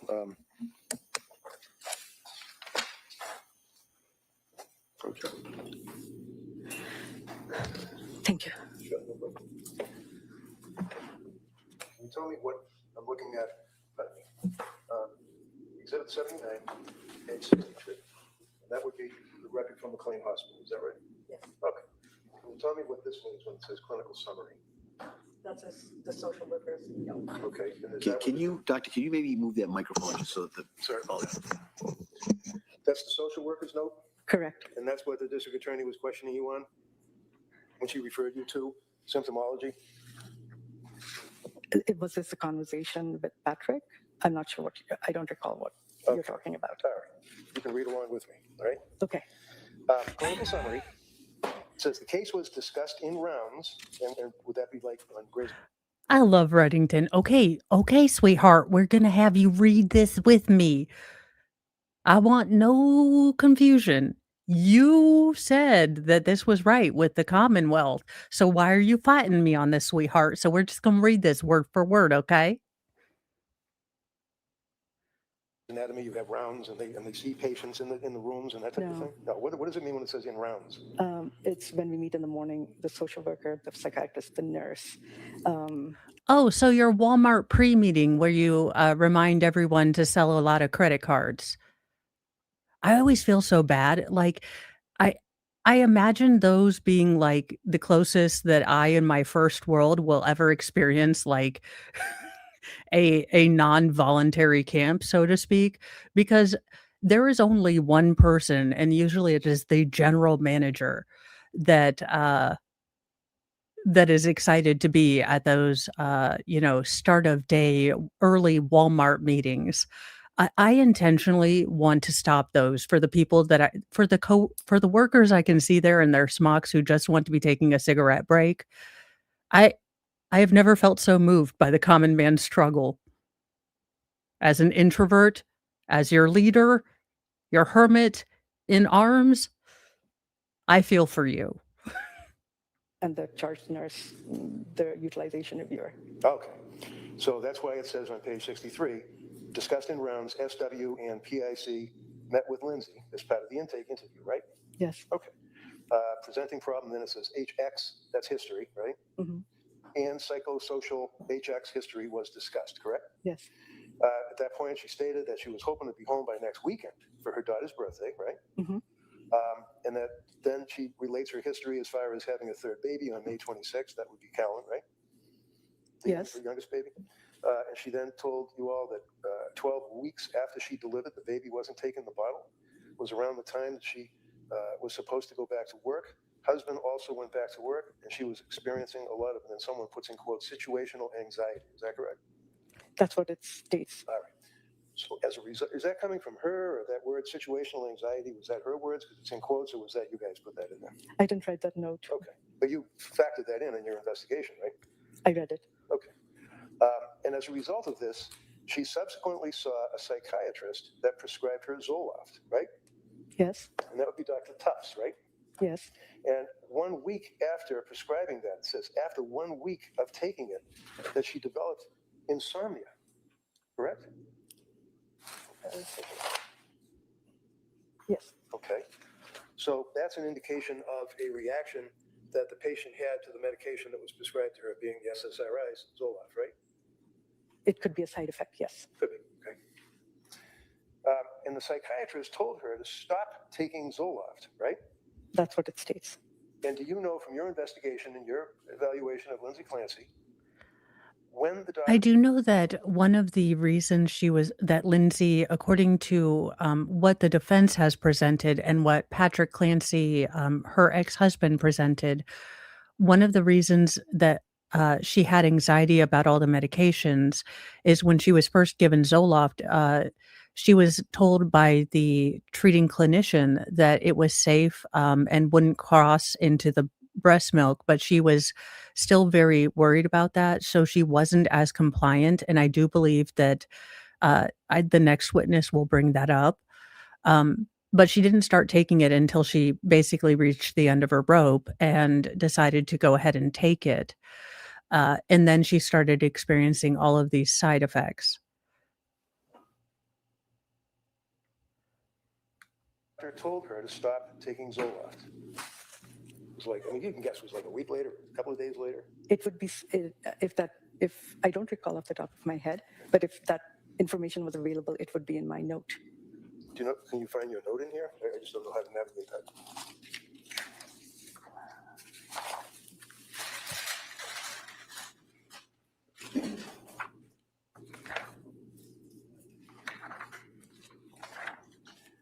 Would it help you if you had a break or a little recess just to look at this? No, No? I can find it right now.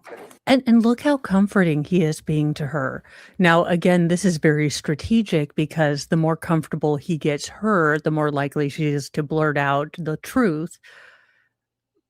But I think this is just genuinely who he is. But on a certain level, he knows that if he gets her in a more comfortable state, if he is gracious, if he is accommodating and conciliatory, she is more likely to goof up. So while I think it is an intrinsic part of his character, I do think that he understands the strategic power of doing all of these things and modifying his behavior.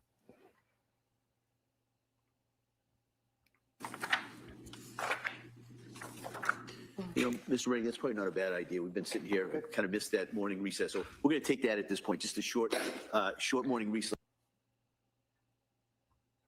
They're friends again. I love it. If you guys don't think my new office isn't going to have a balcony seat with the puppets, the angry old men Muppets in it, possibly that I've created myself to look like these two gentlemen, and I'm going to call them the Accountability Committee, Snark Extra, but added for free. I'm not saying that I have this all planned out to a point of neuroses that my husband finds terrifying. But this is happening. I love it when they're best friends. So I'll let all of you kind of stretch your legs a little bit, and then we'll come right back. Okay? All right. And I love that we can fast forward.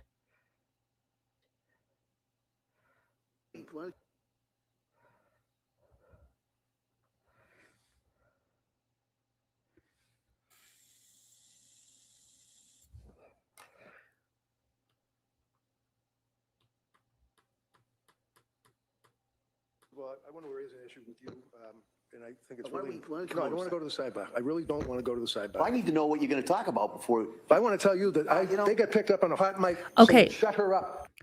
All right. Now, I do need to kind of lay the groundwork for this. And what I've been able to parse out is the reality versus internet conjecture, which is a little confusing. Now, it was caught on a hot mic while Lindsay was loudly weeping, something to the effect of, and I've tried to listen to it both times and hear it both times, either shut that off or shut her up. And the problem with trying to listen to it both ways is whatever you are expecting to hear is what you are going to hear. So it's not something that you can, unfortunately, interrogate with any sort of positivity.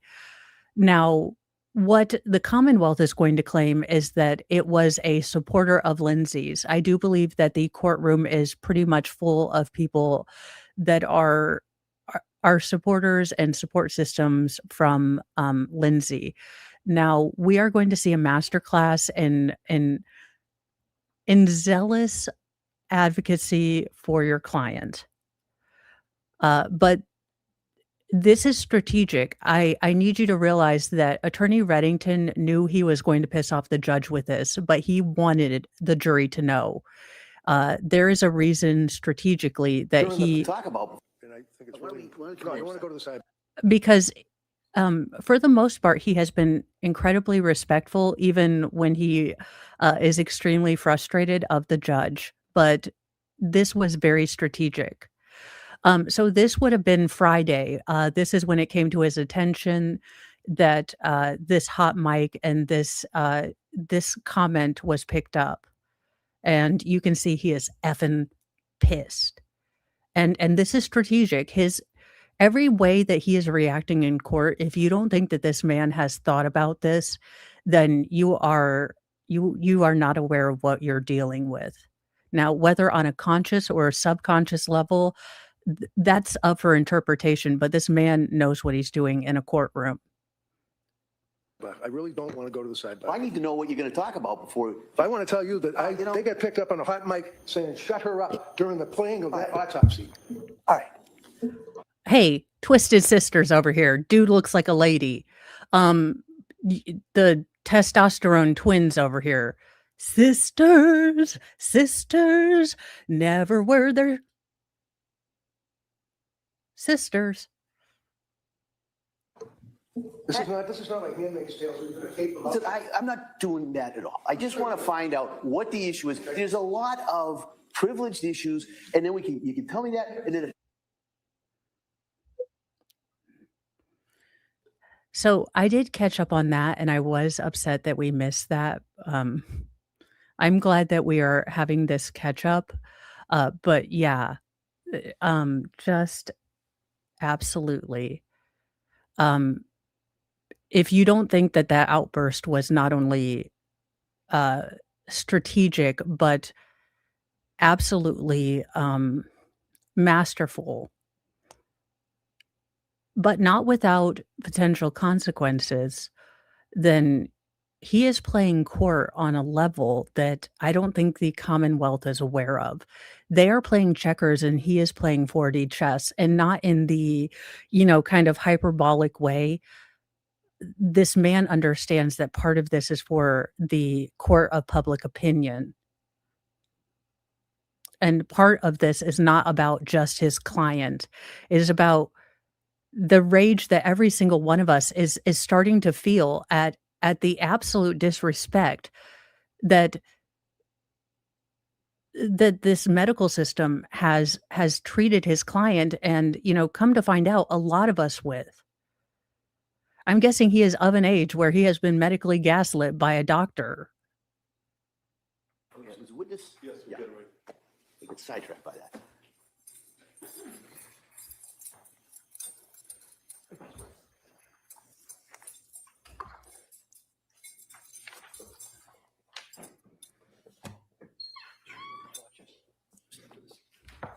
All right. All right, ready for the jury? Yeah. Can I keep it, Judge?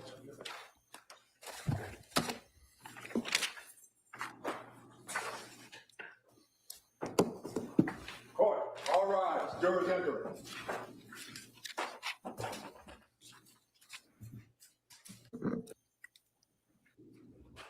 This court's now in session. Please be seated. Your Honor, for the purpose of the record, we return back to the trial of Commonwealth versus Lindsay Clancy. All parties are present, including the defendant and including the 18 jurors. All right, Ms. Reddington. I think it's page 53. I'm pretty sure. My note. Yes, I believe.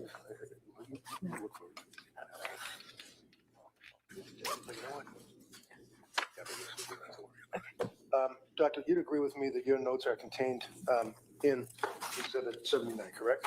Yes. Okay. And one of the things that you had mentioned was that at the end of Lindsay's treatment at your hospital, she was discharged, ultimately, correct? Yes.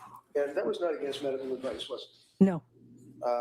And finally, you had made reference to the fact that postpartum psychosis is a serious consideration for you when you or your staff when you're evaluating a patient in McLean, correct? For Yes. postpartum. And one of the recommendations that you made was that she should follow up with other healthcare providers. And if I understand correctly, she actually sent a text or an email or something and confirmed that she did within the hour, right? She made an appointment with Dr. Tufts for the next morning. Right, and she told you guys that, right? She told the social worker that. So she was very responsive to your advice about you should reach out to your provider, and she did that, right? Yes. That's all I had. Thank you. All right, counsel redirect. No, I want to get into the other butt monkey. All right, now. Oh, do I have thoughts, y'all? You thought, now I am going to try to get us out of here before 900 hours, so I might not comment on everything, but I have a feeling I'm going to have all the thoughts. And I have just one warning. Sweetheart, this witness, sweetie, Spunky, Spunky Brewster over here. Let me wait till you show up on screen, sweetheart. Come on.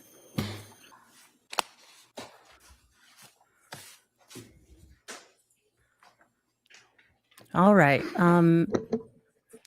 First, everything I said about the woman who was in charge of the gym facility, you are a clinician. While I understand that optically it shouldn't make a point, you look incredibly young. She does have better posture than the gym attendant, but she still doesn't look confident in what she's going to be presenting. And part of that is that women do tend to look more professional when their hair is put up. Now, it doesn't have to be severe. You can have pieces, not to this crazy point I have back here, but you can have several pieces down if you want to soften that look. But typically, it does look more professional to have your hair up. It also helps to be a professional. But those are my first critiques. Now, all of that being said, sweetheart, they say that youth is wasted on the young. And what they mean by that is that youth is incredibly blessed with the hubris and the ignorance of not having, achieved all the years to get the wisdom and experience of how the real world works. And see, what I'm going to tell you is that yeah, you just gave Attorney Reddington an entire weekend to get ready to cross you. And sweetheart, I'm going to be taking a poncho in for Monday because I'm going to watch your ego obliterated on stand and your hubris burned down to ashes. Now, personally, I would feel bad about this, but it seems like you have an overabundance of hubris. But Monday morning is where you're going to get that first reality meets what you think you actually have achieved in this world, and I'm here for it. Good afternoon. Can you start right here, raise your right hand to the clerk, please? Good afternoon. Do you solemnly swear that the testimony of the evidence you shall give to the court and the jury, no matter now coming between the Commonwealth and the Senate class, shall be the truth, the whole truth, and nothing but the truth, so help you God? Thank you, ma'am. You may have a seat. Watch your step there. All right, good afternoon, doctor. Good afternoon. I'd ask you to keep your voice up and speak into that microphone, all right? Okay. Counsel. Thank you, Your Honor. Good afternoon. Can you please state and spell your name for the record? Jennifer Tufts, JENNIFERTUFTS, Your date of birth. December 31st, 1989. Where do you work? Astor Mental Health And how long have you worked there? for 3.5 years. Oh my God, Eastern Seaboard, what is it with the lip smacking? Do you guys need more water? Can we from the Midwest bottle water for you? Is there something we can do about the dry mouth? Do you need a Werther's? Do you need a Ricola? Can we help you with this? Kindly signed, the rest of America's earballs.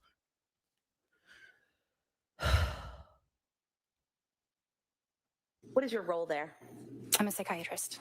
And how long have you been a psychiatrist?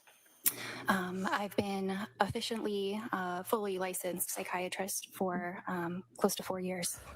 I want to ask you if you could just explain to us your educational background and your training background that qualifies you to be a psychiatrist. Absolutely. So I went to medical school at University of Vermont, graduated in 2018 with an MD. I did a postgraduate training in psychiatry at Boston Medical Center. That was 4 years, going into 2022. And then I began working at Astor Mental Health in 20. And free the First Amendment, I think this is important to state. I understand everyone has to start somewhere. You can't have experience if no one will give you a chance. But if you feel like you're over,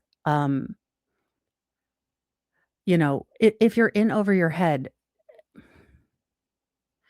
what I'm getting from her is the lack of realization that she is going to be wrong clinically, that she has ever been wrong clinically.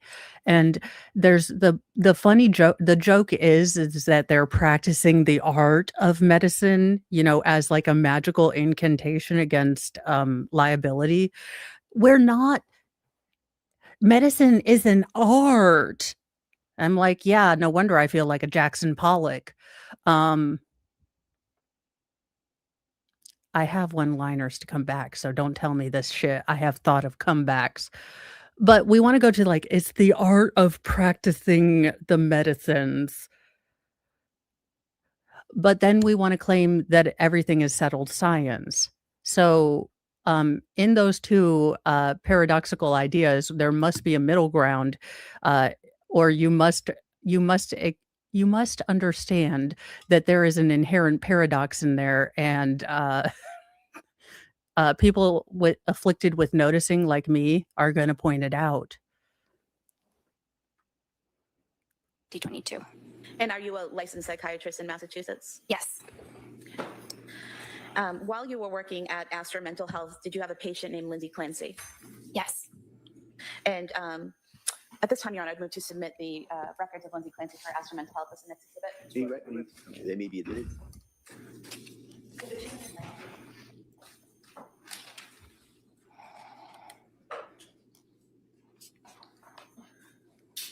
Do you recall when you first saw Lindsay Clancy as a patient?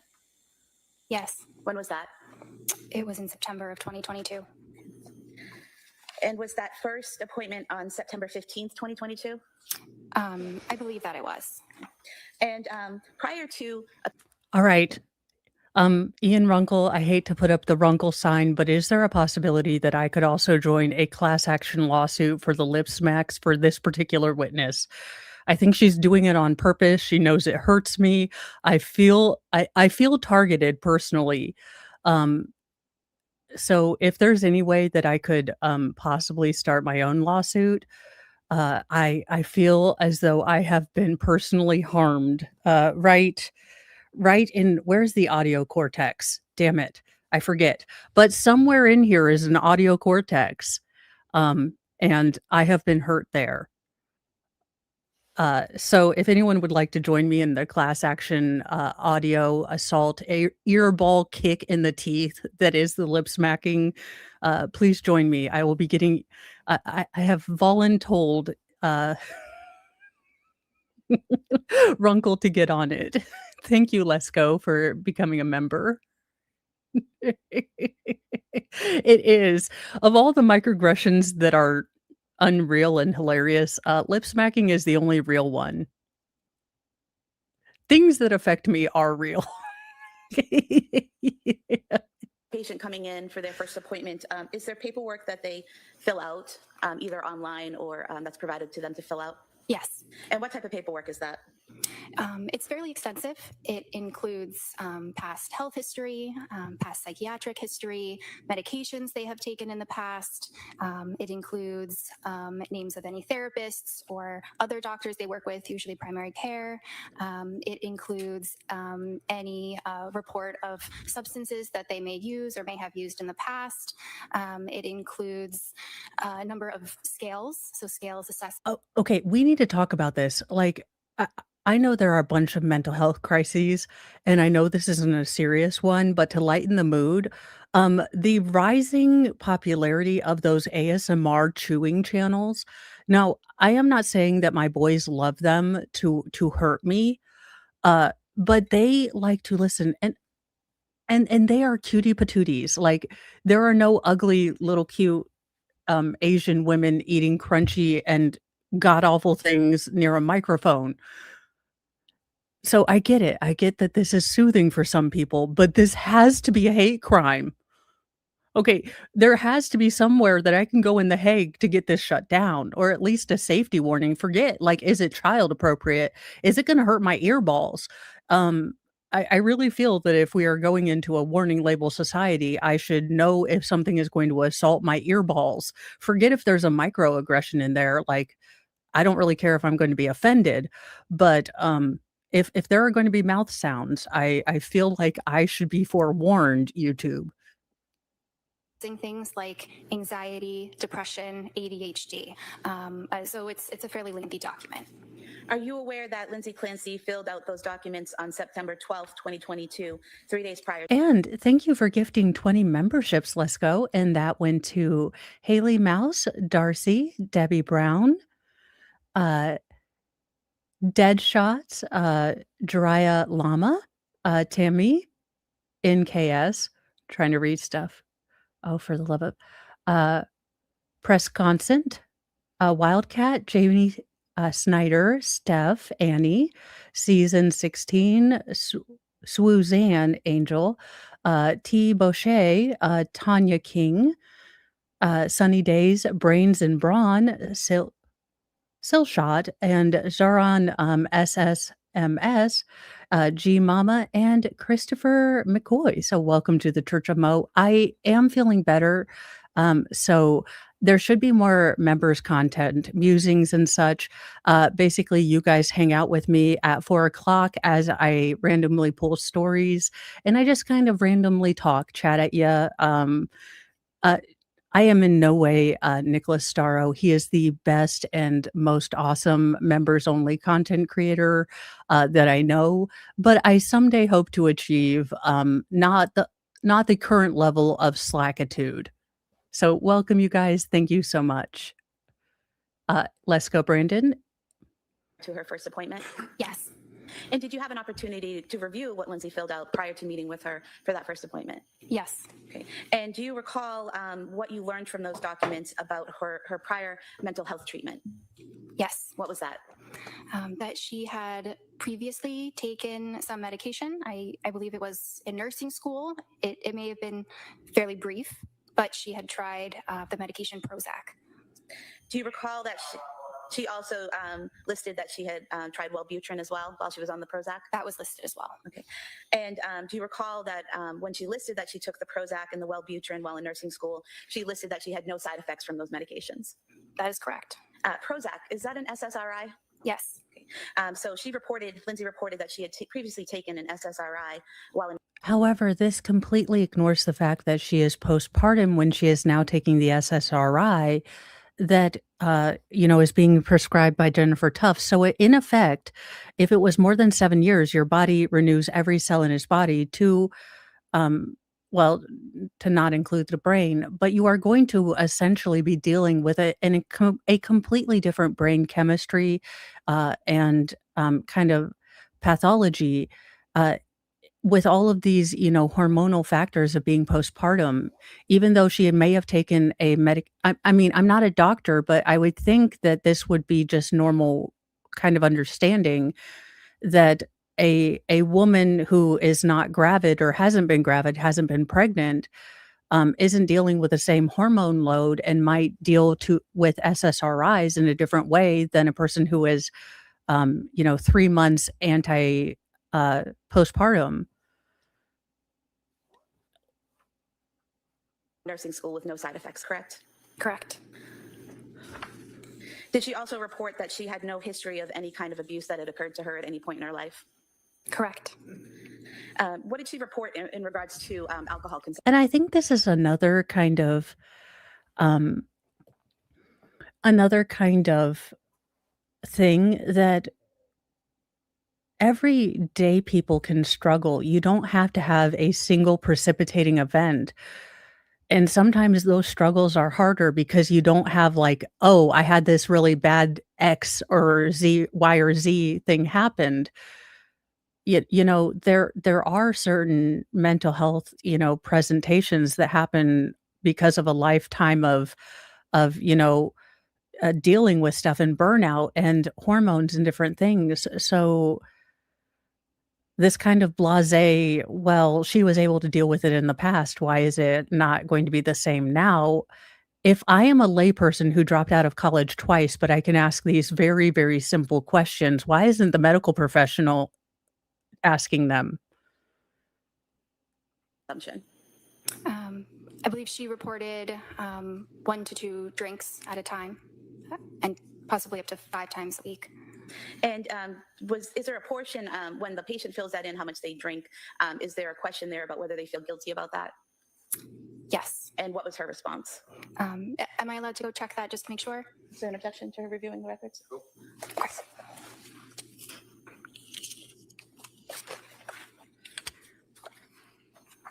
And the sad part is I don't read from her that she doesn't wanna help people. The sad part is that her desire to be right is more important, or it seems to be more important to her than her desire to help. And I don't think that's going to make her an effective clinician in the way that I think she wants to be. Now, how she gets, over that hurdle, I don't know. But in trying to extend grace, I never go into any sort of, situation believing that someone has malicious intent. But I do call out when I observe that there is a particular character trait or desire that overrides what a person is attempting to do. So I do not believe that this clinician wanted to do a god awful job. But I think from what I have reviewed and seen and my personal observation, it was more important for her to be right and show that she had expertly, diagnosed this, and been smarter than the patient than it was to actually care for the patient. And the take that with whatever you will, but I hope that that's something she actually overcomes because she could be a source for good. And as much as I like to dog on people, she's put an incredible amount of her life into being a psychiatrist. I would hope that she would look at this and see it as a source of, okay, that's critique. I am obviously, there are some shortcomings in me as a clinician, and I want to do better in service of my patients. Now, the likelihood and the realistic outcome on that is not high, if I'm honest, but it's not 0. And I choose to live my life hoping that she's going to, as unlikely as it is, change than the reality that she's not, because that kinda sucks to live in.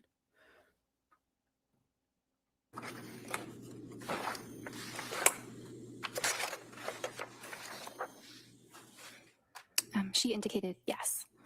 And so in that section, is it correct that she listed that she was drinking 5 times? I do per believe week it and was feeling guilty? very, very soon into her clinical career.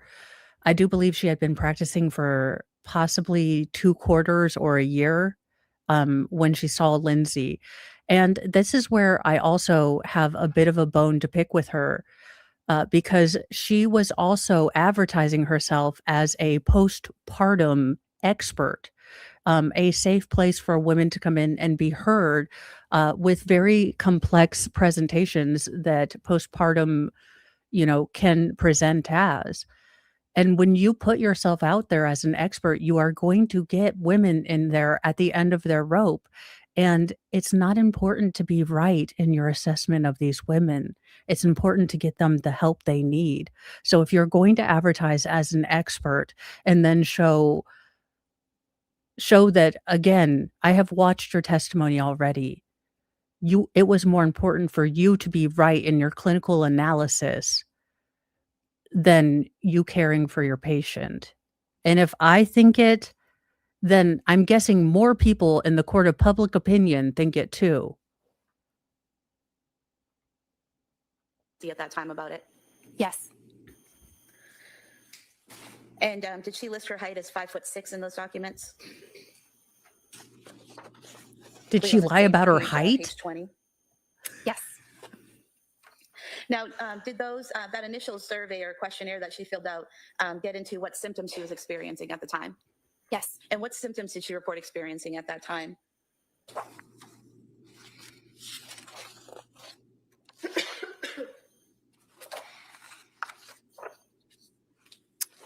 Anxiety attacks, decreased appetite, depressed mood, easily distracted, excessive worry, guilt, unable to feel pleasure, unable to fall asleep, and racing thoughts. And would it be fair to say that there's a checklist of symptoms and the patient checks off which ones they're experiencing, correct? Yes. And so on that list, engage in risky behaviors, that was not checked off, correct? Correct. And excessive energy wasn't checked off, correct? Correct. Feelings of hopelessness, feelings of abandonment, feelings of emptiness, none of those were checked off, correct? Correct. Impulsive behavior, that was not checked off, correct? Correct. Now, was there also a suicide risk assessment form that Ms. Clancy filled out? Yes. And what is a suicide risk assessment? Well, it assesses various factors that may increase a person's risk of committing suicide.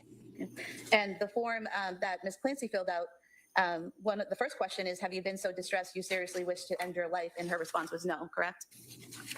I'm just looking. Page 23. Correct. And the second question is, has anything happened recently to make you feel you don't want to live? And her answer was no, correct? Correct. There's question 3, a specific plan. Do you have a specific plan of how you would kill yourself? And her answer was no, correct? Correct. Fourth question. I do find those forms to be oddly hard to answer because I don't know that I've ever always agreed or strongly disagreed with everything. I know what makes me comfortable and uncomfortable and what I'd be more likely to do and less likely to do. So I understand the complexity, and having worked, very, very shortly and at the low end of the totem pole, I have heard that I've heard the struggles with liability insurance and, the terror of a medical malpractice suit. So our current system is broken. Let's acknowledge that and work on fixing it. If that means that we're going to have some give and take and some understanding of reality on both sides, then okay, but it's obviously not working. Is access to weapons or means of hurting yourself? And the answer is no, correct? Correct.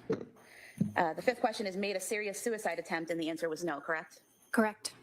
The sixth question, purposely done something to hurt yourself? Again, no, correct? Correct. Seventh question, heard voices telling you to hurt yourself? Her answer was no, correct? Correct. Number 9, having thoughts of killing or seriously hurting someone else? The answer was no, correct? Correct. Number 10, heard voices telling you to hurt others? The answer was no, correct?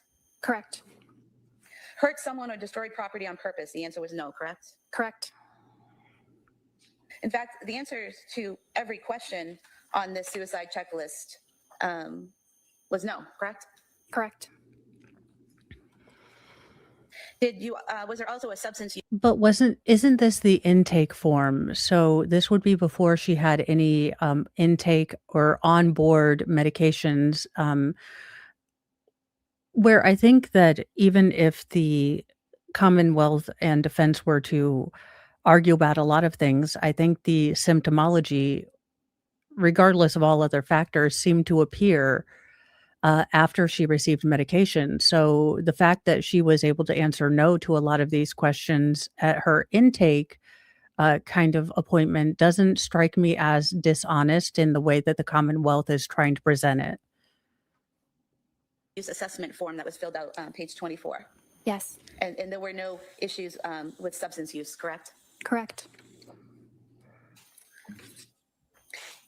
Did you, is there also an ADHD self-report scale that's filled out? There usually is. Direct you to page 25.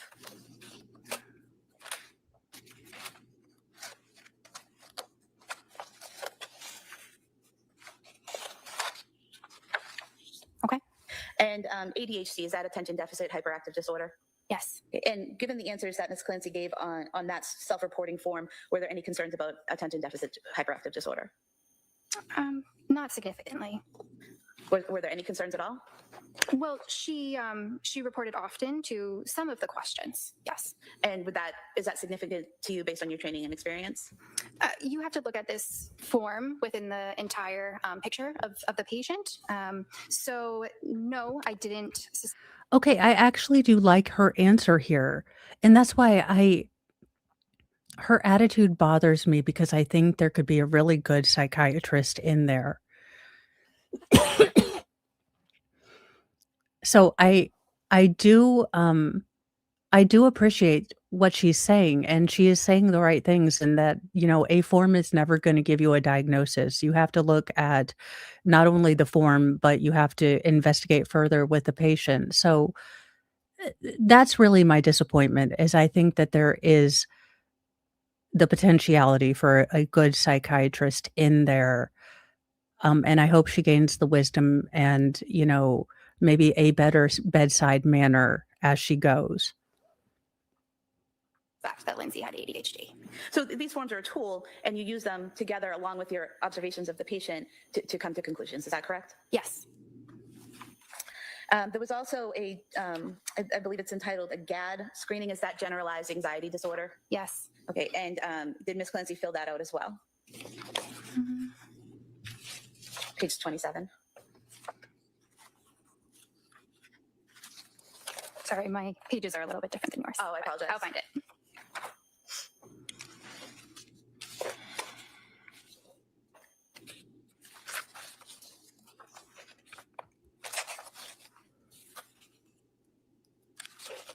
Okay. Ms. Clancy's answers to these questions, did they give you cause for concern based on your training and experience? They were highly suggestive of anxiety and an anxiety disorder. And for example, number 1, feeling nervous, anxious, or on edge, she responded nearly every day, correct? Correct. Not being able to stop or control. I do hope she explains how, because I think this is something mystifying to me, how they decide, or how a clinician decides whether anxiety is in fact the diagnosis or symptomology of something else. How do you distinguish? Because psychiatry is a lot about taking a holistic look. There isn't, as the last witness said, a blood test or, a checklist that you can kind of do. How is this decided? I know that we have like the DSM-5 that gives you kind of the cookbooks of how to kind of figure out what all these things mean. But how do we know that the anxiety isn't masking something, that it is in fact the disorder? Worrying, she answered nearly every day, correct? Yes. And so several of these questions were either nearly every day or several days, correct? Yes. Can I just ask what days that are? 27, I'm sorry.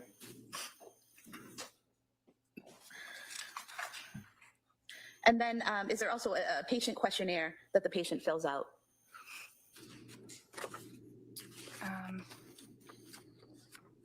I think it's Yes, I believe so. Yes. And what is the purpose of this patient questionnaire?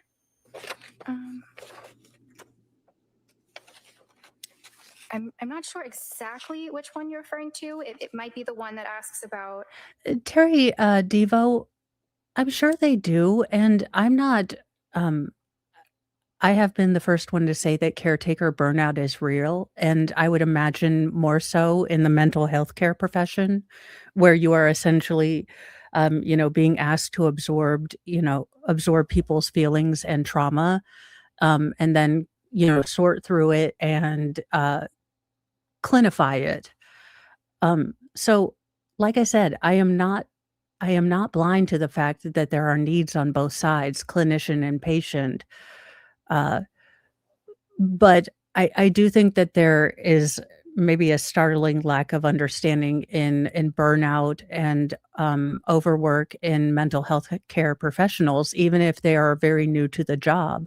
In fact, especially if they're new to the job, because you don't know how you're going to react to something until you're in the trenches, so to speak. So I can imagine her first year of actually dealing with patients on her own was a big learning curve. Um, I, I guess I would have hoped that there would be a sort of mentorship program or something. Uh, but I'm not blind to the struggles on both sides. It is just it's disheartening. And with that disheartening, with that sorrow that the system is so broken, it can be expressed, uh, well, by me in profanity. Things like whether the symptoms affect their daily living, what their history is. Is that what you're looking at? It's entitled Tools-PHQ-9 Patient Questionnaire, and the date is 9/12. You want to go over shower? I think it's Yes, I believe so. Yes. And what is the purpose of this patient questionnaire?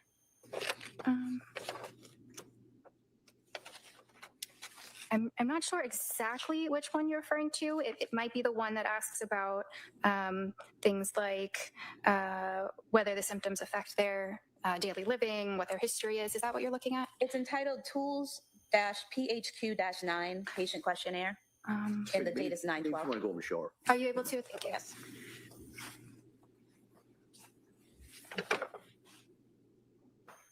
Okay. Yes.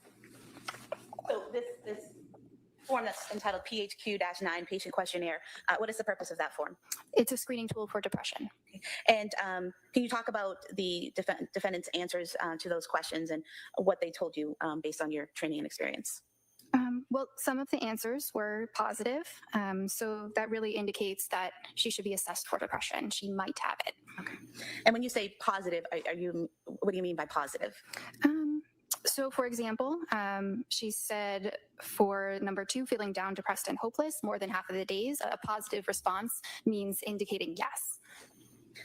So it's not a positive, happy response. It's a positive, this might be an issue response. Yes.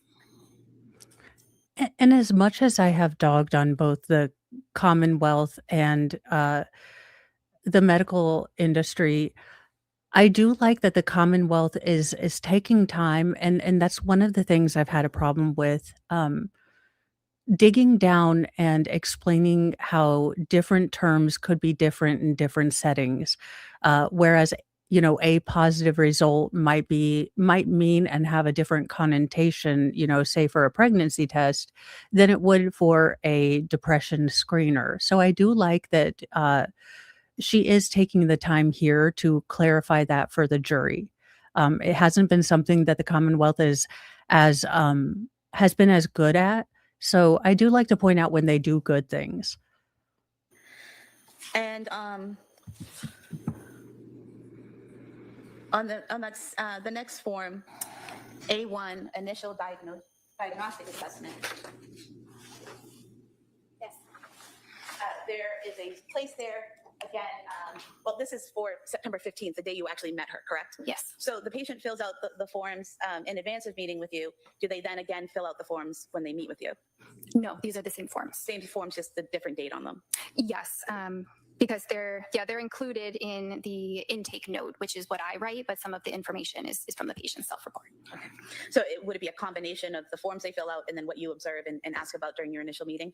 Yes. And that initial meeting with Ms. Clancy, was that in person or was that a telehealth? Telehealth. Okay. Does the who controls whether it's an in-person meeting or a telehealth? You or the patient? Both. Both. And if a patient told you, I don't want to do telehealth, I only want to do in person, is that an option? Yes. Good. Sorry. I'll let that stand. And And look, I know a lot of content creators have sworn about better health, the video or the online therapy thing. And between you, me, and the court of public opinion, that would never be an option that would work for me.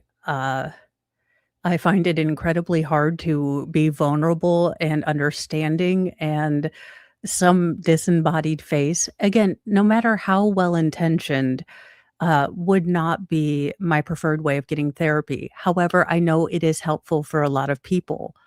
I wish we could be more aware and dynamic with mental health to understand that what helps certain types of people feel vulnerable is not going to work for everyone. And there might need to be different setups and different evaluations for that. It's not going to be a one size fit all, fill out this Scantron and we'll figure out what's going on with you.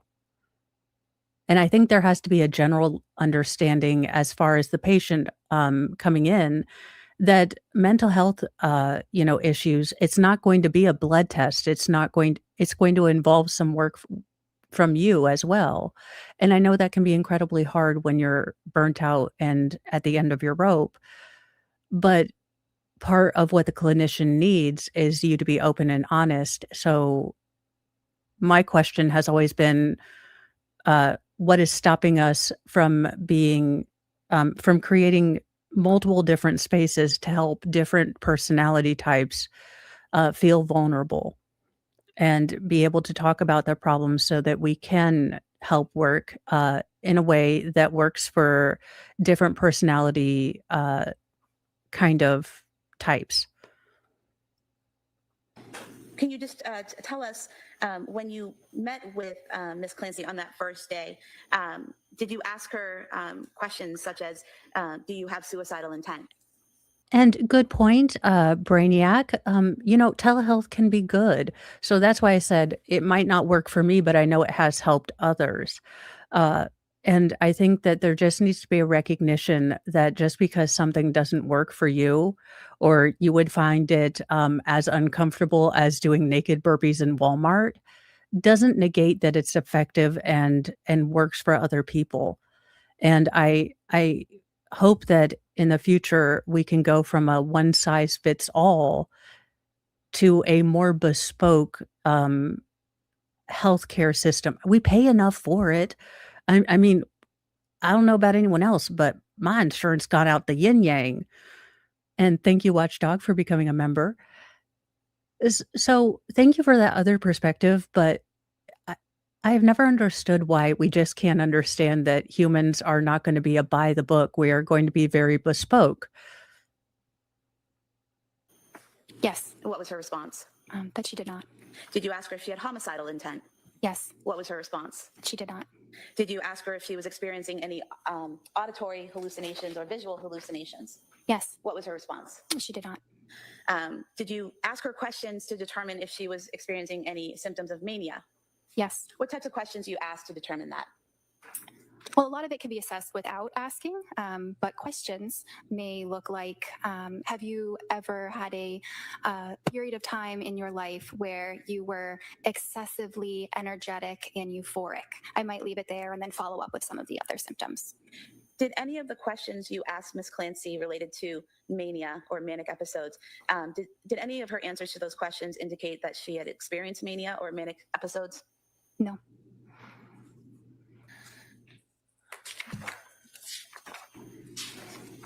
And thank you for gifting the 10 memberships, Watchdog, and those went to Horse Welfare, Shaded Chaser, Yvonne, Bonnie Heron, Alicia R, Lucy, Beautifully Inappropriate, love the name, Sparkly Rabbit, uh, Ludimus, Bibbidi Boo, and thank you guys so much. Now, in that first meeting, what's your exam process? Like, how do you start the meeting and how does it flow? Sure. So I start the meeting by introducing myself, explaining what we're going to be doing for the day. Then I ask the patient why they're there. We talk about why they're there. I assess for different mood symptoms, anxiety symptoms. Yes, LPN, this is a bit of sleight of hand, and as a juror, I would be inwardly rolling my eyes because what the Commonwealth is trying to do with all of these questions is trying to establish a baseline before she was given any medication to, again, further this narrative that she was manipulative, that she wasn't, that this is all fakery, like she took a couple pills and this actually happened.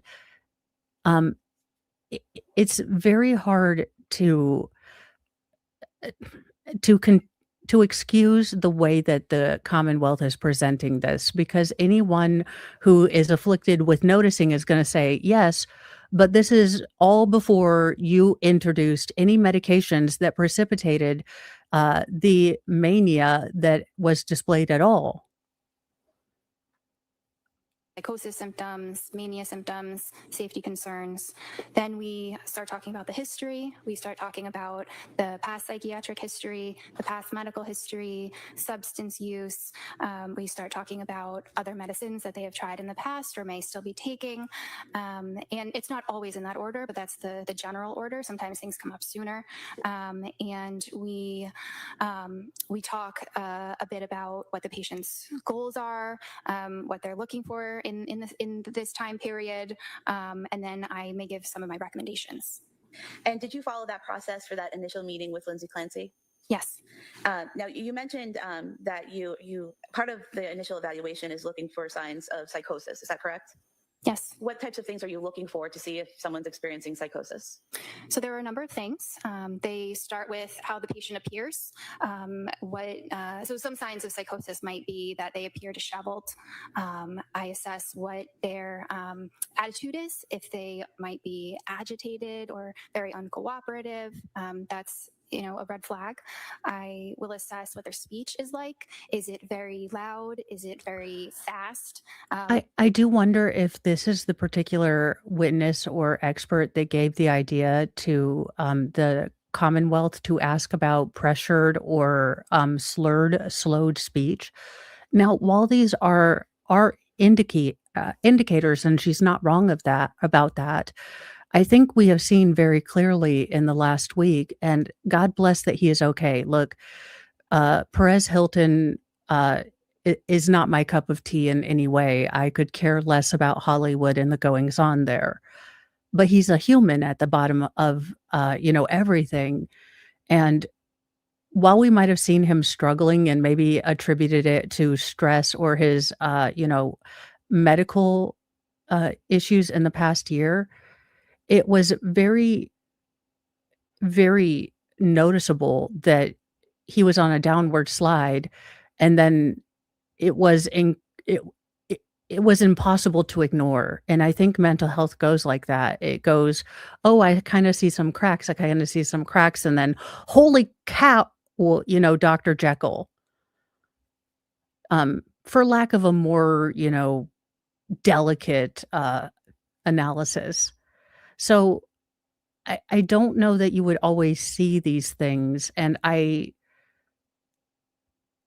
all at the same time. While these all are indicators, I don't think that every person is going to present with a full galaxy of indicators. Or sometimes it could be the opposite where they're not really even I'm so even speaking at sorry you all. had to go through that, I Terry. assess what their mood is like, what they're saying that they're feeling, and how they appear visually. I assess what their thoughts are like. So are their thoughts disorganized, where it's really hard to understand? They're jumping around and you can't follow their line of thought. I assess what the thought content is. If it's particularly about anything very bizarre or very paranoid, that would be potentially indicative of psychosis. And you conducted that type of evaluation on Lindsay Clancy in that.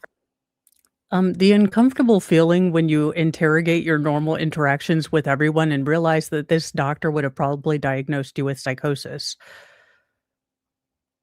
And let's go. I wish this lawyer were listening and hopefully brings it up. Side effects, studies, rare side effects, studied, medical cocktail side effects unknown.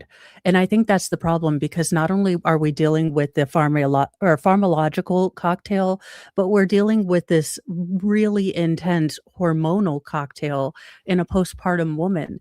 And I'm not saying it's not complicated. It's hella ton complicated, but we can't just throw meds at it and expect there not to be some issues, especially when we don't have a lot of studies as to most medical studies. And look, the past is the past. They did the best they could, but they are based on, middle-aged white men, and they need medical health care too. So I'm not denigrating the fact that studies were done like that, but we do not have the fount of knowledge to understand how medications affect women or people of, you know, mixed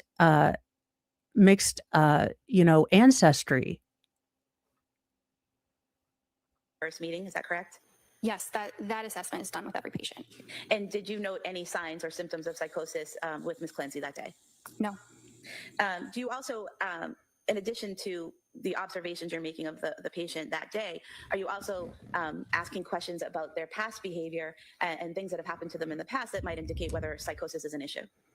Yes. And what types of things are you asking them about their past? Well, I may ask, have you ever heard voices? Have you ever seen something that other people didn't see? And did you ask those questions of Ms. Clancy? I believe I did. And what was her response? No. Do you, as part of this evaluation, are you making an assessment about the patient's judgment and insight?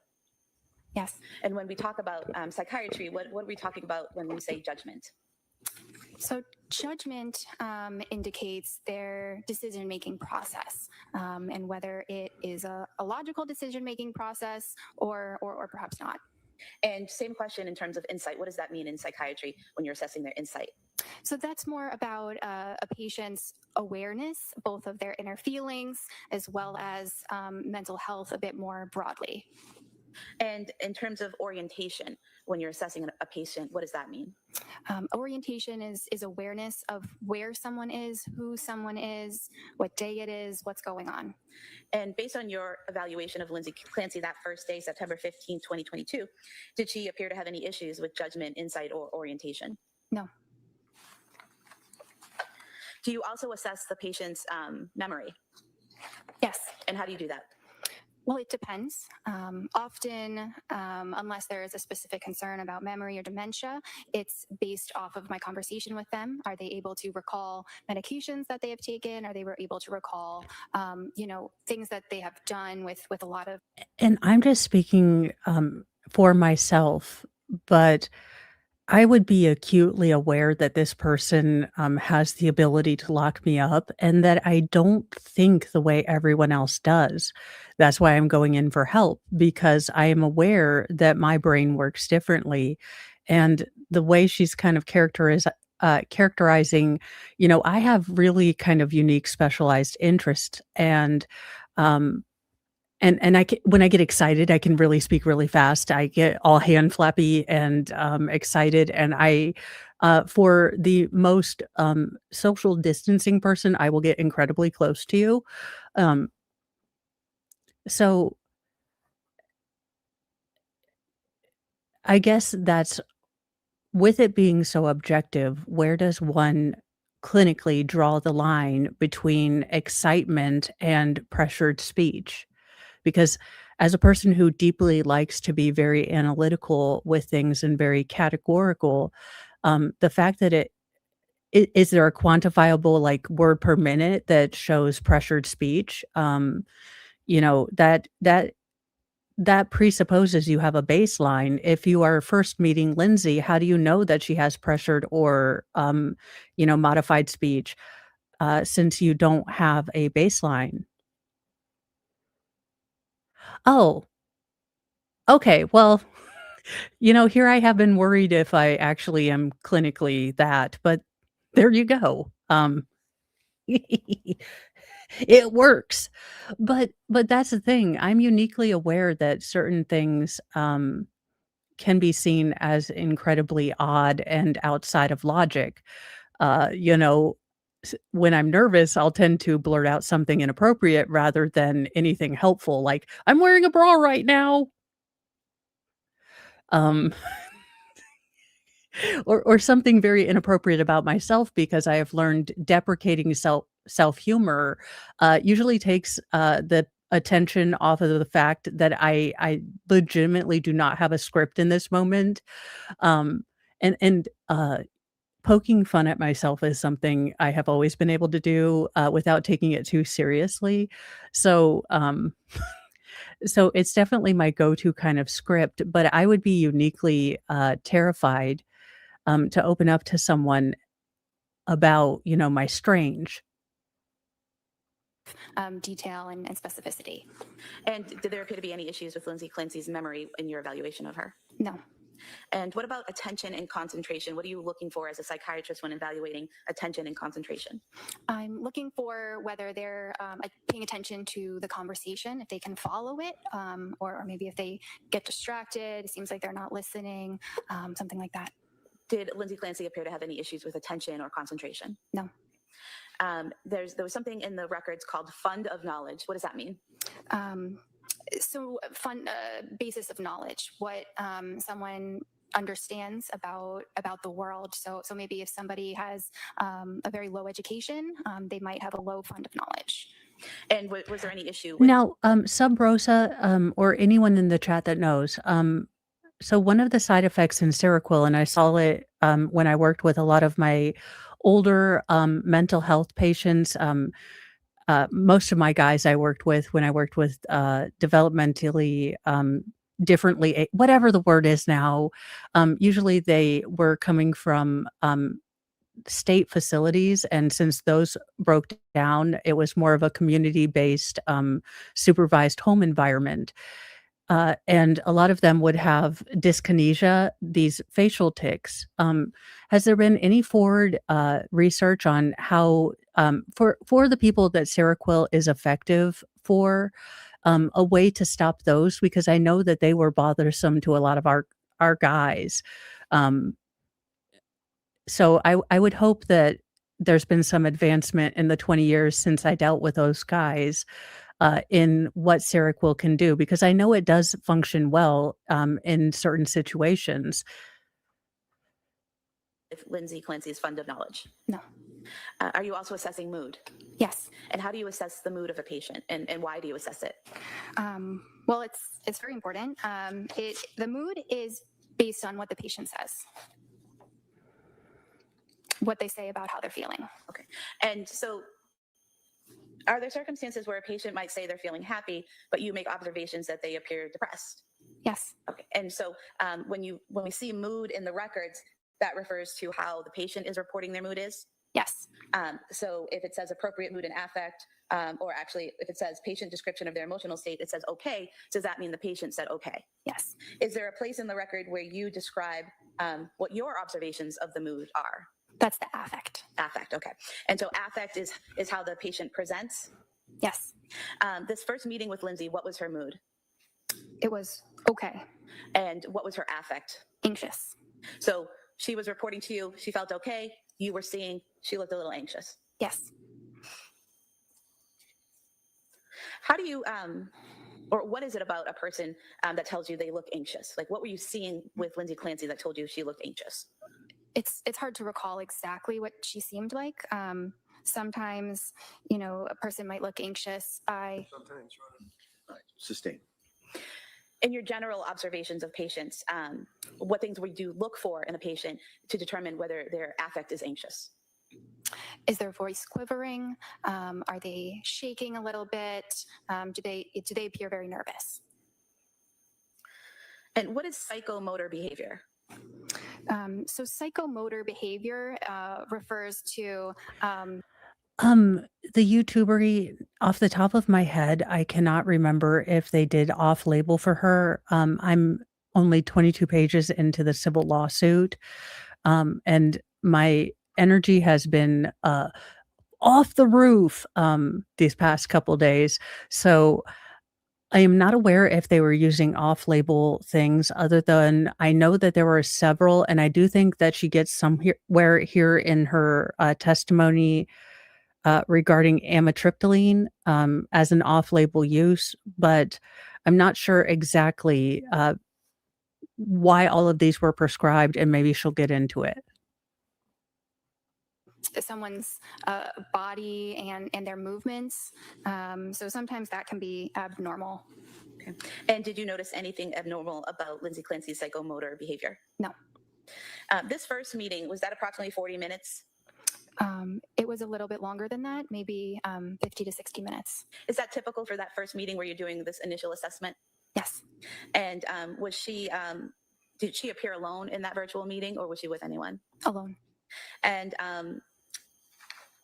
what are treatment modality and interventions in general? So that section is referring to therapy treatment modalities. It's not asking about medications. So different forms of therapy that might be done in the session. And what would be treatment goals? Goals that we are working on or will plan to work on, since this is only the first visit. So how do you determine for an individual patient the treatment modality or interventions that are needed? It depends on the patient. So basically on what you're seeing, what you're hearing, and the history they provide? Yes. And how do you determine treatment goals? So a lot of that is driven by what the patient's goals are. And you mentioned earlier that as part of your evaluation, you asked the patient why they've come to you, what they're concerned about. Do you recall Lindsay's response to that question, why she was there, what she was concerned about? I believe her biggest concern was about anxiety. And what was the treatment modality or interventions that you determined would be needed for Lindsay Clancy based on this initial evaluation? So I recommended a medication sertraline as well as individual therapy. And the medication sertraline, is that Zoloft? Yes. Okay. And when you say you recommended that the Zoloft to her, was that you telling her you have to take this medication, or did you have a discussion about it? A discussion. And during that discussion, did you get the patient, Ms. Clancy's, input on whether she wanted to take the medication or what her thoughts were about the medication? Yes. And do you recall the details of that conversation with her? I recall that she was generally reluctant to take medications, but at this point she was considering it and was interested in learning about what medications might be helpful for her. And as part of that discussion, did you explain what the medication was and the side effects and all of that? Yes. And did she have any questions for you based on your explanation of what the medication was for and what the side effects could be? I'm not sure. And why did you recommend that particular medication? So it's a first-line medication used for treating anxiety disorders. It also is a first-line treatment when women are breastfeeding. It's the safest SSRI for babies. And when you say a first-line medication, what does that mean? It just means it's one of the medications that is recommended first. Sometimes you have to try a number of different medications, but that is often a first choice. And is that based on studies and the experience of the psychiatric profession? Yes. What was the dosage that you recommended or prescribed for her for the Zoloft? 25 milligrams. I believe it is the safest for the baby because it doesn't pass through now I don't want to say high enough, either it's very low concentrations or not enough concentrations to be passed on to the baby or to have significant effects to the babies possibly. I'm not a pharmacologist, who would probably be the better one to ask rather than a doctor as to kind of what studies they've done as far as why they deem it safe for breastfeeding, because I don't know exactly uh, why, but I think it's because of the minimal pass through into breast milk when it was tested. And were there instructions on the prescription in terms of how many milligrams to take the first week and then how many to take the second week? Yes, it was 25 milligrams for 1 week and then increasing to 50 milligrams. And that was your initial prescription and what should have been on the pill bottle, correct? Yes. Was there ever a call from the defendant where she called you and said that she was having trouble with the 25 milligrams and you recommended her go to the 50 milligrams? No. You said you also recommended therapy, is that correct? Yes. And as for mental health, did they have therapists on staff that you referred Ms. Clancy to? Yes. And do you know if she took advantage of that resource? She did. Do you know which therapist she saw?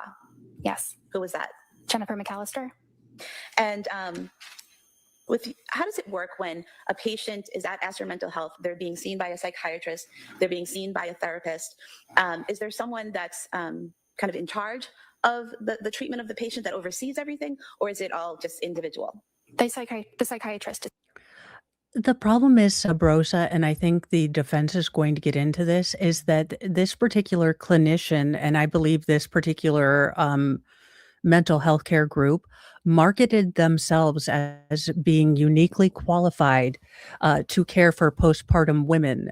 These were they claimed a speciality for this particular diagnostic field. So I think that it's going to be incredibly hard for her to say that you can't have it both ways. You can't say that I was a new psychiatrist, but also advertise yourself as an expert in postpartum depression. These are two very distinct things. Now, that's just what I'm understanding from what came out from the defense, that this particular Jennifer Tufts was marketing herself as a women's mental health care specialist with unique insight into postpartum depression and its care.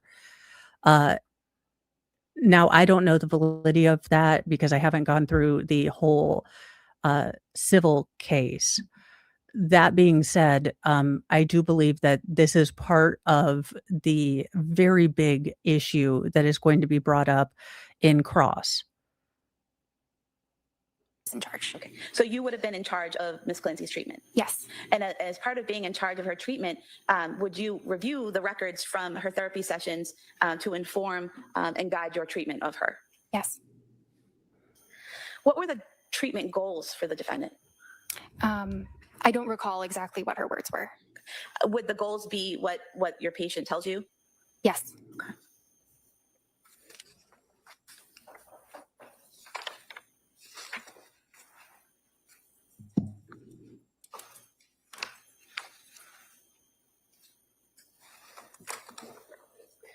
I'm going to approach and just ask that you look at page 41 of the records for Exhibit 219, which is the treatment goals section.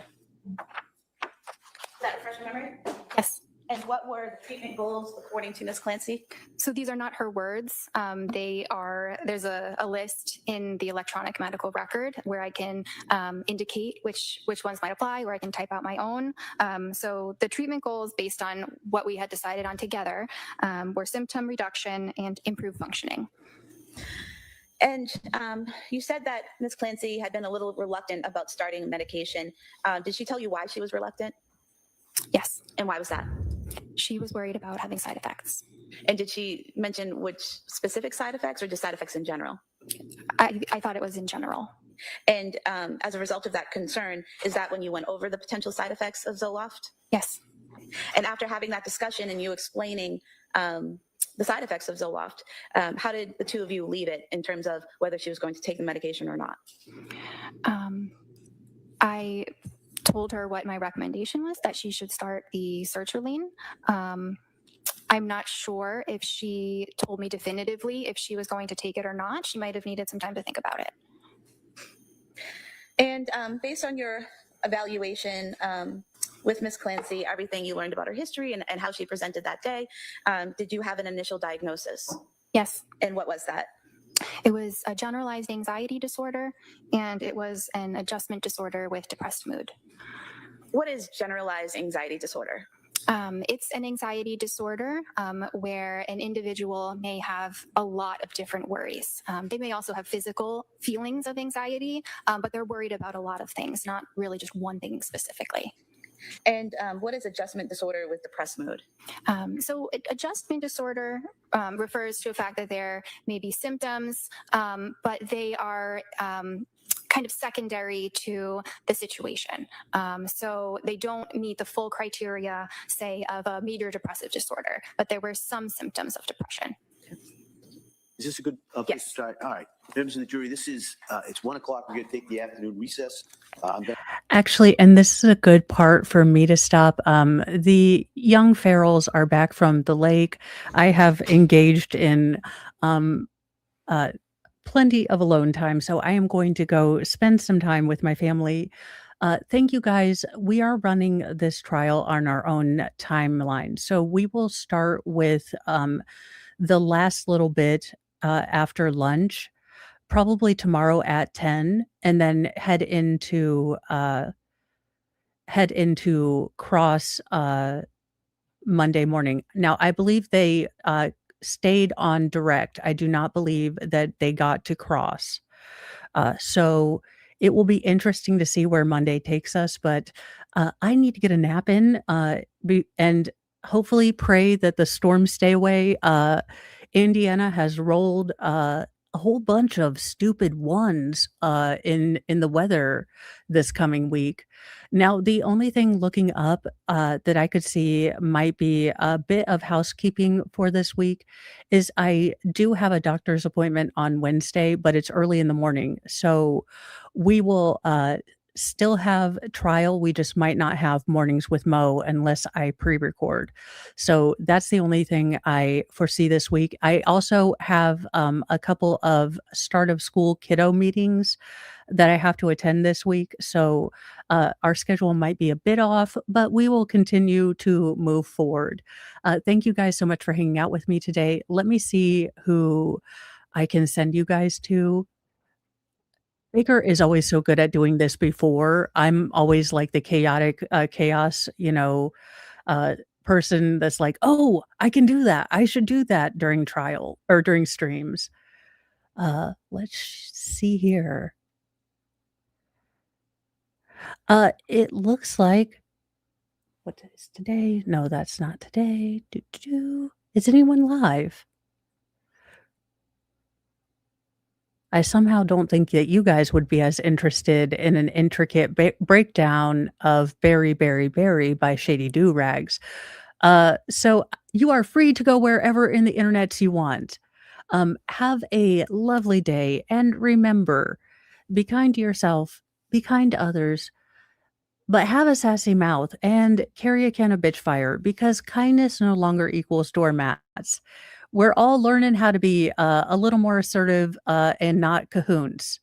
Have a wonderful, wonderful rest of your weekend. And if you are in the areas where it's looking like we are in for some mega storms, keep an eye on Ryan Hall or Max Velocity or whomever you listen to and be safe. Bye, you guys.